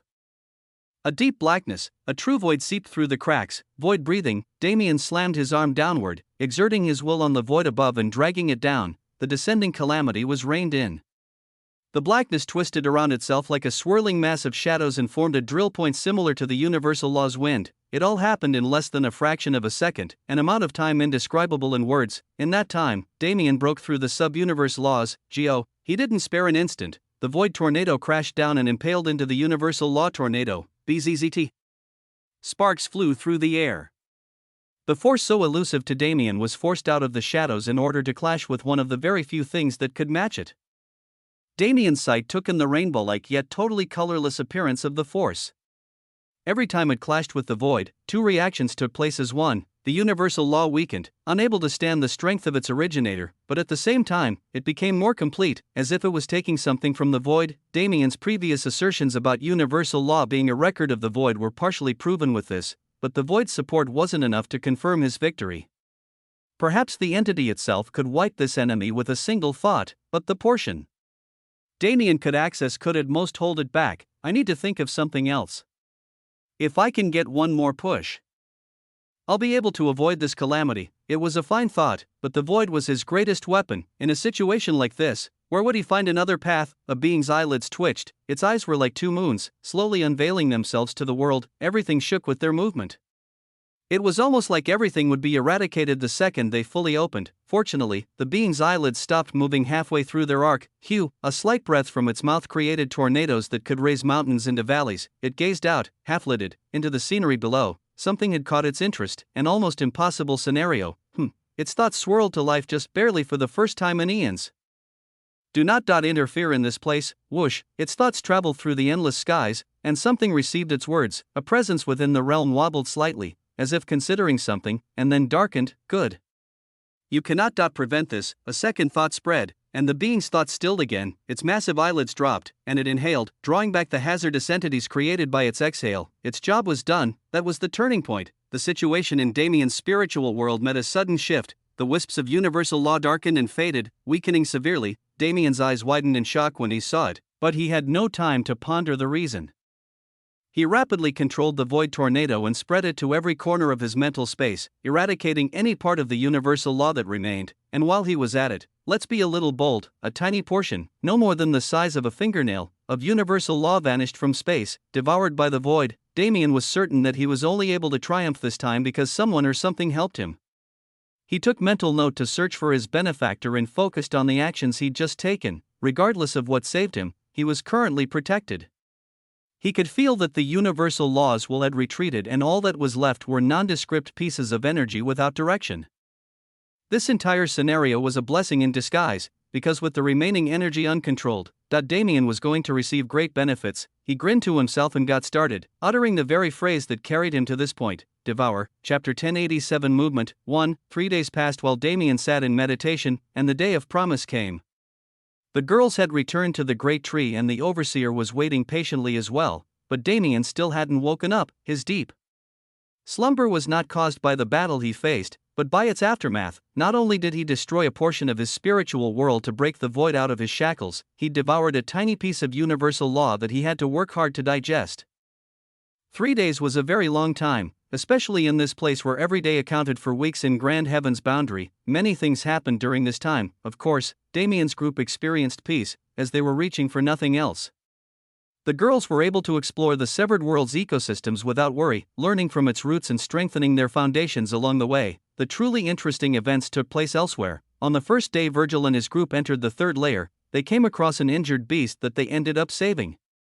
It was just a small sparrow when they met it, and after healing it, they sent it on its way. Never would they have expected that the mother of this sparrow was quite the powerful beast who currently held the ambition to earn a place in the central region during the ascension ceremony. However, she was sure she didn't have much of a chance and enlisted their group to help. They set off to the central region with her on the second day, prepared to defend her flight and aid her with their artifacts. It was almost as if Virgil had the so-called protagonist's luck. To survive a night in the third layer without killing a single messenger bird and even find a free ride to the most important event of his sub-universe, could there be any better explanation? The woman named Sia, on the other hand, split from their group at this point, her destination unknown. She soon disappeared into the vibrant rainforest and erased herself from any perception that could have followed her.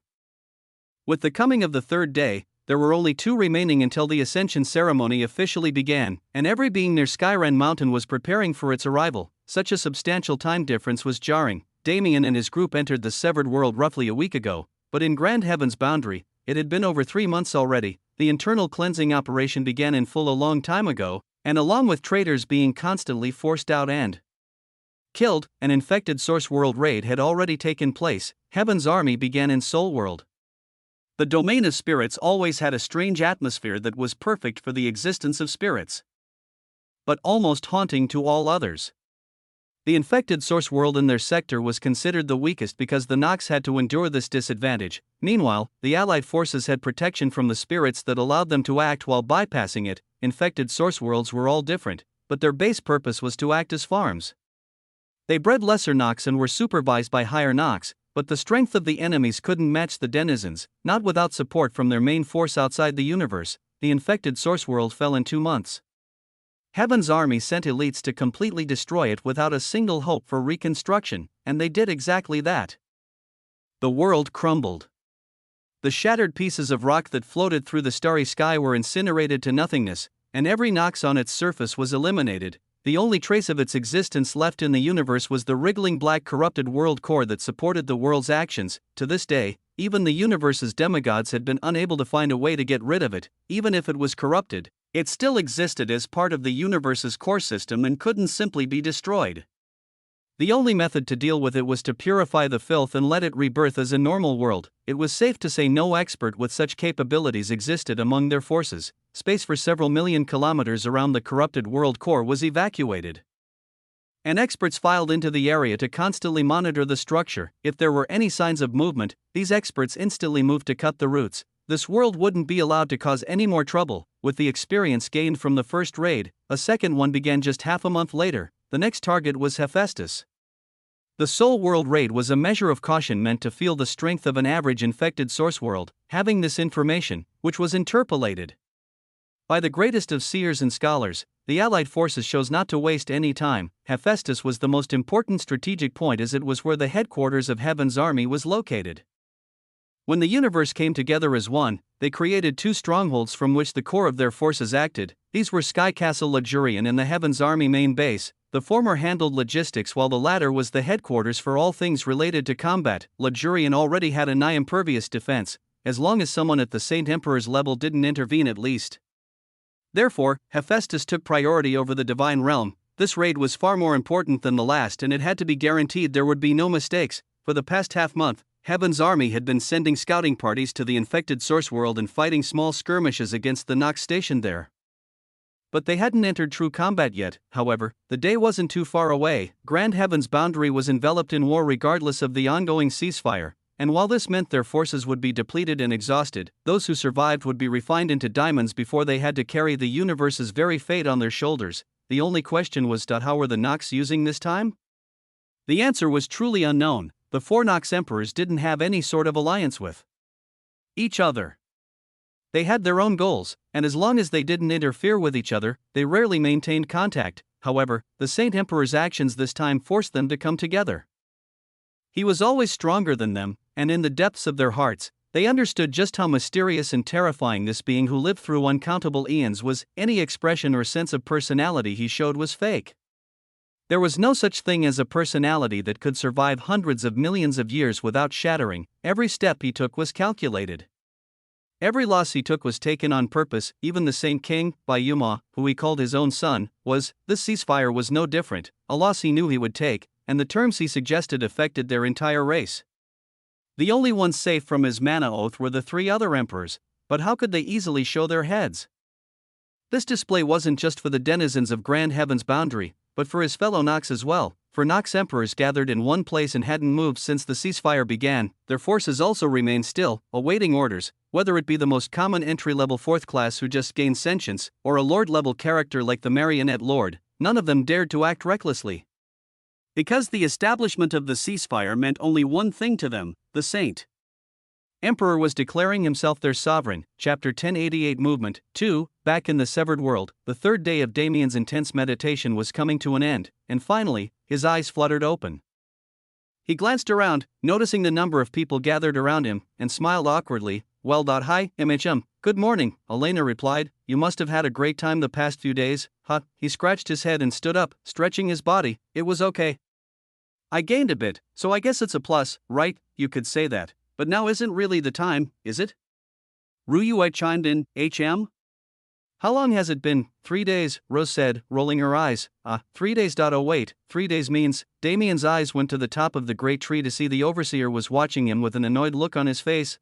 No need to speak. I understand your delay, but I won't tolerate further delays.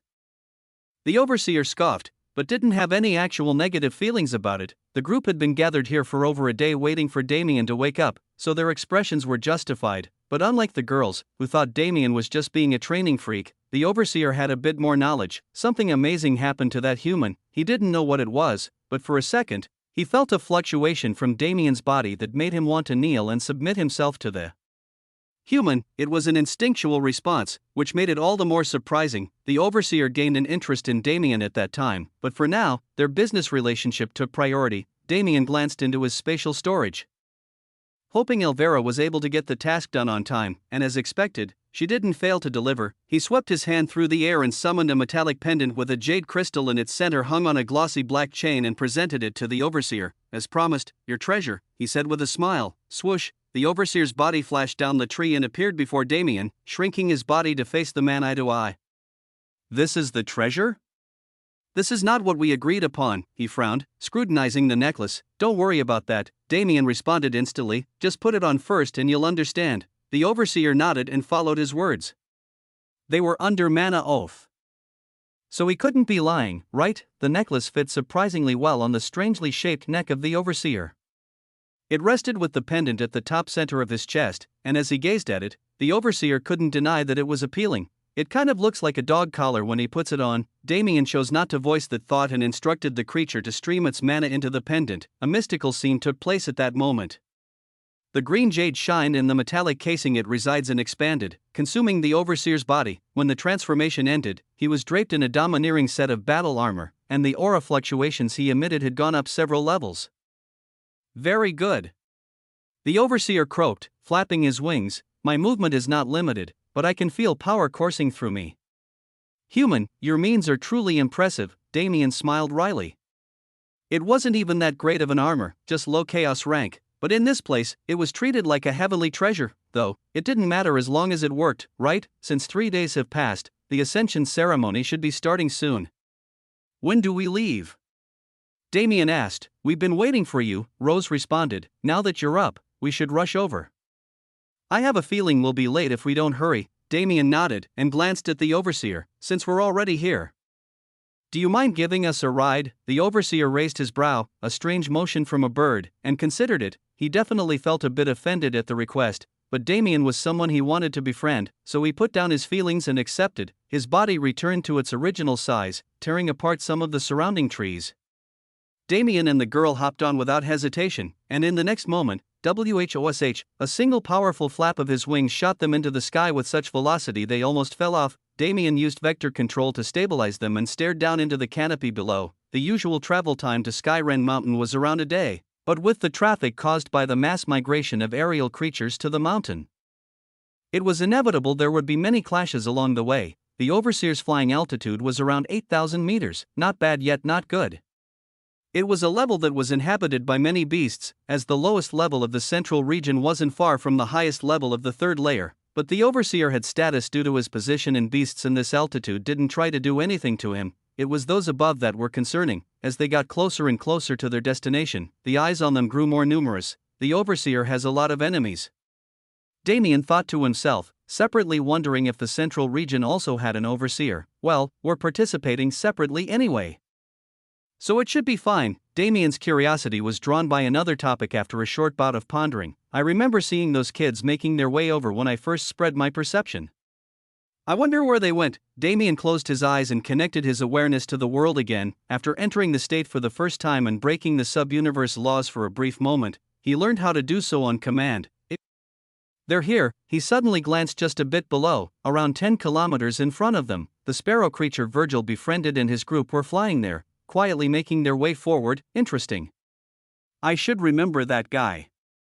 His luck will probably get him places, Damien noted. Besides that, didn't they have another companion, that strange woman who hadn't been a part of the group when they first met? Damien didn't pay her much mind, but he still remembered her. The strange part wasn't her existence, rather, it was the complete opposite. I can't sense her presence anywhere.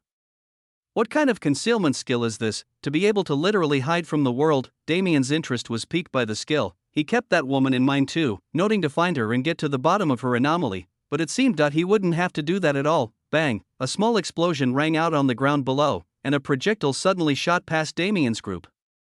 His eyes widened as his gaze followed it. It made a narrow arc and descended slowly, landing on the overseer's back. The creature didn't even notice her presence as it kept flying. It was only Damien and the girls who were graced with this surprise.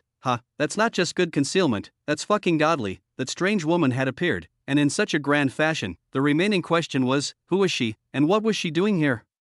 Chapter 1089 Ascension Ceremony 1. The scene was utterly silent. Damien and the girls lowered their stances in preparation for combat, staring at the woman who decided to join them on the overseer's back. The strength she showcased to arrive here and conceal her presence from the very being she was standing on already made them more than wary. In a sense, it surpassed the restrictions set on outsiders exploring the realm. Damien frowned. He had no interest in starting a conversation with this stranger, nor did he want to recklessly engage. Yet, this person also seemed to have no intention of initiating. She panned her gaze over their group expressionlessly, cracking a slight smile when her eyes landed on Damien. Hello, she offered a single greeting and a nod, raising her hands in the air to proclaim her innocence. She frowned slightly upon gaining no reaction from the group and continued, I did not come here to fight. I want to join your group. Damien let out an unintentional sound of confusion. Of all things, this definitely wasn't what he expected. You want to join us? He echoed, making sure he heard her properly. Yes, this is my wish, the woman responded confidently. I refuse. Damien's answer came without hesitation. In what world would he be stupid enough to accept some random stranger into their party? Besides, they were already so close to the goal. Was there a point in having a new travel companion at this time? The woman raised her brow, clearly surprised by Damien's rapid refusal. This won't do. Damien's eyes widened. You swallowed the universal law, didn't you? Her lips were brushing against his ear before he realized what was happening. Tisk, he clicked his tongue and stepped back, narrowing his eyes and glaring at her. Her movement ability was one thing, but how did she know about his interaction with the universal law? He hadn't even told the girls yet, since an in-depth explanation would take quite some time. There shouldn't have been anyone except him and the mysterious being who aided him who knew that the universal law invaded this sub-universe, unless she's that person. Impossible. Damien shook the thought off without hesitation. She had special characteristics in her aura and existence, but she was not the presence from that time. Damien's killing intent was nearly palpable, a stranger who was able to learn such things and evade his perception with such efficiency. Was an enemy to be killed? The woman's expression turned wry. Did I not say I came here peacefully? I am not just asking you to let me join your party. I will provide sufficient compensation to ensure you don't regret your decision. Compensation, I cannot tell you its specific nature at the moment. However, her words trailed off as she traced her finger through the air. A formless fluctuation presented itself, hardening Damien's expression instantly. She's dangerous. Whatever the force she used was, it bore similarities to universal law that would be impossible to achieve without seeing it for oneself. If this woman followed the same path as him, it truly wouldn't be a bad idea to have her join the party. But, he turned to the girls for their opinion. What? You're considering it? Elena asked first in bafflement. She offered something I pretty much can't refuse. The problem is that only an idiot would trust her. What is the offer? Ruyui asked next. This. Damien hesitated for a second, trying to find a way to concisely explain, but then he realized he had no need to do that at all. She offered me comprehension of the universal law. The concept of the universe's ruling power was well known, and the girls' changing expressions made it obvious that they understood the implications of those words. Is it possible for her to have something like that? Rose questioned. Glancing at the woman, it is. She personally, Damien's brow twitched slightly. So that's how it is. What happened? The trio questioned his sudden halt, making him scratch his head. I've more or less figured out the situation. Let's trust her for now. If anything happens, we can handle ourselves. No, they nodded at his words, albeit in confusion. There was something about this matter that Damien wasn't revealing, but they didn't ask. After all, if he didn't want to say anything, it wasn't something for them to know. Damien had become far more open after their relationships were solidified, and even secrets about the void had been shared with this point. Nowadays, there was no reason to doubt his sincerity. Their conversation took place over sound transmission, hidden from outside perception, but the woman was already smiling like she knew the outcome. Damien turned to her, a frown still painted on his face, and outstretched his hand. Then, we will work together for now. I hope you can pull your weight, he said sternly. The woman, Sia, nodded and shook his hand. That is natural. Should we discuss the terms of our cooperation? Damien voiced his agreement. From there, the process was mundane. Sia wanted to participate in the ascension ceremony with them, but their goal was too high for them to bring outsiders along. Luckily, Sisa's goals differed from there. She mentioned two landmarks, the Blessing Shrine and the Lunar River, which she wished for them to accompany her to. After this was accomplished, she promised to separate from their group and not bother them. The more they conversed, the more it seemed like Sia just switched from the weaker Virgil group to the stronger Damien group to better accomplish her goals, which ended up building a modicum of trust between her and the group. But Damien had other ideas. If this is how we're playing, then let's play for now. He thought to himself with a smile. This Sia's identity was definitely more mysterious than she let on. Nevertheless, a new member of their group was added at this sudden juncture. And it was unknown whether it was positive or negative. The slopes of Skyran Mountain became clearer and clearer in the misty skies. They were only a few hours away at this point. The number of aerial beasts around them was monstrous. The airspace was crowded with tens of thousands, maybe even hundreds of thousands of bodies, yet, they never clashed unintentionally, their hierarchy providing a clear order to their flight. Damien expected more preliminary competition, but the journey was quite smooth. He underestimated how important this ceremony was to the beasts of this realm. Status was something he never cared about. But he was only allowed to possess such a mentality because he had power. To these beasts, the only way to gain power was status and vice versa. For some, failing meant becoming prey, an inevitable death. The ascension ceremony was known as a grand and sacred occasion, but it only felt that way for the ones at the top. For those in the third layer, even if it was the overseer, this event was a battle of survival, a struggle to earn the right to life. There was absolutely no room to fool around here. Hours passed in this solemn atmosphere, and the time finally came. They'd arrived at their destination. Chapter 1090 Ascension Ceremony 2. It was like a scene out of a movie. Their view was hindered by mist, but it cleared away once they got close. The true surface of Skyran Mountain, in terms of appearance, it wasn't the most extravagant mountain Damien had seen. It was steep and rocky, without much vitality on its surface. It was, for lack of better phrasing, a lanky mountain. It didn't have much width, but its height was amazing. Roughly 1,000 kilometers of its body were revealed under the cloud layer, and one could only imagine what was hidden above it. What stood out about Skyran Mountain wasn't its actual surface, but its existence. It was a mountain forged by the Cloud Emperor as his perch, and it held such an aura that made the natives of this realm instinctually lower their heads. To climb it was a sacred privilege regardless of one's personal circumstances. There were many who knew this would be their day of death, but they had no intention to hide away because of this fact. Any being with the capability of flight had arrived here, with the last groups making their way to the location now. The sky was filled with them, but as this was a ceremony, they did not push their hierarchy into their positioning. They formed a ring around Skyren Mountain that spanned several kilometers, beasts of all orders hovering side by side in this formation.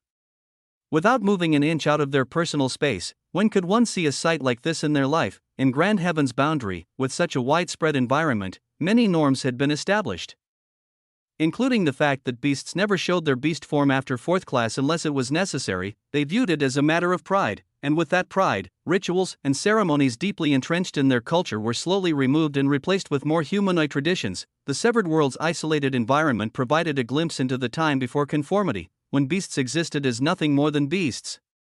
Perhaps their society was developed, but it was rich in a lovely atmosphere of history and tradition that couldn't be replicated in places where it wasn't cultivated naturally. Damien found himself consumed by this environment. He forgot everything, even the stranger who was now accompanying him, and got lost in the feeling, the beating of wings around him. It sounded chaotic, but there was a rhythm to it, a rhythm of excitement, anticipation, rivalry, and determination. The winds carried a certain smell, as if the world itself was preparing for the arrival of something great. Even the mana itself seemed to jump in joy, dancing around Damien's body like little spirits who'd found a new toy.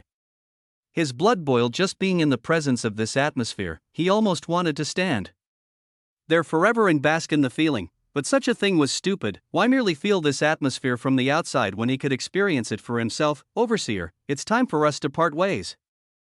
I wish you luck in your climb, he said, placing his hand on the large bird's back. As to you, the overseer responded, regardless of the results, I hope we can maintain our friendship. That's natural. Damien smiled. He looked at the girls and nodded. Zara, you ready? I've been waiting for this since we got here. I'm more than just ready. Damien's shadow expanded, and Zara's form appeared in reality. She didn't waste time and jumped off the overseer's back, expanding to her full size. She was bigger than some of the strongest birds they saw, a fact that quickly drew attention to her. But competition was competition. If they were going to do this, they had to do it right. Damien, the girls, and Sia jumped into Zara's back and bid a final farewell to the overseer, moving to a different part of the ring. After all, they didn't want to come into conflict with him when the time came. Hours passed, more and more beasts arrived as night fell and the moon made its way through the sky. When it changed places with the sun, the event would begin. Damien took this time to observe the competition, but more importantly, found you, there was a large eagle flying around a kilometer away. Its body was surrounded by smaller birds, a race very familiar to Damien's group, the Wind Spirit King. Damien memorized his general location for future use and sat down in meditation. The night passed like that. The silence was jarring. The utmost seriousness with which this ceremony was treated became obvious. Those who tried to act arrogant or gain an advantage through tricks were killed before they could try to ruin the sanctity of the moment, and Damien rejoiced at the fact that their grudge hadn't affected them quite yet. The cycle of night and day held great importance in the culture of these beasts, and when the sun rose this time, something descended from the cloud layer. It was a pure white Pegasus with the head of an eagle. It wore ornate armor of white and gold, and its arrogance was strong enough to be felt despite the distance between it and the crowd. Its appearance caused a stir. Phew, it was an exhale that came from many directions as those participating in the ceremony steadied their breaths. The Pegasus looked at them, indifference painting its eyes, and raised its head into the air. Whoosh, the wind that whipped in that moment could be heard for kilometers. Wings furled and unfurled, positions were taken, final preparations were made. This was the final second. The final second before, the Pegasus roared. With all its power, spreading mana through the heavens, the horns of battle were sounded. Then the troops began to move. So many wings slammed against the air at the same time that a sonic boom spread from one side of the ring to the other, absolutely obliterating the wind for tens of kilometers outside its radius. The aerial beasts charged forward, moving towards Skyren Mountain so they could climb to its peak. Zara, let's go. Yes, bang! Zara shot forward with the crowd, ducking and weaving through the beasts around her with total precision and using her shadow abilities to keep her stably in the middle of it. They arrived at the mountainside within seconds, and then, whoosh, Zara flapped her wings and pushed her mana, steeply arcing into an almost totally vertical ascent. Whoa, Damien, and the rest stumbled for a moment before he spread vector control to keep them anchored to her back. He was honestly expecting some kind of grand entrance. But he was totally wrong. Beasts were simple creatures that didn't engage in sophistry. Once the time came, they did what they needed to do without a single word. Countless aerial beasts shot up the side of the mountain from all directions, creating a blanket that hid its surface from the outside world. Many observers watched from the ground, enamored by the ceremony they could only dream of, while those participating could focus on nothing else. There were already battles starting. The weakest beasts started to drop out, and in their final attempts, they tried to bring everyone around them down as well. Bang! Zara swerved to the side, avoiding a bird that exploded itself upon realizing its failure. In consequence, she bumped into the beast flying to her right, angering it and starting a fight. They'd only been on the mountain for a few seconds, and its pressure hadn't even started affecting them yet, but the competition was already so fierce, the ascension ceremony had truly begun. Chapter 1091 Ascension Ceremony 3. The rushing wind, the sound of chaos, the bloody skirmishes. It could only be described as exhilarating. It was hard to imagine such a moment, enveloped in an atmosphere like war without truly having to fight a war. This was the purpose of the Ascension Ceremony. It was impossible to hear anything over the winds and the screeching and roaring of beasts. In all directions, one could see impressive displays of both combat and non-aggressive climbing. It really depended on where one's abilities lay. The stronger beasts that didn't have as much maneuverability climbed higher by tearing others down and using them as stepping stools, while their opposites ducked and weaved through the crowded mountainside with utter precision. There was no such thing as pacing in an event like this. Even if one reached a high level, if they reached it slowly, they wouldn't truly earn their status. All those participating used everything they had from the start, not hesitating to show cards they'd been hiding for years to gain an advantage. There were a few specific parts of the mountainside where interesting things were happening. The strongest beasts separated themselves from the crowd quickly and started their own cold war at a higher altitude, but within the main pack, there were two groups that didn't quite fit in. The first was atop the back of a large sparrow. They surrounded her with shields and attacked when needed as she swerved through the masses and charged up. Meanwhile, the second group rode a winged wolf, a rare beast among the crowd, and didn't carry the same care for caution. Zara also used dexterous means to ascend, but there was no way newcomers like them wouldn't be targeted. Anytime they got close to another beast, it would turn hostile and try to bring them down. Of course, none of these small fry had that kind of capability. Bang! Bang! Bang! Freya and Hel showed their might again, emitting furious waves of spatial mana, combined with something much subtler and more deadly. Damien focused on the largest beasts around them, not necessarily causing damage, but forcing their paths to diverge and sometimes even regress away from Zara. The girls also did their roles. Rosa's illusions were extremely useful in a large area filled with enemies like this one. She was able to mimic the appearances of some surrounding beasts and clone them with illusions, drawing others into combat with their main bodies and establishing grudges between the enemies. This was perhaps the most effective strategy. With everyone enveloped by the competitive atmosphere, their emotions were at an all-time high. Any slight provocation was enough to send them over the edge. Once they realized how effective Rosa's illusions were, Elena and Ruyua stopped acting independently and supported her. Arrows of ice and light spread through the opposition randomly, their routes so convoluted that none could find where they came from, especially since Damien and Rose worked together to shield Zara, creating a mirage that blurred her visage in the eyes of others. He couldn't speak for anyone else, but Damien was having a ton of fun. Ha! Higher, higher, higher. This isn't the best you can do, is it? He roared like a madman, slinging his twin guns like a cowboy. You want to see my best? Then I'll happily show you. Zara responded, her sharp teeth glistening in the sunlight as she grinned. After all, her personality was heavily influenced by him. Even if she was more refined now, there was no way she wasn't enjoying something like this. She flew freely at a level she'd never been able to fly before. Her wings flapped gracefully yet with clear purpose, and her bodily adjustments were made with utter precision. The shadow that reflected her appearance on the mountainside stretched out and connected with those of her opponents.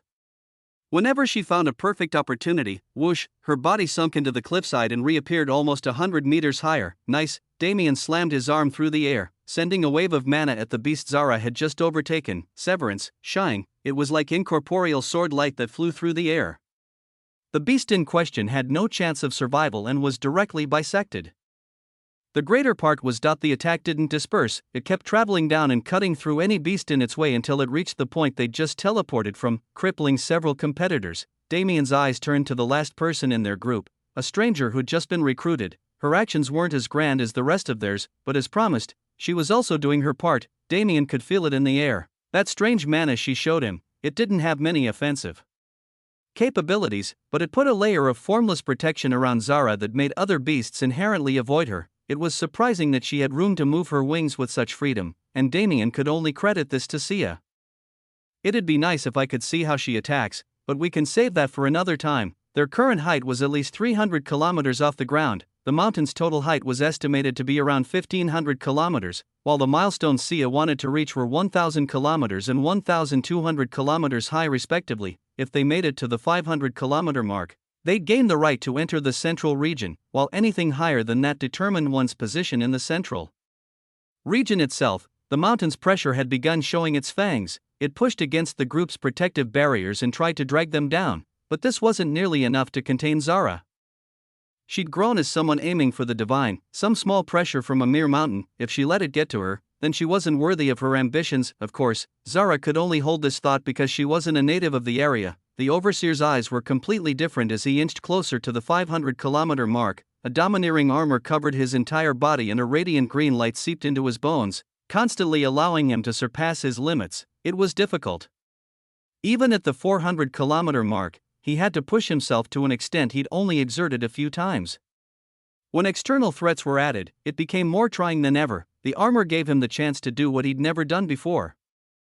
To push past the 500-kilometer mark, the 700-kilometer mark, and even higher, he couldn't allow his own weakness to take away this heavenly blessed opportunity. Swoosh, 425 kilometers, 450 kilometers, he could see the first landmark, the first step to achieving his goal, right in front of him. But nothing was ever that easy. In a situation like this, even if one had the power to achieve something, they had to first ask if their enemies would let them. A shadow covered the overseer's vision. A giant eagle glided directly above him, looking down with a smirk on its face. Wind Spirit King, he yelled through a gritted beak. Ha ha.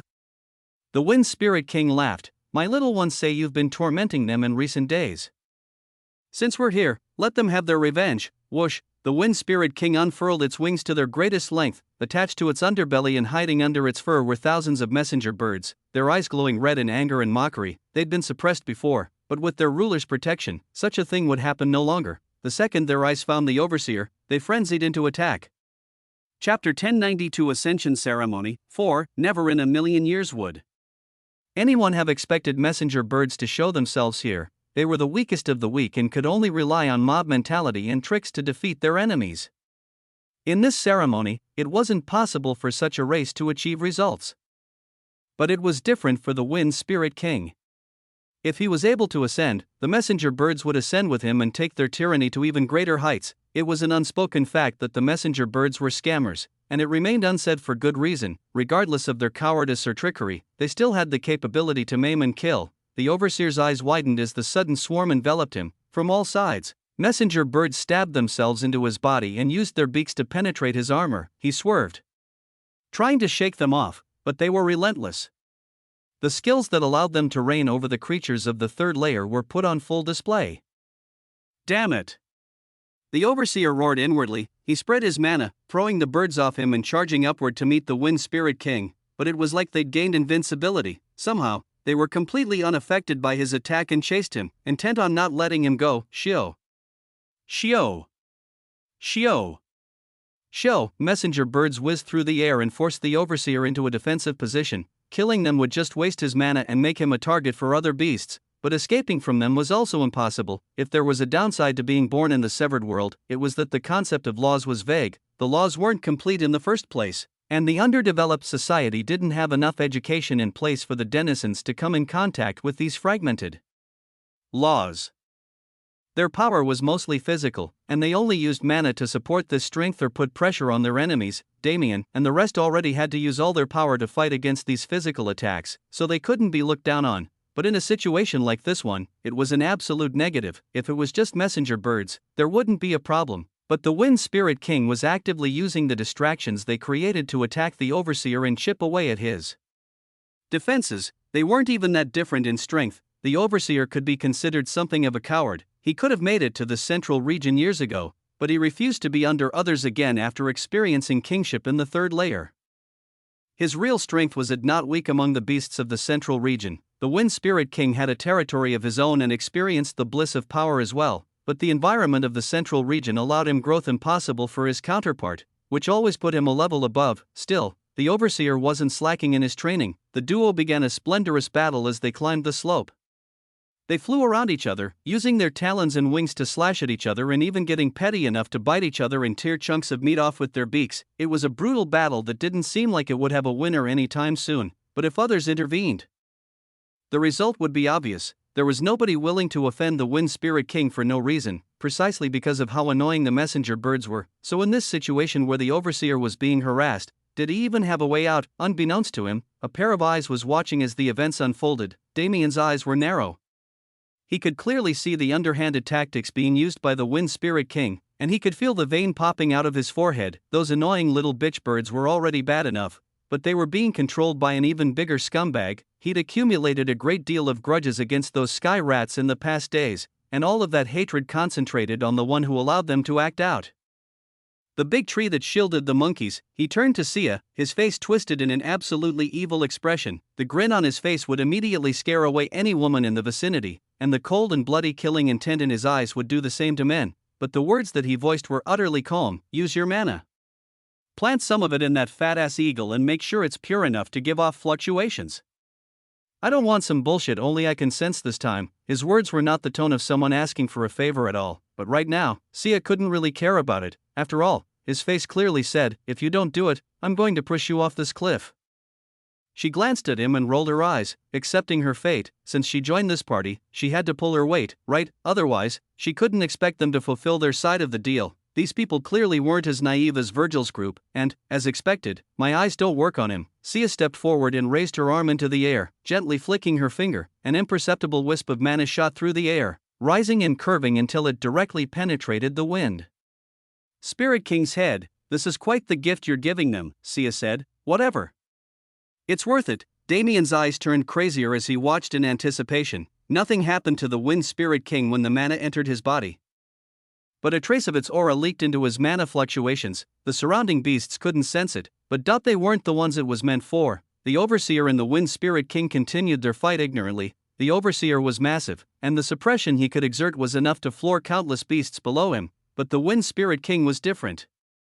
His ability to read and move with the flow of the wind made him an enemy that couldn't be caught with effort alone. The Overseer's talons swept through the air, slashing at nothing in an attempt to hit him. Meanwhile, the Wind Spirit King himself made much more progress. The Overseer's armor was already shattered and had reverted back to its necklace form. His body was covered in bloody wounds that were constantly emancipated before they were allowed to regenerate. You've become weak in your little nest. The Wind Spirit King roared mockingly. Kshish. The Overseer gritted his beak, ignoring the pain of the new gash that appeared on his chest and counterattacking. It was a losing battle from the start. The Overseer already accepted this. The Wind Spirit King's tactics and speed were too much for him to win against, but he'd never accept that he lost because he was weak. Damn it. I will kill you. He roared. His blood was leaking like a waterfall cascading down the mountainside. It was unknown whether or not he'd be able to reach the Wind Spirit King again before he died.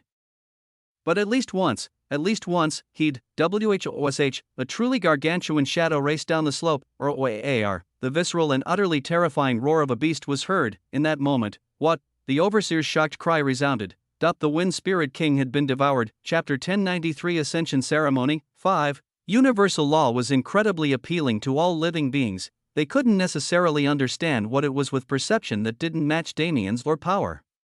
Like Sia, but they could inherently feel the benefits it represented, because universal law was the greatest form of law and held the essence of truth within, regardless of what one practiced. Swallowing a piece of it would boost their comprehension severalfold. It was basically a cheat item. Then, what would happen if even the slightest trace of this golden finger was emitted into the world? Naturally, those who could sense it would go crazy for it. It all happened in a single second. A massive shadow swooped down from above the cloud layer and traversed several hundred kilometers in a single second. It had no care for the ascension ceremony, nor did it bother with the beings around it at all. It swooped down and swallowed the trace of aura it sensed from its perch in the heavens, its massive body causing ripples in the very space of the severed world with every movement. This beast had similar characteristics to a griffin, but rather than the head of an eagle, it had the gaping maw of a crocodile. the overseer, and every beast around him froze, watching in horror as the Wind Spirit King's blood showered down on them. That griffin-like beast made an arc in the air, casting an indifferent gaze at the lowly beings climbing the mountain before rushing back up to its perch. It was an event so jarring that the ascension ceremony almost stalled, but the beasts further away from the area made sure this didn't happen. Haha. Fuck you, stupid eagle. He felt a little strange saying it since he was American on Earth, but Damien couldn't suppress his joy seeing such a scourge be dealt with quickly and easily. Good work, he said to Sia, complimenting her without reservation. Was it necessary to go to such lengths? She asked, glancing into the cloud layer. Of course, Damien responded, it's not just a matter of killing that bitch in the grandest fashion possible. Though that's the main reason. Do you think the beasts up there will let that creature happily enjoy its reward? Naturally, there couldn't be only a single beast who sensed the leaking aura. The griffin might have been the first to come down, but the reason it wasn't followed was because the rest were lying in wait for his return to fight for the treasure. It doesn't matter if he eats it or not, as long as they can tear it out of his stomach. They can still obtain the benefits, Sia murmured, the look in her eyes changing. She didn't expect Damien to be a scheming person. It was surprising to see him make such an informed move. She managed to ignore the fact that this strategy was only an afterthought, though. The Wind Spirit King's death came fast and didn't give anyone time to rationalize it. The messenger birds were still trying to attack, unaware that their support system had been devoured. A light suddenly appeared in the eyes of many beasts. Messenger birds, they were a scourge among scourges. There wasn't a single beast in Skyran Mountain that appreciated their presence, only those that wished them dead. The Wind Spirit King protected them, but he wasn't enough to scare away all the beasts in the central region. The reason why they could claim themselves envoys of the Cloud Emperor, was because the Wind Spirit King had a connection above the cloud layer protecting him. Therefore, killing him became impossible, and the messenger birds gained amnesty as a byproduct. The Wind Spirit King was now dead at the hands of an upper-level being, and the messenger birds, well, the Wind Spirit King's backer never cared about them in the first place. A change occurred. Much of the fighting at lower altitudes came to a halt. The beasts that were previously making an effort to drag their peers down with them threw away their petty desires and descended the mountain, accepting their final results, or rather, they conceded in order to accomplish something greater, to relieve the grudges and stress of so many years, to slaughter messenger birds until the species went extinct. Anyone who reached their limit left to participate in this great event, and with that, the brutal environment of the ascension ceremony also calmed somewhat. The overseer managed to reach the 800-kilometer mark before his armor's regeneration could no longer support him. He looked over to see a blur of black light, still in hot competition with its peers. He couldn't say how, but he knew. He knew it was that group who led the Wind Spirit King to such a humiliating fate. As he resigned to his current position and proudly accepted his place in the central region, he silently thanked his luck that he was accommodating when he first met them. WHOSH, winds whipped up a storm as the crowd made its way further up the mountain. The number of competitors had decreased massively, leaving only a few hundred still ascending, but the overall skill level of these competitors far exceeded the pack they'd begun with. Zara still used the same tactics to climb higher and higher, but it soon became clear that she was being targeted by her peers. On the right, a raven beast and a hawk beast used joint maneuvers to blitz them, while on the left, a fat bird whose flight ability looked questionable was easily following them and slamming into their barriers, knocking them off course and leaving them vulnerable to the slope's dangers. Damien gritted his teeth and maintained the barrier with all his mana. At this point, the atmospheric suppression had reached an insane level. It bore down on their bodies, compacting their bones and forcing them to experience great pain. But this level of harm couldn't sway them. They had goals to achieve, and they wouldn't be satisfied until they achieved them. Zara, how are you holding up? Damien yelled. I'm fine. My body can still take this much. She responded. Zara's beast body was much stronger than even Damien's current human body. She could tell that she wouldn't feel any problems until they surpassed the cloud layer. The problem right now was external. Tisk. Zara clicked her tongue and swerved, dodging the fat bird's charge. She did a strange loop in the air, circling the attackers on the left and leading the fat bird over. She wanted to lure them into combat with each other, but they were clearly too in sync to fall for such tactics. If so, the only thing to do was attack directly. A fierce howl left her maw, and waves of dark and deadly mana spread into the atmosphere. Bang, bang, bang. The attacking beasts were hit and pushed back, shadow mana seeping into their bodies. Whoosh, Zara flapped her wings and shot up without waiting for them to recover. beasts from the severed world still weren't familiar with elemental mana in this manner. So the best strategy to use against them was exactly this. The attack didn't cause much damage, but the mana invading their systems wasn't healthy at all, especially when it compounded. Zara swerved and looped through the sky in formations that would put professional pilots to shame. She barraged the enemy with small attacks that wouldn't alert them but slowly poisoned them, putting them under control. And in the midst of this fierce chase, boom, the atmosphere exploded, sending shockwaves in all directions. Zara and her opponents had broken through the cloud layer. Chapter 1094 Ascension Ceremony 6. It really was a different world above the cloud layer, instead of continuing into a peak. Skyren Mountain expanded outward again, almost as if forming a secondary base. Above the cloud layer was essentially a second mountain stacked on top of the first, a little over 500 kilometers tall. Rushing through the cloud layer meant two things. Firstly, the suppressive force in the air calmed to the point of being mostly bearable, and the atmosphere of the Ascension ceremony went through a total change. Because there were several opportunities present on the slope of this more expansive part of Skyren Mountain, the rapid sprint to the top halted here. From here, what mattered was how high one could get, not how quickly one did it, because even if one took months to do it, making it to the peak was an absolute achievement. The cloud layer was inhabited by the strongest beasts in the entire sub-universe, and none of them were willing to easily give up their spots at the top. If one wanted to get past them, they'd either need to fight or pass a test, neither of which was an easy thing to do. One had to be far more careful after reaching this point. Any mistakes could lead to failure, which meant certain death. There were plenty of beasts who ascended past the cloud layer years ago yet were still challenging their way up its side. In a sense, it could be said that the Ascension ceremony never ended in this area. Whoosh, Zara pushed up the slopes and did donuts around her pursuers, evening her flight path to match the slope's angle. Damien and the rest wanted to take a moment to admire the scenery, but they didn't have the time. The Blessing Shrine is not far from here. It's best for us to take the rest of the journey on the ground, Sia said, spreading her mana to reinforce Zara's barrier. Damien nodded, patting Zara's back and transmitting the order. His eyes never left the three beasts that still hadn't dropped their pursuit. From the looks of it, they also know about the Blessing Shrine. I'm not sure exactly what it is, but with a name like that, it has to be a benefit. Good, let's land. Everyone, get ready for combat. Fighting from Zara's back was difficult because their mobility was limited, and their current abilities didn't allow them to fly freely at such an altitude. Perhaps they'd be disadvantaged facing flying beasts on the ground, but it wouldn't be as much of a disadvantage as what they were currently facing. After all of them had extreme control over their mana. Boom, Zara's paws heavily landed on the ground. Damien and his group jumped off, and she didn't waste time to get back in the air. She didn't mind carrying them, but objectively, they were a burden. Without having to worry about their safety, she could maneuver as freely as she wished. Fat bird, you're dead. She gnashed her teeth and shot through the air like a comet on a straight path towards the fat bird. It was the most annoying of the bunch and the one that she wanted to kill the most. Her mana flared, blackness filling the blue sky. The fat bird didn't know what hit it. Zara turned into a beam of light and arrived behind it in an instant, slashing her claws without mercy. Shing! The sound was like a sword cutting the wind. Blood spurted out of the bird's back, and it screeched in pain, turning to her in anger. Their battle began there, a battle of speed versus strength. The fat bird's strength was what caused Zara the most trouble on the ascent here. If it wasn't for that bird, the other two wouldn't have been able to harm her. It was their fault she couldn't get rid of it then.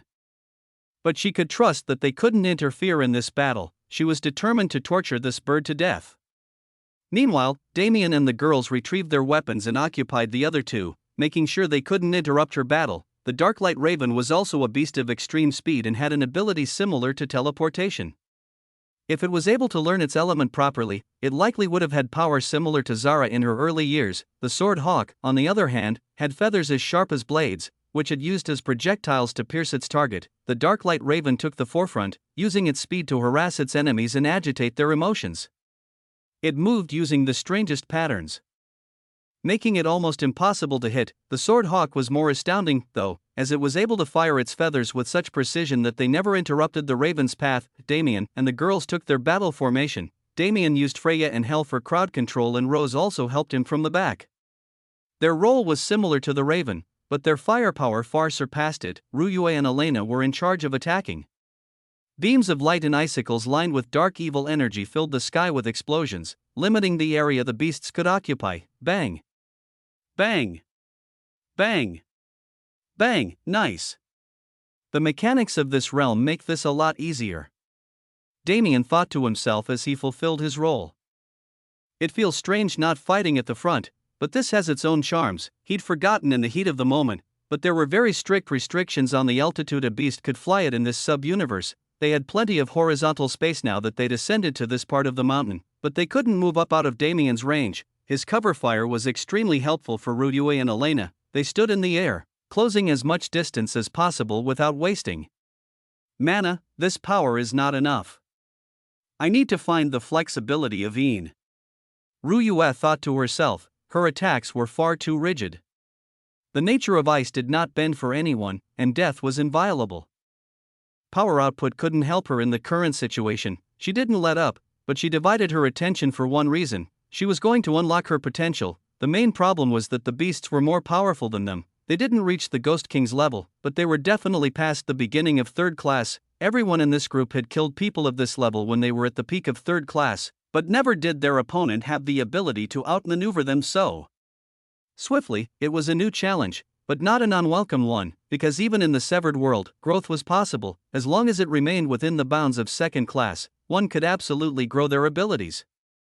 This was part of the allure that drew so many experts here. It was a place to strengthen one's foundation, to limit one's strength and gain a better understanding of their strength. Perhaps this was a battle, but nobody in the group viewed it as life-threatening. For them, this was just another opportunity to train, and a precursor to the reward they were soon to receive. Chapter 1095 Ascension Ceremony 7. Chapter 1095 Ascension Ceremony 7. Shio.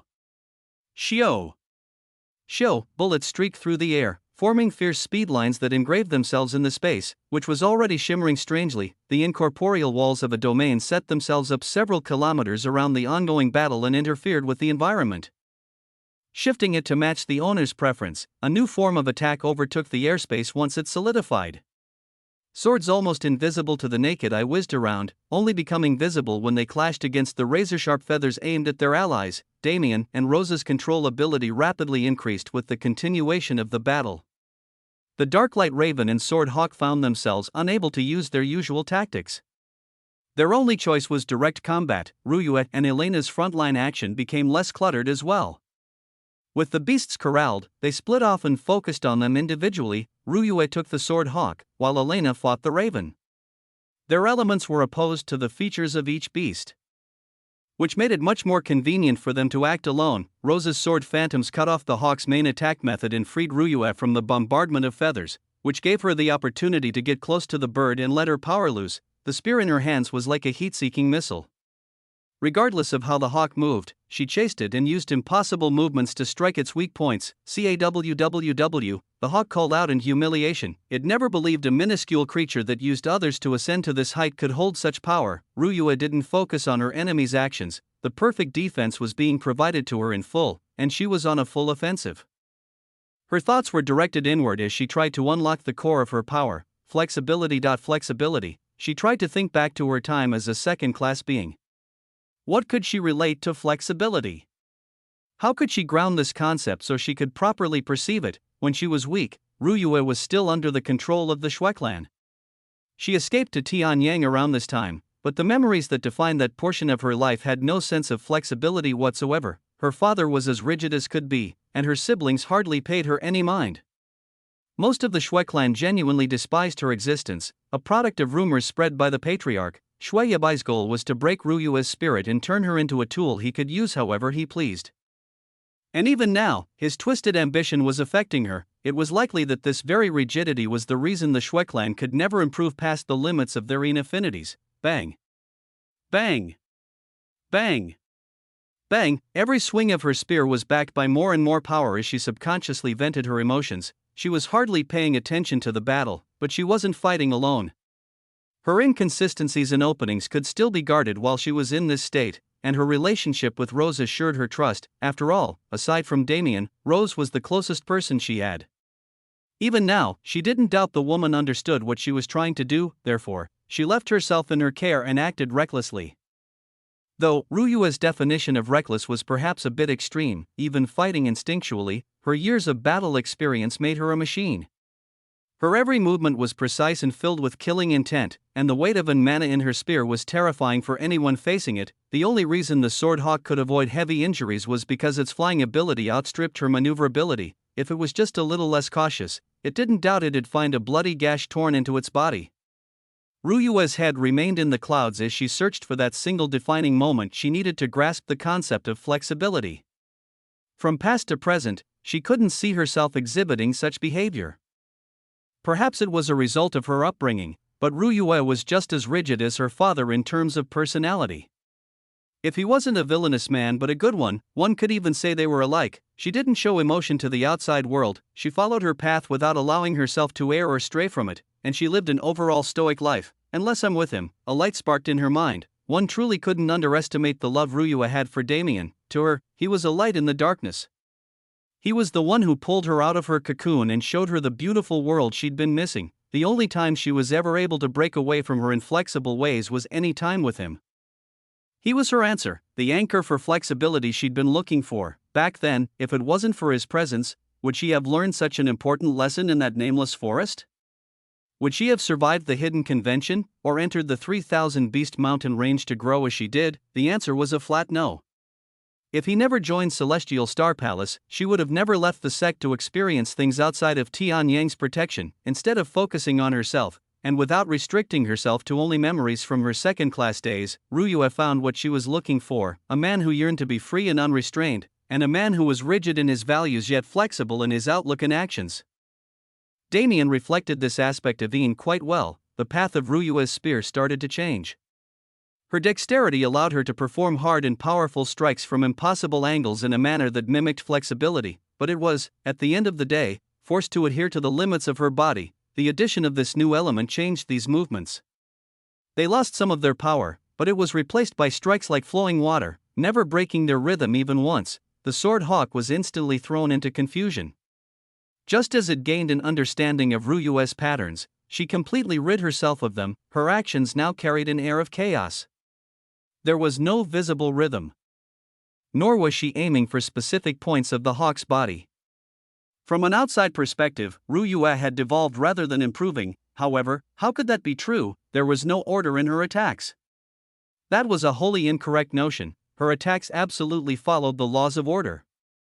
The never-ending rhythm of her spear might have seemed random, but every bit of it carried clear intention. Ryua's eyes were closed at this point. Her senses felt connected to nature, able to perceive the outside world perfectly without sight. She stepped through the air in a strange pattern, small ripples spreading below her soles as if she were stepping on shallow water. Her spear was closer to a living entity than a weapon at this point. It was a fearsome snake with its fangs aimed at the Sword Hawk's throat. Rosa's eyes narrowed. It was time to end this battle. She raised her arm into the air and summoned a rain of sword phantoms that barraged the Sword Hawk. They forced themselves into the minute gaps between the hawk's feathers and immobilized its ability. Bind. The remaining sword phantoms swirled together to form a thick heavenly chain, which didn't waste any time coiling around the bird's body and tightening until it could no longer move at all. Ryua's eyes shot open. She lowered her body, holding her spear in position, twin serpent's dance. Her body became a blur. She moved with such speed that she split into two. A true and phantom version, and strangely enough, their movements didn't match. The two spears they held snaked through the air in mystifying patterns, crossing each other and twisting up and down in a way that made one question if their shafts were made of jelly. In the Sword Hawk's eyes, Ryua's form disappeared entirely. She was replaced by twin dragons, azure in color and emitting auras domineering like emperors. They charged at it from both sides, leaving it no possible escape route even if it wasn't restricted. And that was the last sight it saw. Ryua's visage flickered, and in the next instant, she was behind it. Blood spurted into the air. The Sword Hawk's head flew in an arc, landing on the ground below. At that moment. Chapter 1096 Ascension Ceremony 8. Boom! A massive body slammed against the ground and crushed the Sword Hawk's head into bits. However, the hawk's bones were thicker than one would expect. The dark light raven that was thrown onto it felt the bones in its back cracking upon impact, making it screech in pain. Elena wasn't simply going to let it recover, though. She was a streak of light, nothing more, nothing less. Her body crashed to the ground like a nuke, Yggdrasil's branch shining powerfully in her grasp. Bang! She stabbed the sword into the raven's exposed underbelly, allowing her mana to penetrate its muscles. She didn't wait to see the effects of her attack before jumping off. Boom! Boom!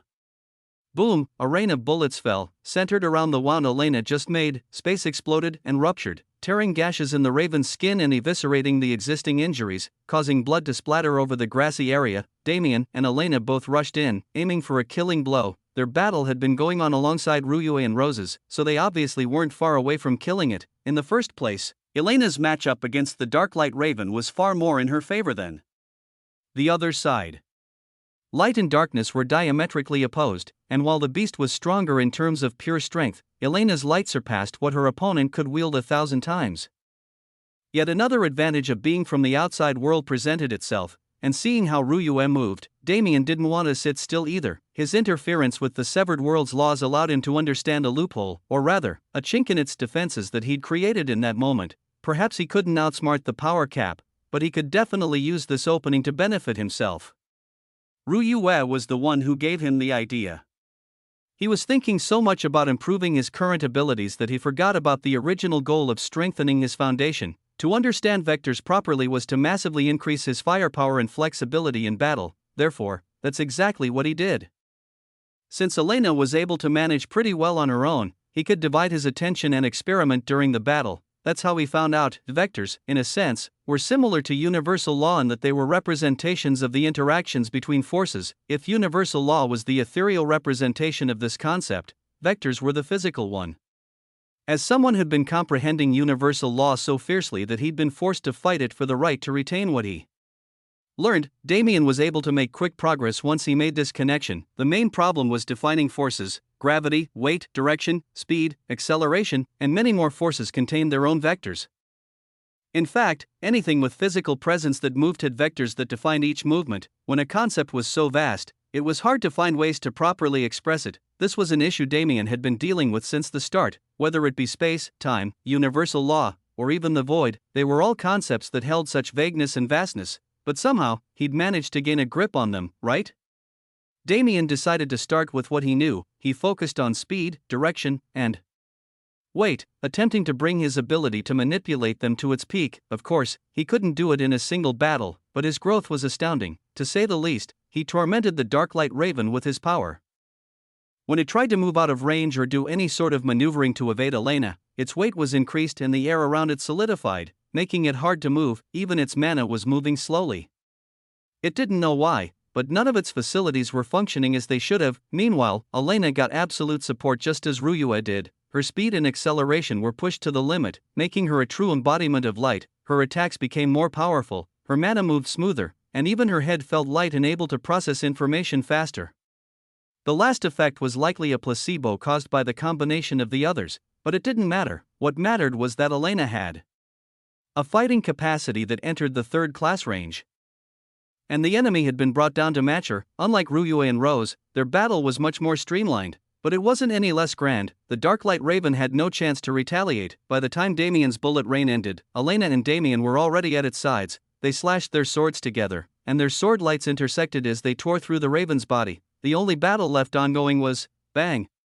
A mangled corpse fell to the ground, splattering into a pancake of meat chunks on impact. Zara landed next to it gracefully, but the blood covering her mouth and claws made her appearance anything but. She grinned as she looked at the fat bird's corpse. As she said from the beginning, it never had a chance. Watching it get corroded by shadow mana as she tormented it mentally was something Zara enjoyed to the maximum. Otherwise, she would have finished long ago. It hurt her pride a little to be the last one done. What a fun battle, Damien remarked with a grin. It was likely the most entertaining event we have experienced thus far. Ryue continued, really? Climbing was the most fun part for me, Elena chimed in. She didn't mean it like that. The word she was looking for was rewarding, Rose said, shaking her head. Ryue nodded in agreement, while the rest followed suit. Indeed, they'd had plenty of dangerous encounters and exhilarating encounters. But they'd never been able to gain so much with so little effort since coming to this place. Or maybe it feels like less effort because we've improved. Nowadays, improvement was so vague that Damien forgot the feeling of growing when he was still weak. At this level, every small step felt like a major leap. In the 9 revolutions, every small step was truly a major leap, but it felt like one was barely moving their feet. There's no need to keep waiting, right? Let's head to the Blessing Shrine. Damien and the girls looked towards Sia, who gazed back at them with a raised eyebrow. What? Did you think I knew where it was? I've never been here before, her response was quite lackluster and elicited deadpan gazes from everyone who was listening. Damien shook his head wryly, while Elena rolled her eyes and flicked out her hand. Come out, Isla. A flash of light appeared on her chest, and an entity jumped into the real plane. It was a cat. Damien's eyes widened. Why didn't you tell me you got a cat? He teleported over and swooped Isla into his arms before she knew what was happening, grinning the whole time. Elena smiled wryly. You can pet her later. Isla has an uncanny ability to find treasure. That's why I brought her out. Oh, Damien put the cat down unwillingly and backed off. His love for cats couldn't be underestimated, but for now, they had things to do. Not that there's anything more important than cats, but whatever. Damien shook his head and cleared away his sorrow. To the Blessing Shrine, Chapter 1097. Blessing Shrine 1. Isla's ability, as Elena claimed, was uncanny. The moment she was given a task, she sniffed the air a few times and set off, dashing into the environment without giving the group any time to rest. It was at this time when Damien and the girls also had time to look at the scenery around them. From the outside, flying against its slope, the upper part of Skyren Mountain didn't look much different from the bottom portion. Aside from its size, it was a rocky surface that didn't seem to contain any life. And one would question why they couldn't see the enemies they were expecting when they ascended it. However, it wasn't such a simple surface. Hidden within the rock were plains of green, an ascending landscape that was filled with lush and vibrant flora, along with its own ecosystem of animals, not beasts. For the first time since he fell into the first dungeon, Damien saw regular animals that weren't influenced by mana. Deer, rabbits, goats, small birds, and many other harmless creatures populated these plains, creating a sense of peace and true nature in these hidden spaces, but at the same time, their existence was an oddity. After all, every living being would be affected by mana in some way. Even mortals had lifespans over 150 years because of its effects. Seeing untransformed animals wasn't impossible, but it was almost as rare as, well, there was no need to say more. As Damien and the girls followed Isla, they were welcomed into what was like a second world in the clouds. They crossed over hills and through valleys, they traveled peaceful plains and even thunderous rivers on their way to the Blessing Shrine. Roughly an hour later, Isla finally stopped. Her nose went into the air, her front paw rising slightly off the ground. Sniff, sniff, her eyes shot open, sparkling like gems. Meow, she mewed excitedly, rushed forward, and leaped into the air. Isla! Elena yelled out in panic. After all, the cat just jumped off a cliff. She and the rest rushed to the cliffside and looked over its edge, but all they could see was darkness. I guess we're jumping again, Ruyue sighed. Of course we're jumping. Damien raised his foot off the ground and calmly fell off the cliff. I'll see you at the bottom. The cat just fell into an abyss. There was no time to waste. Ruyue sighed again, accepting her fate of always ending up in the underground, and followed suit with Elena and Rose. Sia looked over the edge with a raised brow, watching the group fall and shaking her head. There is no fear of danger in their bones. Shrugging to herself, she gracefully walked off the edge. Using mana to slow her fall and maintain this grace, considering their past experiences, Damien was expecting a long fall in a dark cave, but he was entirely wrong. Just a few hundred meters into the fall, winds picked up around them, winds filled with the mana of space. So that's what happened. Damien thought as he grinned to himself. It wasn't an abyss, but a gateway. The swirling winds were like silver rivers flowing through the air. They wrapped around the group, and in the next instant, they vanished. Shining sunlight forced them to avert their gazes, making them aware of the change of scenery. The space was just as flourishing as the world outside, a small and nondescript plain filled with flowers, grasses, and a myriad of harmless fauna. The only thing adding some spice to the area was their very goal, the Blessing Shrine. It was a square platform roughly 30 meters in length made out of a cream-white marbled material, raised 1 meter off the ground with steps lining its sides leading up to its surface. Each corner was decorated with a statue made of the same material, representing the figures of warrior-like beings from antiquity, and of course, the main shrine graced the center of the platform. A small structure made of glossy wood, it was almost unworthy of the atmosphere created around it with how plain it was, but that was its charm. For some reason, its subtleness made it all the more sacred. As if it didn't need a grand appearance to convey its worth, the base was created by man, while the shrine's existence remains unknown. The dichotomy is meant to represent humanity's perception of the shrine against its perception of man. Sia spoke up, slowly making her way towards the structure. It is called the Blessing Shrine because of its heavenly ability to grant one the blessing they need the most. It was said to have disappeared from existence long ago, but in reality, it relocated to this severed world. As her explanation continued, more than the shrine, the mysteries around her grew, but it was clear she had no desire to share. After all, the relationship they'd established remained one of business. Never crossing that boundary, there is no specific method to receive a blessing. It is said that one will only be blessed when the shrine deems them ready. She got on her knees and adopted a praying posture, closing her eyes. Then what do we do until it makes that decision? Damien asked. Sia opened her eyes and glanced at him stoically. Pray. She went back to her activities after that, leaving the group to figure out the rest themselves. Well, I guess it's that easy? Damien muttered. It seems so, but we can't be sure, Ruyue replied. True, but we have time right now. Shouldn't we take the chance? Do we have time? I thought you. Rose said, her voice trailing off. But Damien shook his head. Regardless of my personal feelings, our growth comes first. Even if I answer the questions in my mind, it won't matter unless we can survive the coming war, right? Damien wanted to return to the human domain because he had several questions to ask his mother, but the question of his existence was something he could infer about. What he desired was confirmation, but as he said, confirmation meant nothing if he lost his chance to go to the heavenly world by dying in this war. He had enemies both inside the universe and out, with a large number of them being demigods. It wouldn't be possible before his battle with the Saint King, but Damien's current goal was simple. To ascend to divinity as swiftly as possible with enough qualifications to possess extreme strength able to match those who'd been in the realm for decamillenniums, and naturally, he refused to do it alone. He smiled as he led the girls up the stairs, taking his place on the shrine with them to his sides. Zara and Isla also did the same, laying down behind the group. The blessing shrine will give you the blessing you need most. That's what Sia said, but Damien had to wonder, could it really give him what he needed? As someone who'd been forced to introspect and gain an understanding of himself for so long, Damien had long known what his greatest weakness was, but he didn't know any way to fix that weakness but time. Damien was curious if the blessing shrine was really a heavenly descended entity that could read through the veil of the void and understand him. All you have to do is pray. It seems simple, but how do I do that? Chapter 1098 Blessing Shrine 2. Damien was not a faith-driven person. It started as a somewhat childish hatred for the world, where he rejected the existence of a higher power because of the situation he was in, but later, it changed. Why worship something he was aiming to surpass? When higher powers became tangible and Damien realized that it was possible for him to join their ranks, that became his goal, and with the void and universal law around him. He believed in natural law more than anything else. Damien understood faith and even had respect for it. It wasn't as if he didn't know how to make the motions of prayer. What he didn't know how to do was pray with intention. What was he supposed to pray to? To the blessing shrine, to the Cloud Emperor, or maybe to something even greater? The problem with a mind so independent was that it came with deep pride in one's values. Damien always refused to bow his head to anyone except his mother. A bow from him was worth more than the world itself. For someone like that, a ritual like this was uncomfortable, to say the least. Still, he made the motions and closed his eyes, entertaining these idle thoughts. He never took the time to ponder on things like this.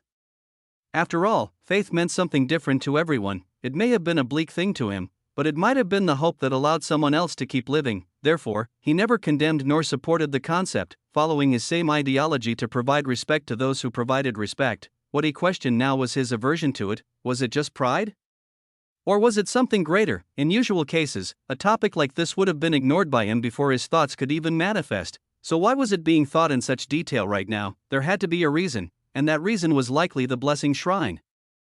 What does it want me to do? Why didn't he just pray, regardless of whether he was praying to anything in particular or not? Why didn't he just suck it up and pray for the sake of the reward? The answer was simpler than he expected. It's because I'm selfish. The things he wanted to achieve, the future he wanted to see, he wanted to grasp it with his own hands. He wasn't a man without faith. He was a man whose faith lay only in himself. Therefore, what was the point of praying? Or rather, perhaps understanding this side of his nature and setting goals for the future was his form of prayer. Damien felt his mind becoming hazy. Worship was only deserved by those higher than oneself.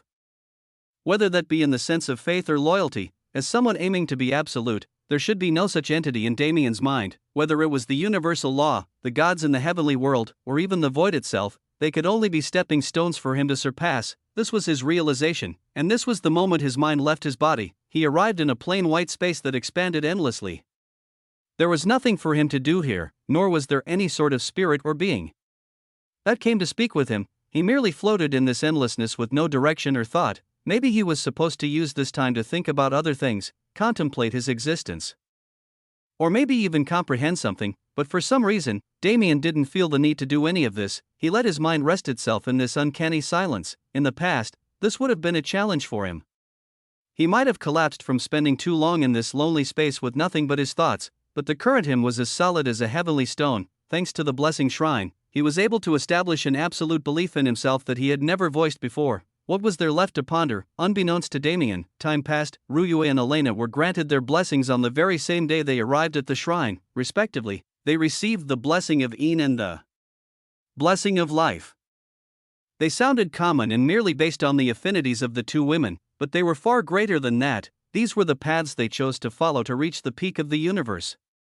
A simple blessing related to them was already a great boon, but these blessings weren't simple at all. They could feel their comprehensive ability was majorly enhanced, and they felt an inherent closeness with their laws they'd never experienced before. It was a state similar to embodiment, yet not quite at that level. Sarah and Isla awoke not long after them, each having received a blessing related to them despite them not praying at all, but instead merely sleeping at the base of the shrine.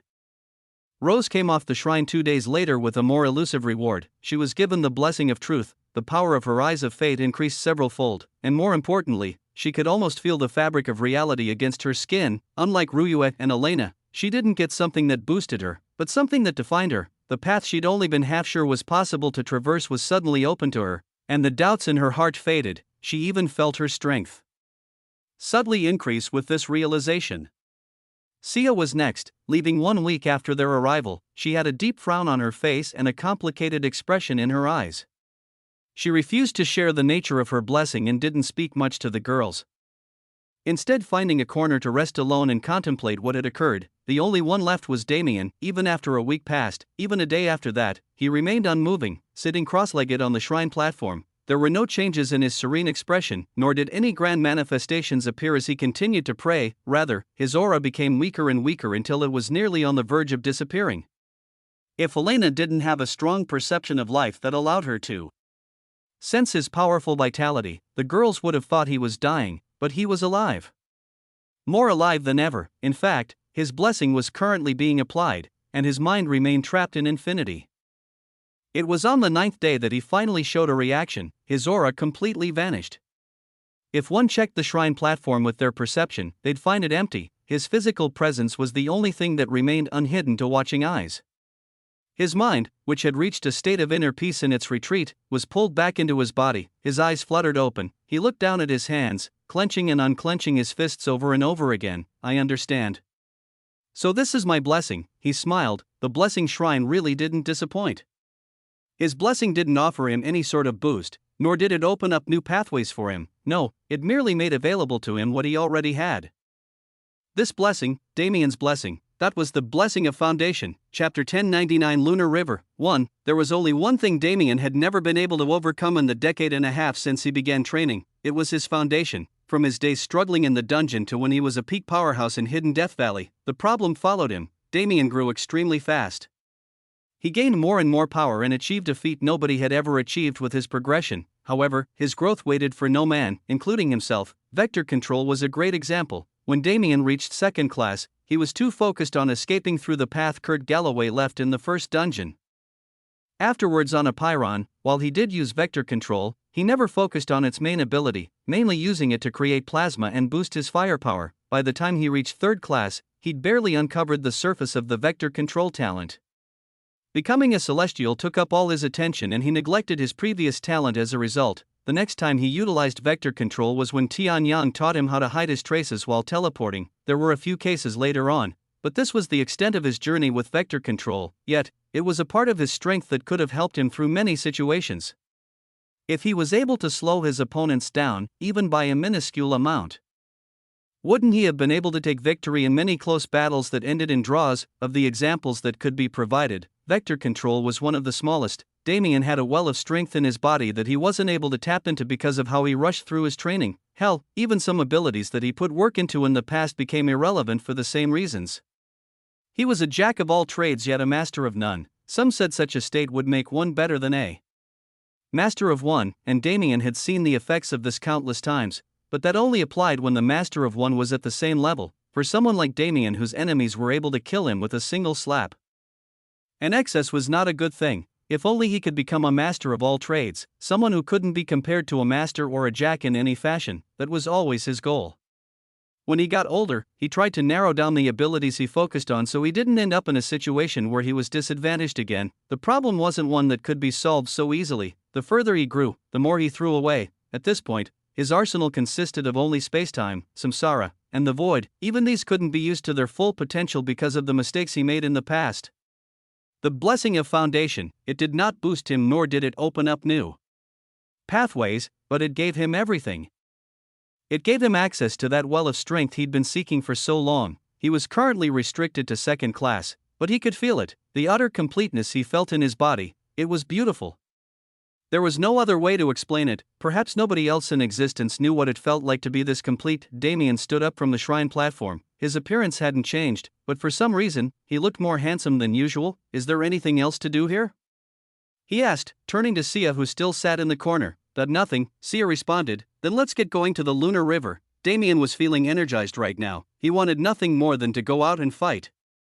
To feel the significance of his blessing firsthand, the girl smiled without a word, letting him enjoy his moment. Zara and Isla stood up and stretched their bodies, and together with fresh minds and rested bodies, they charged up the mountain. Boom!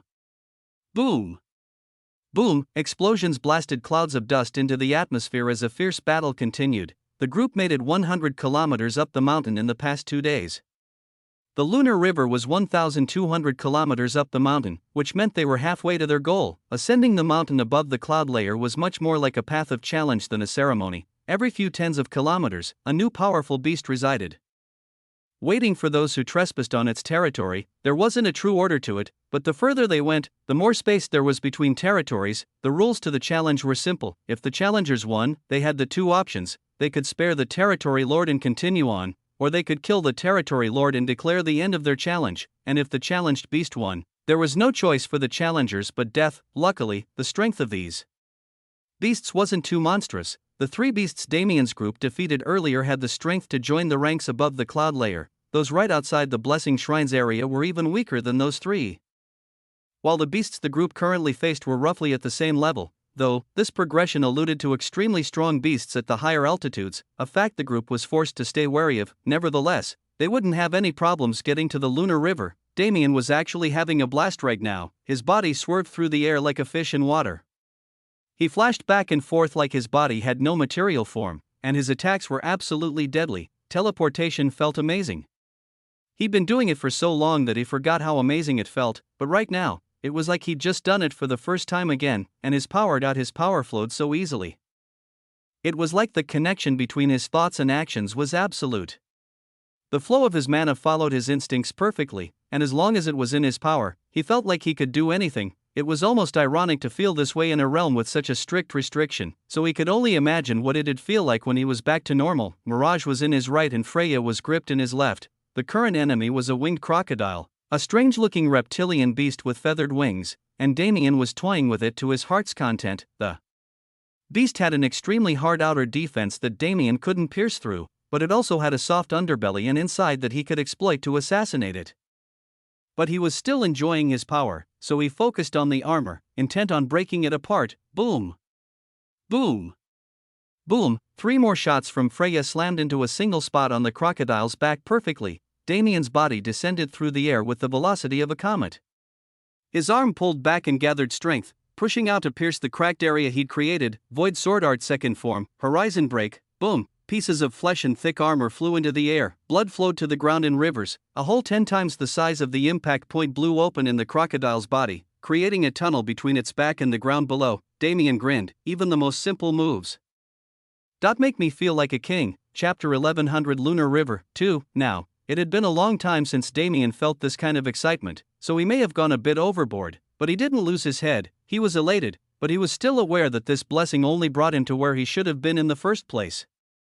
If he wanted to reach his goal, he needed to continue working on himself. What made him feel so elated was the fact that the blessing wasn't a one-and-done situation.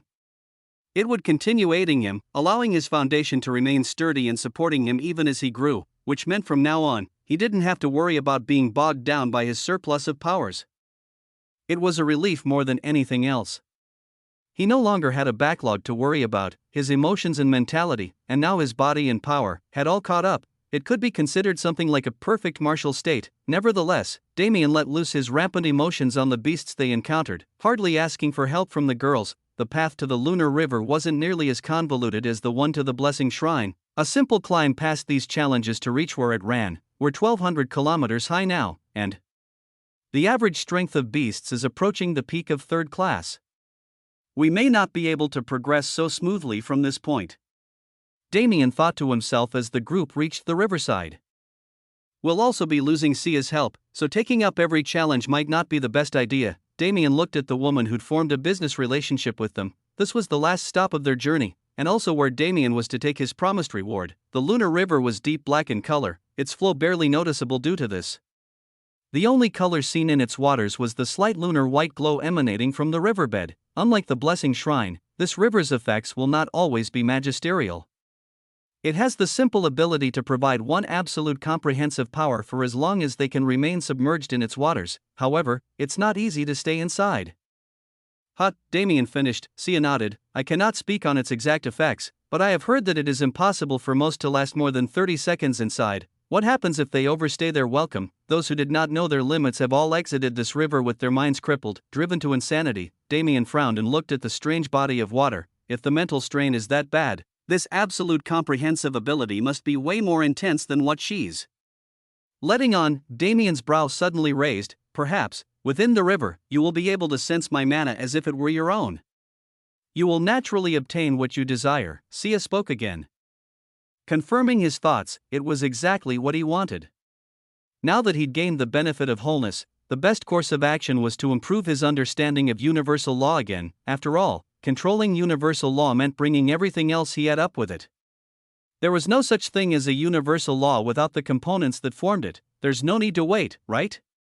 Does anyone have questions? Damien looked to the girls, who shook their heads with eagerness in their eyes, and back to Sia one more time before shrugging. All right then. Good luck, and be careful. He stepped over the river, slowly submerging himself in its waters. When his head went under, his senses exploded. Everything became perceivable with the slightest intention. The laws of the severed world that remained completely hidden displayed themselves, a sight enough to drive anyone mad. Damien kept his eyes closed and focused his senses.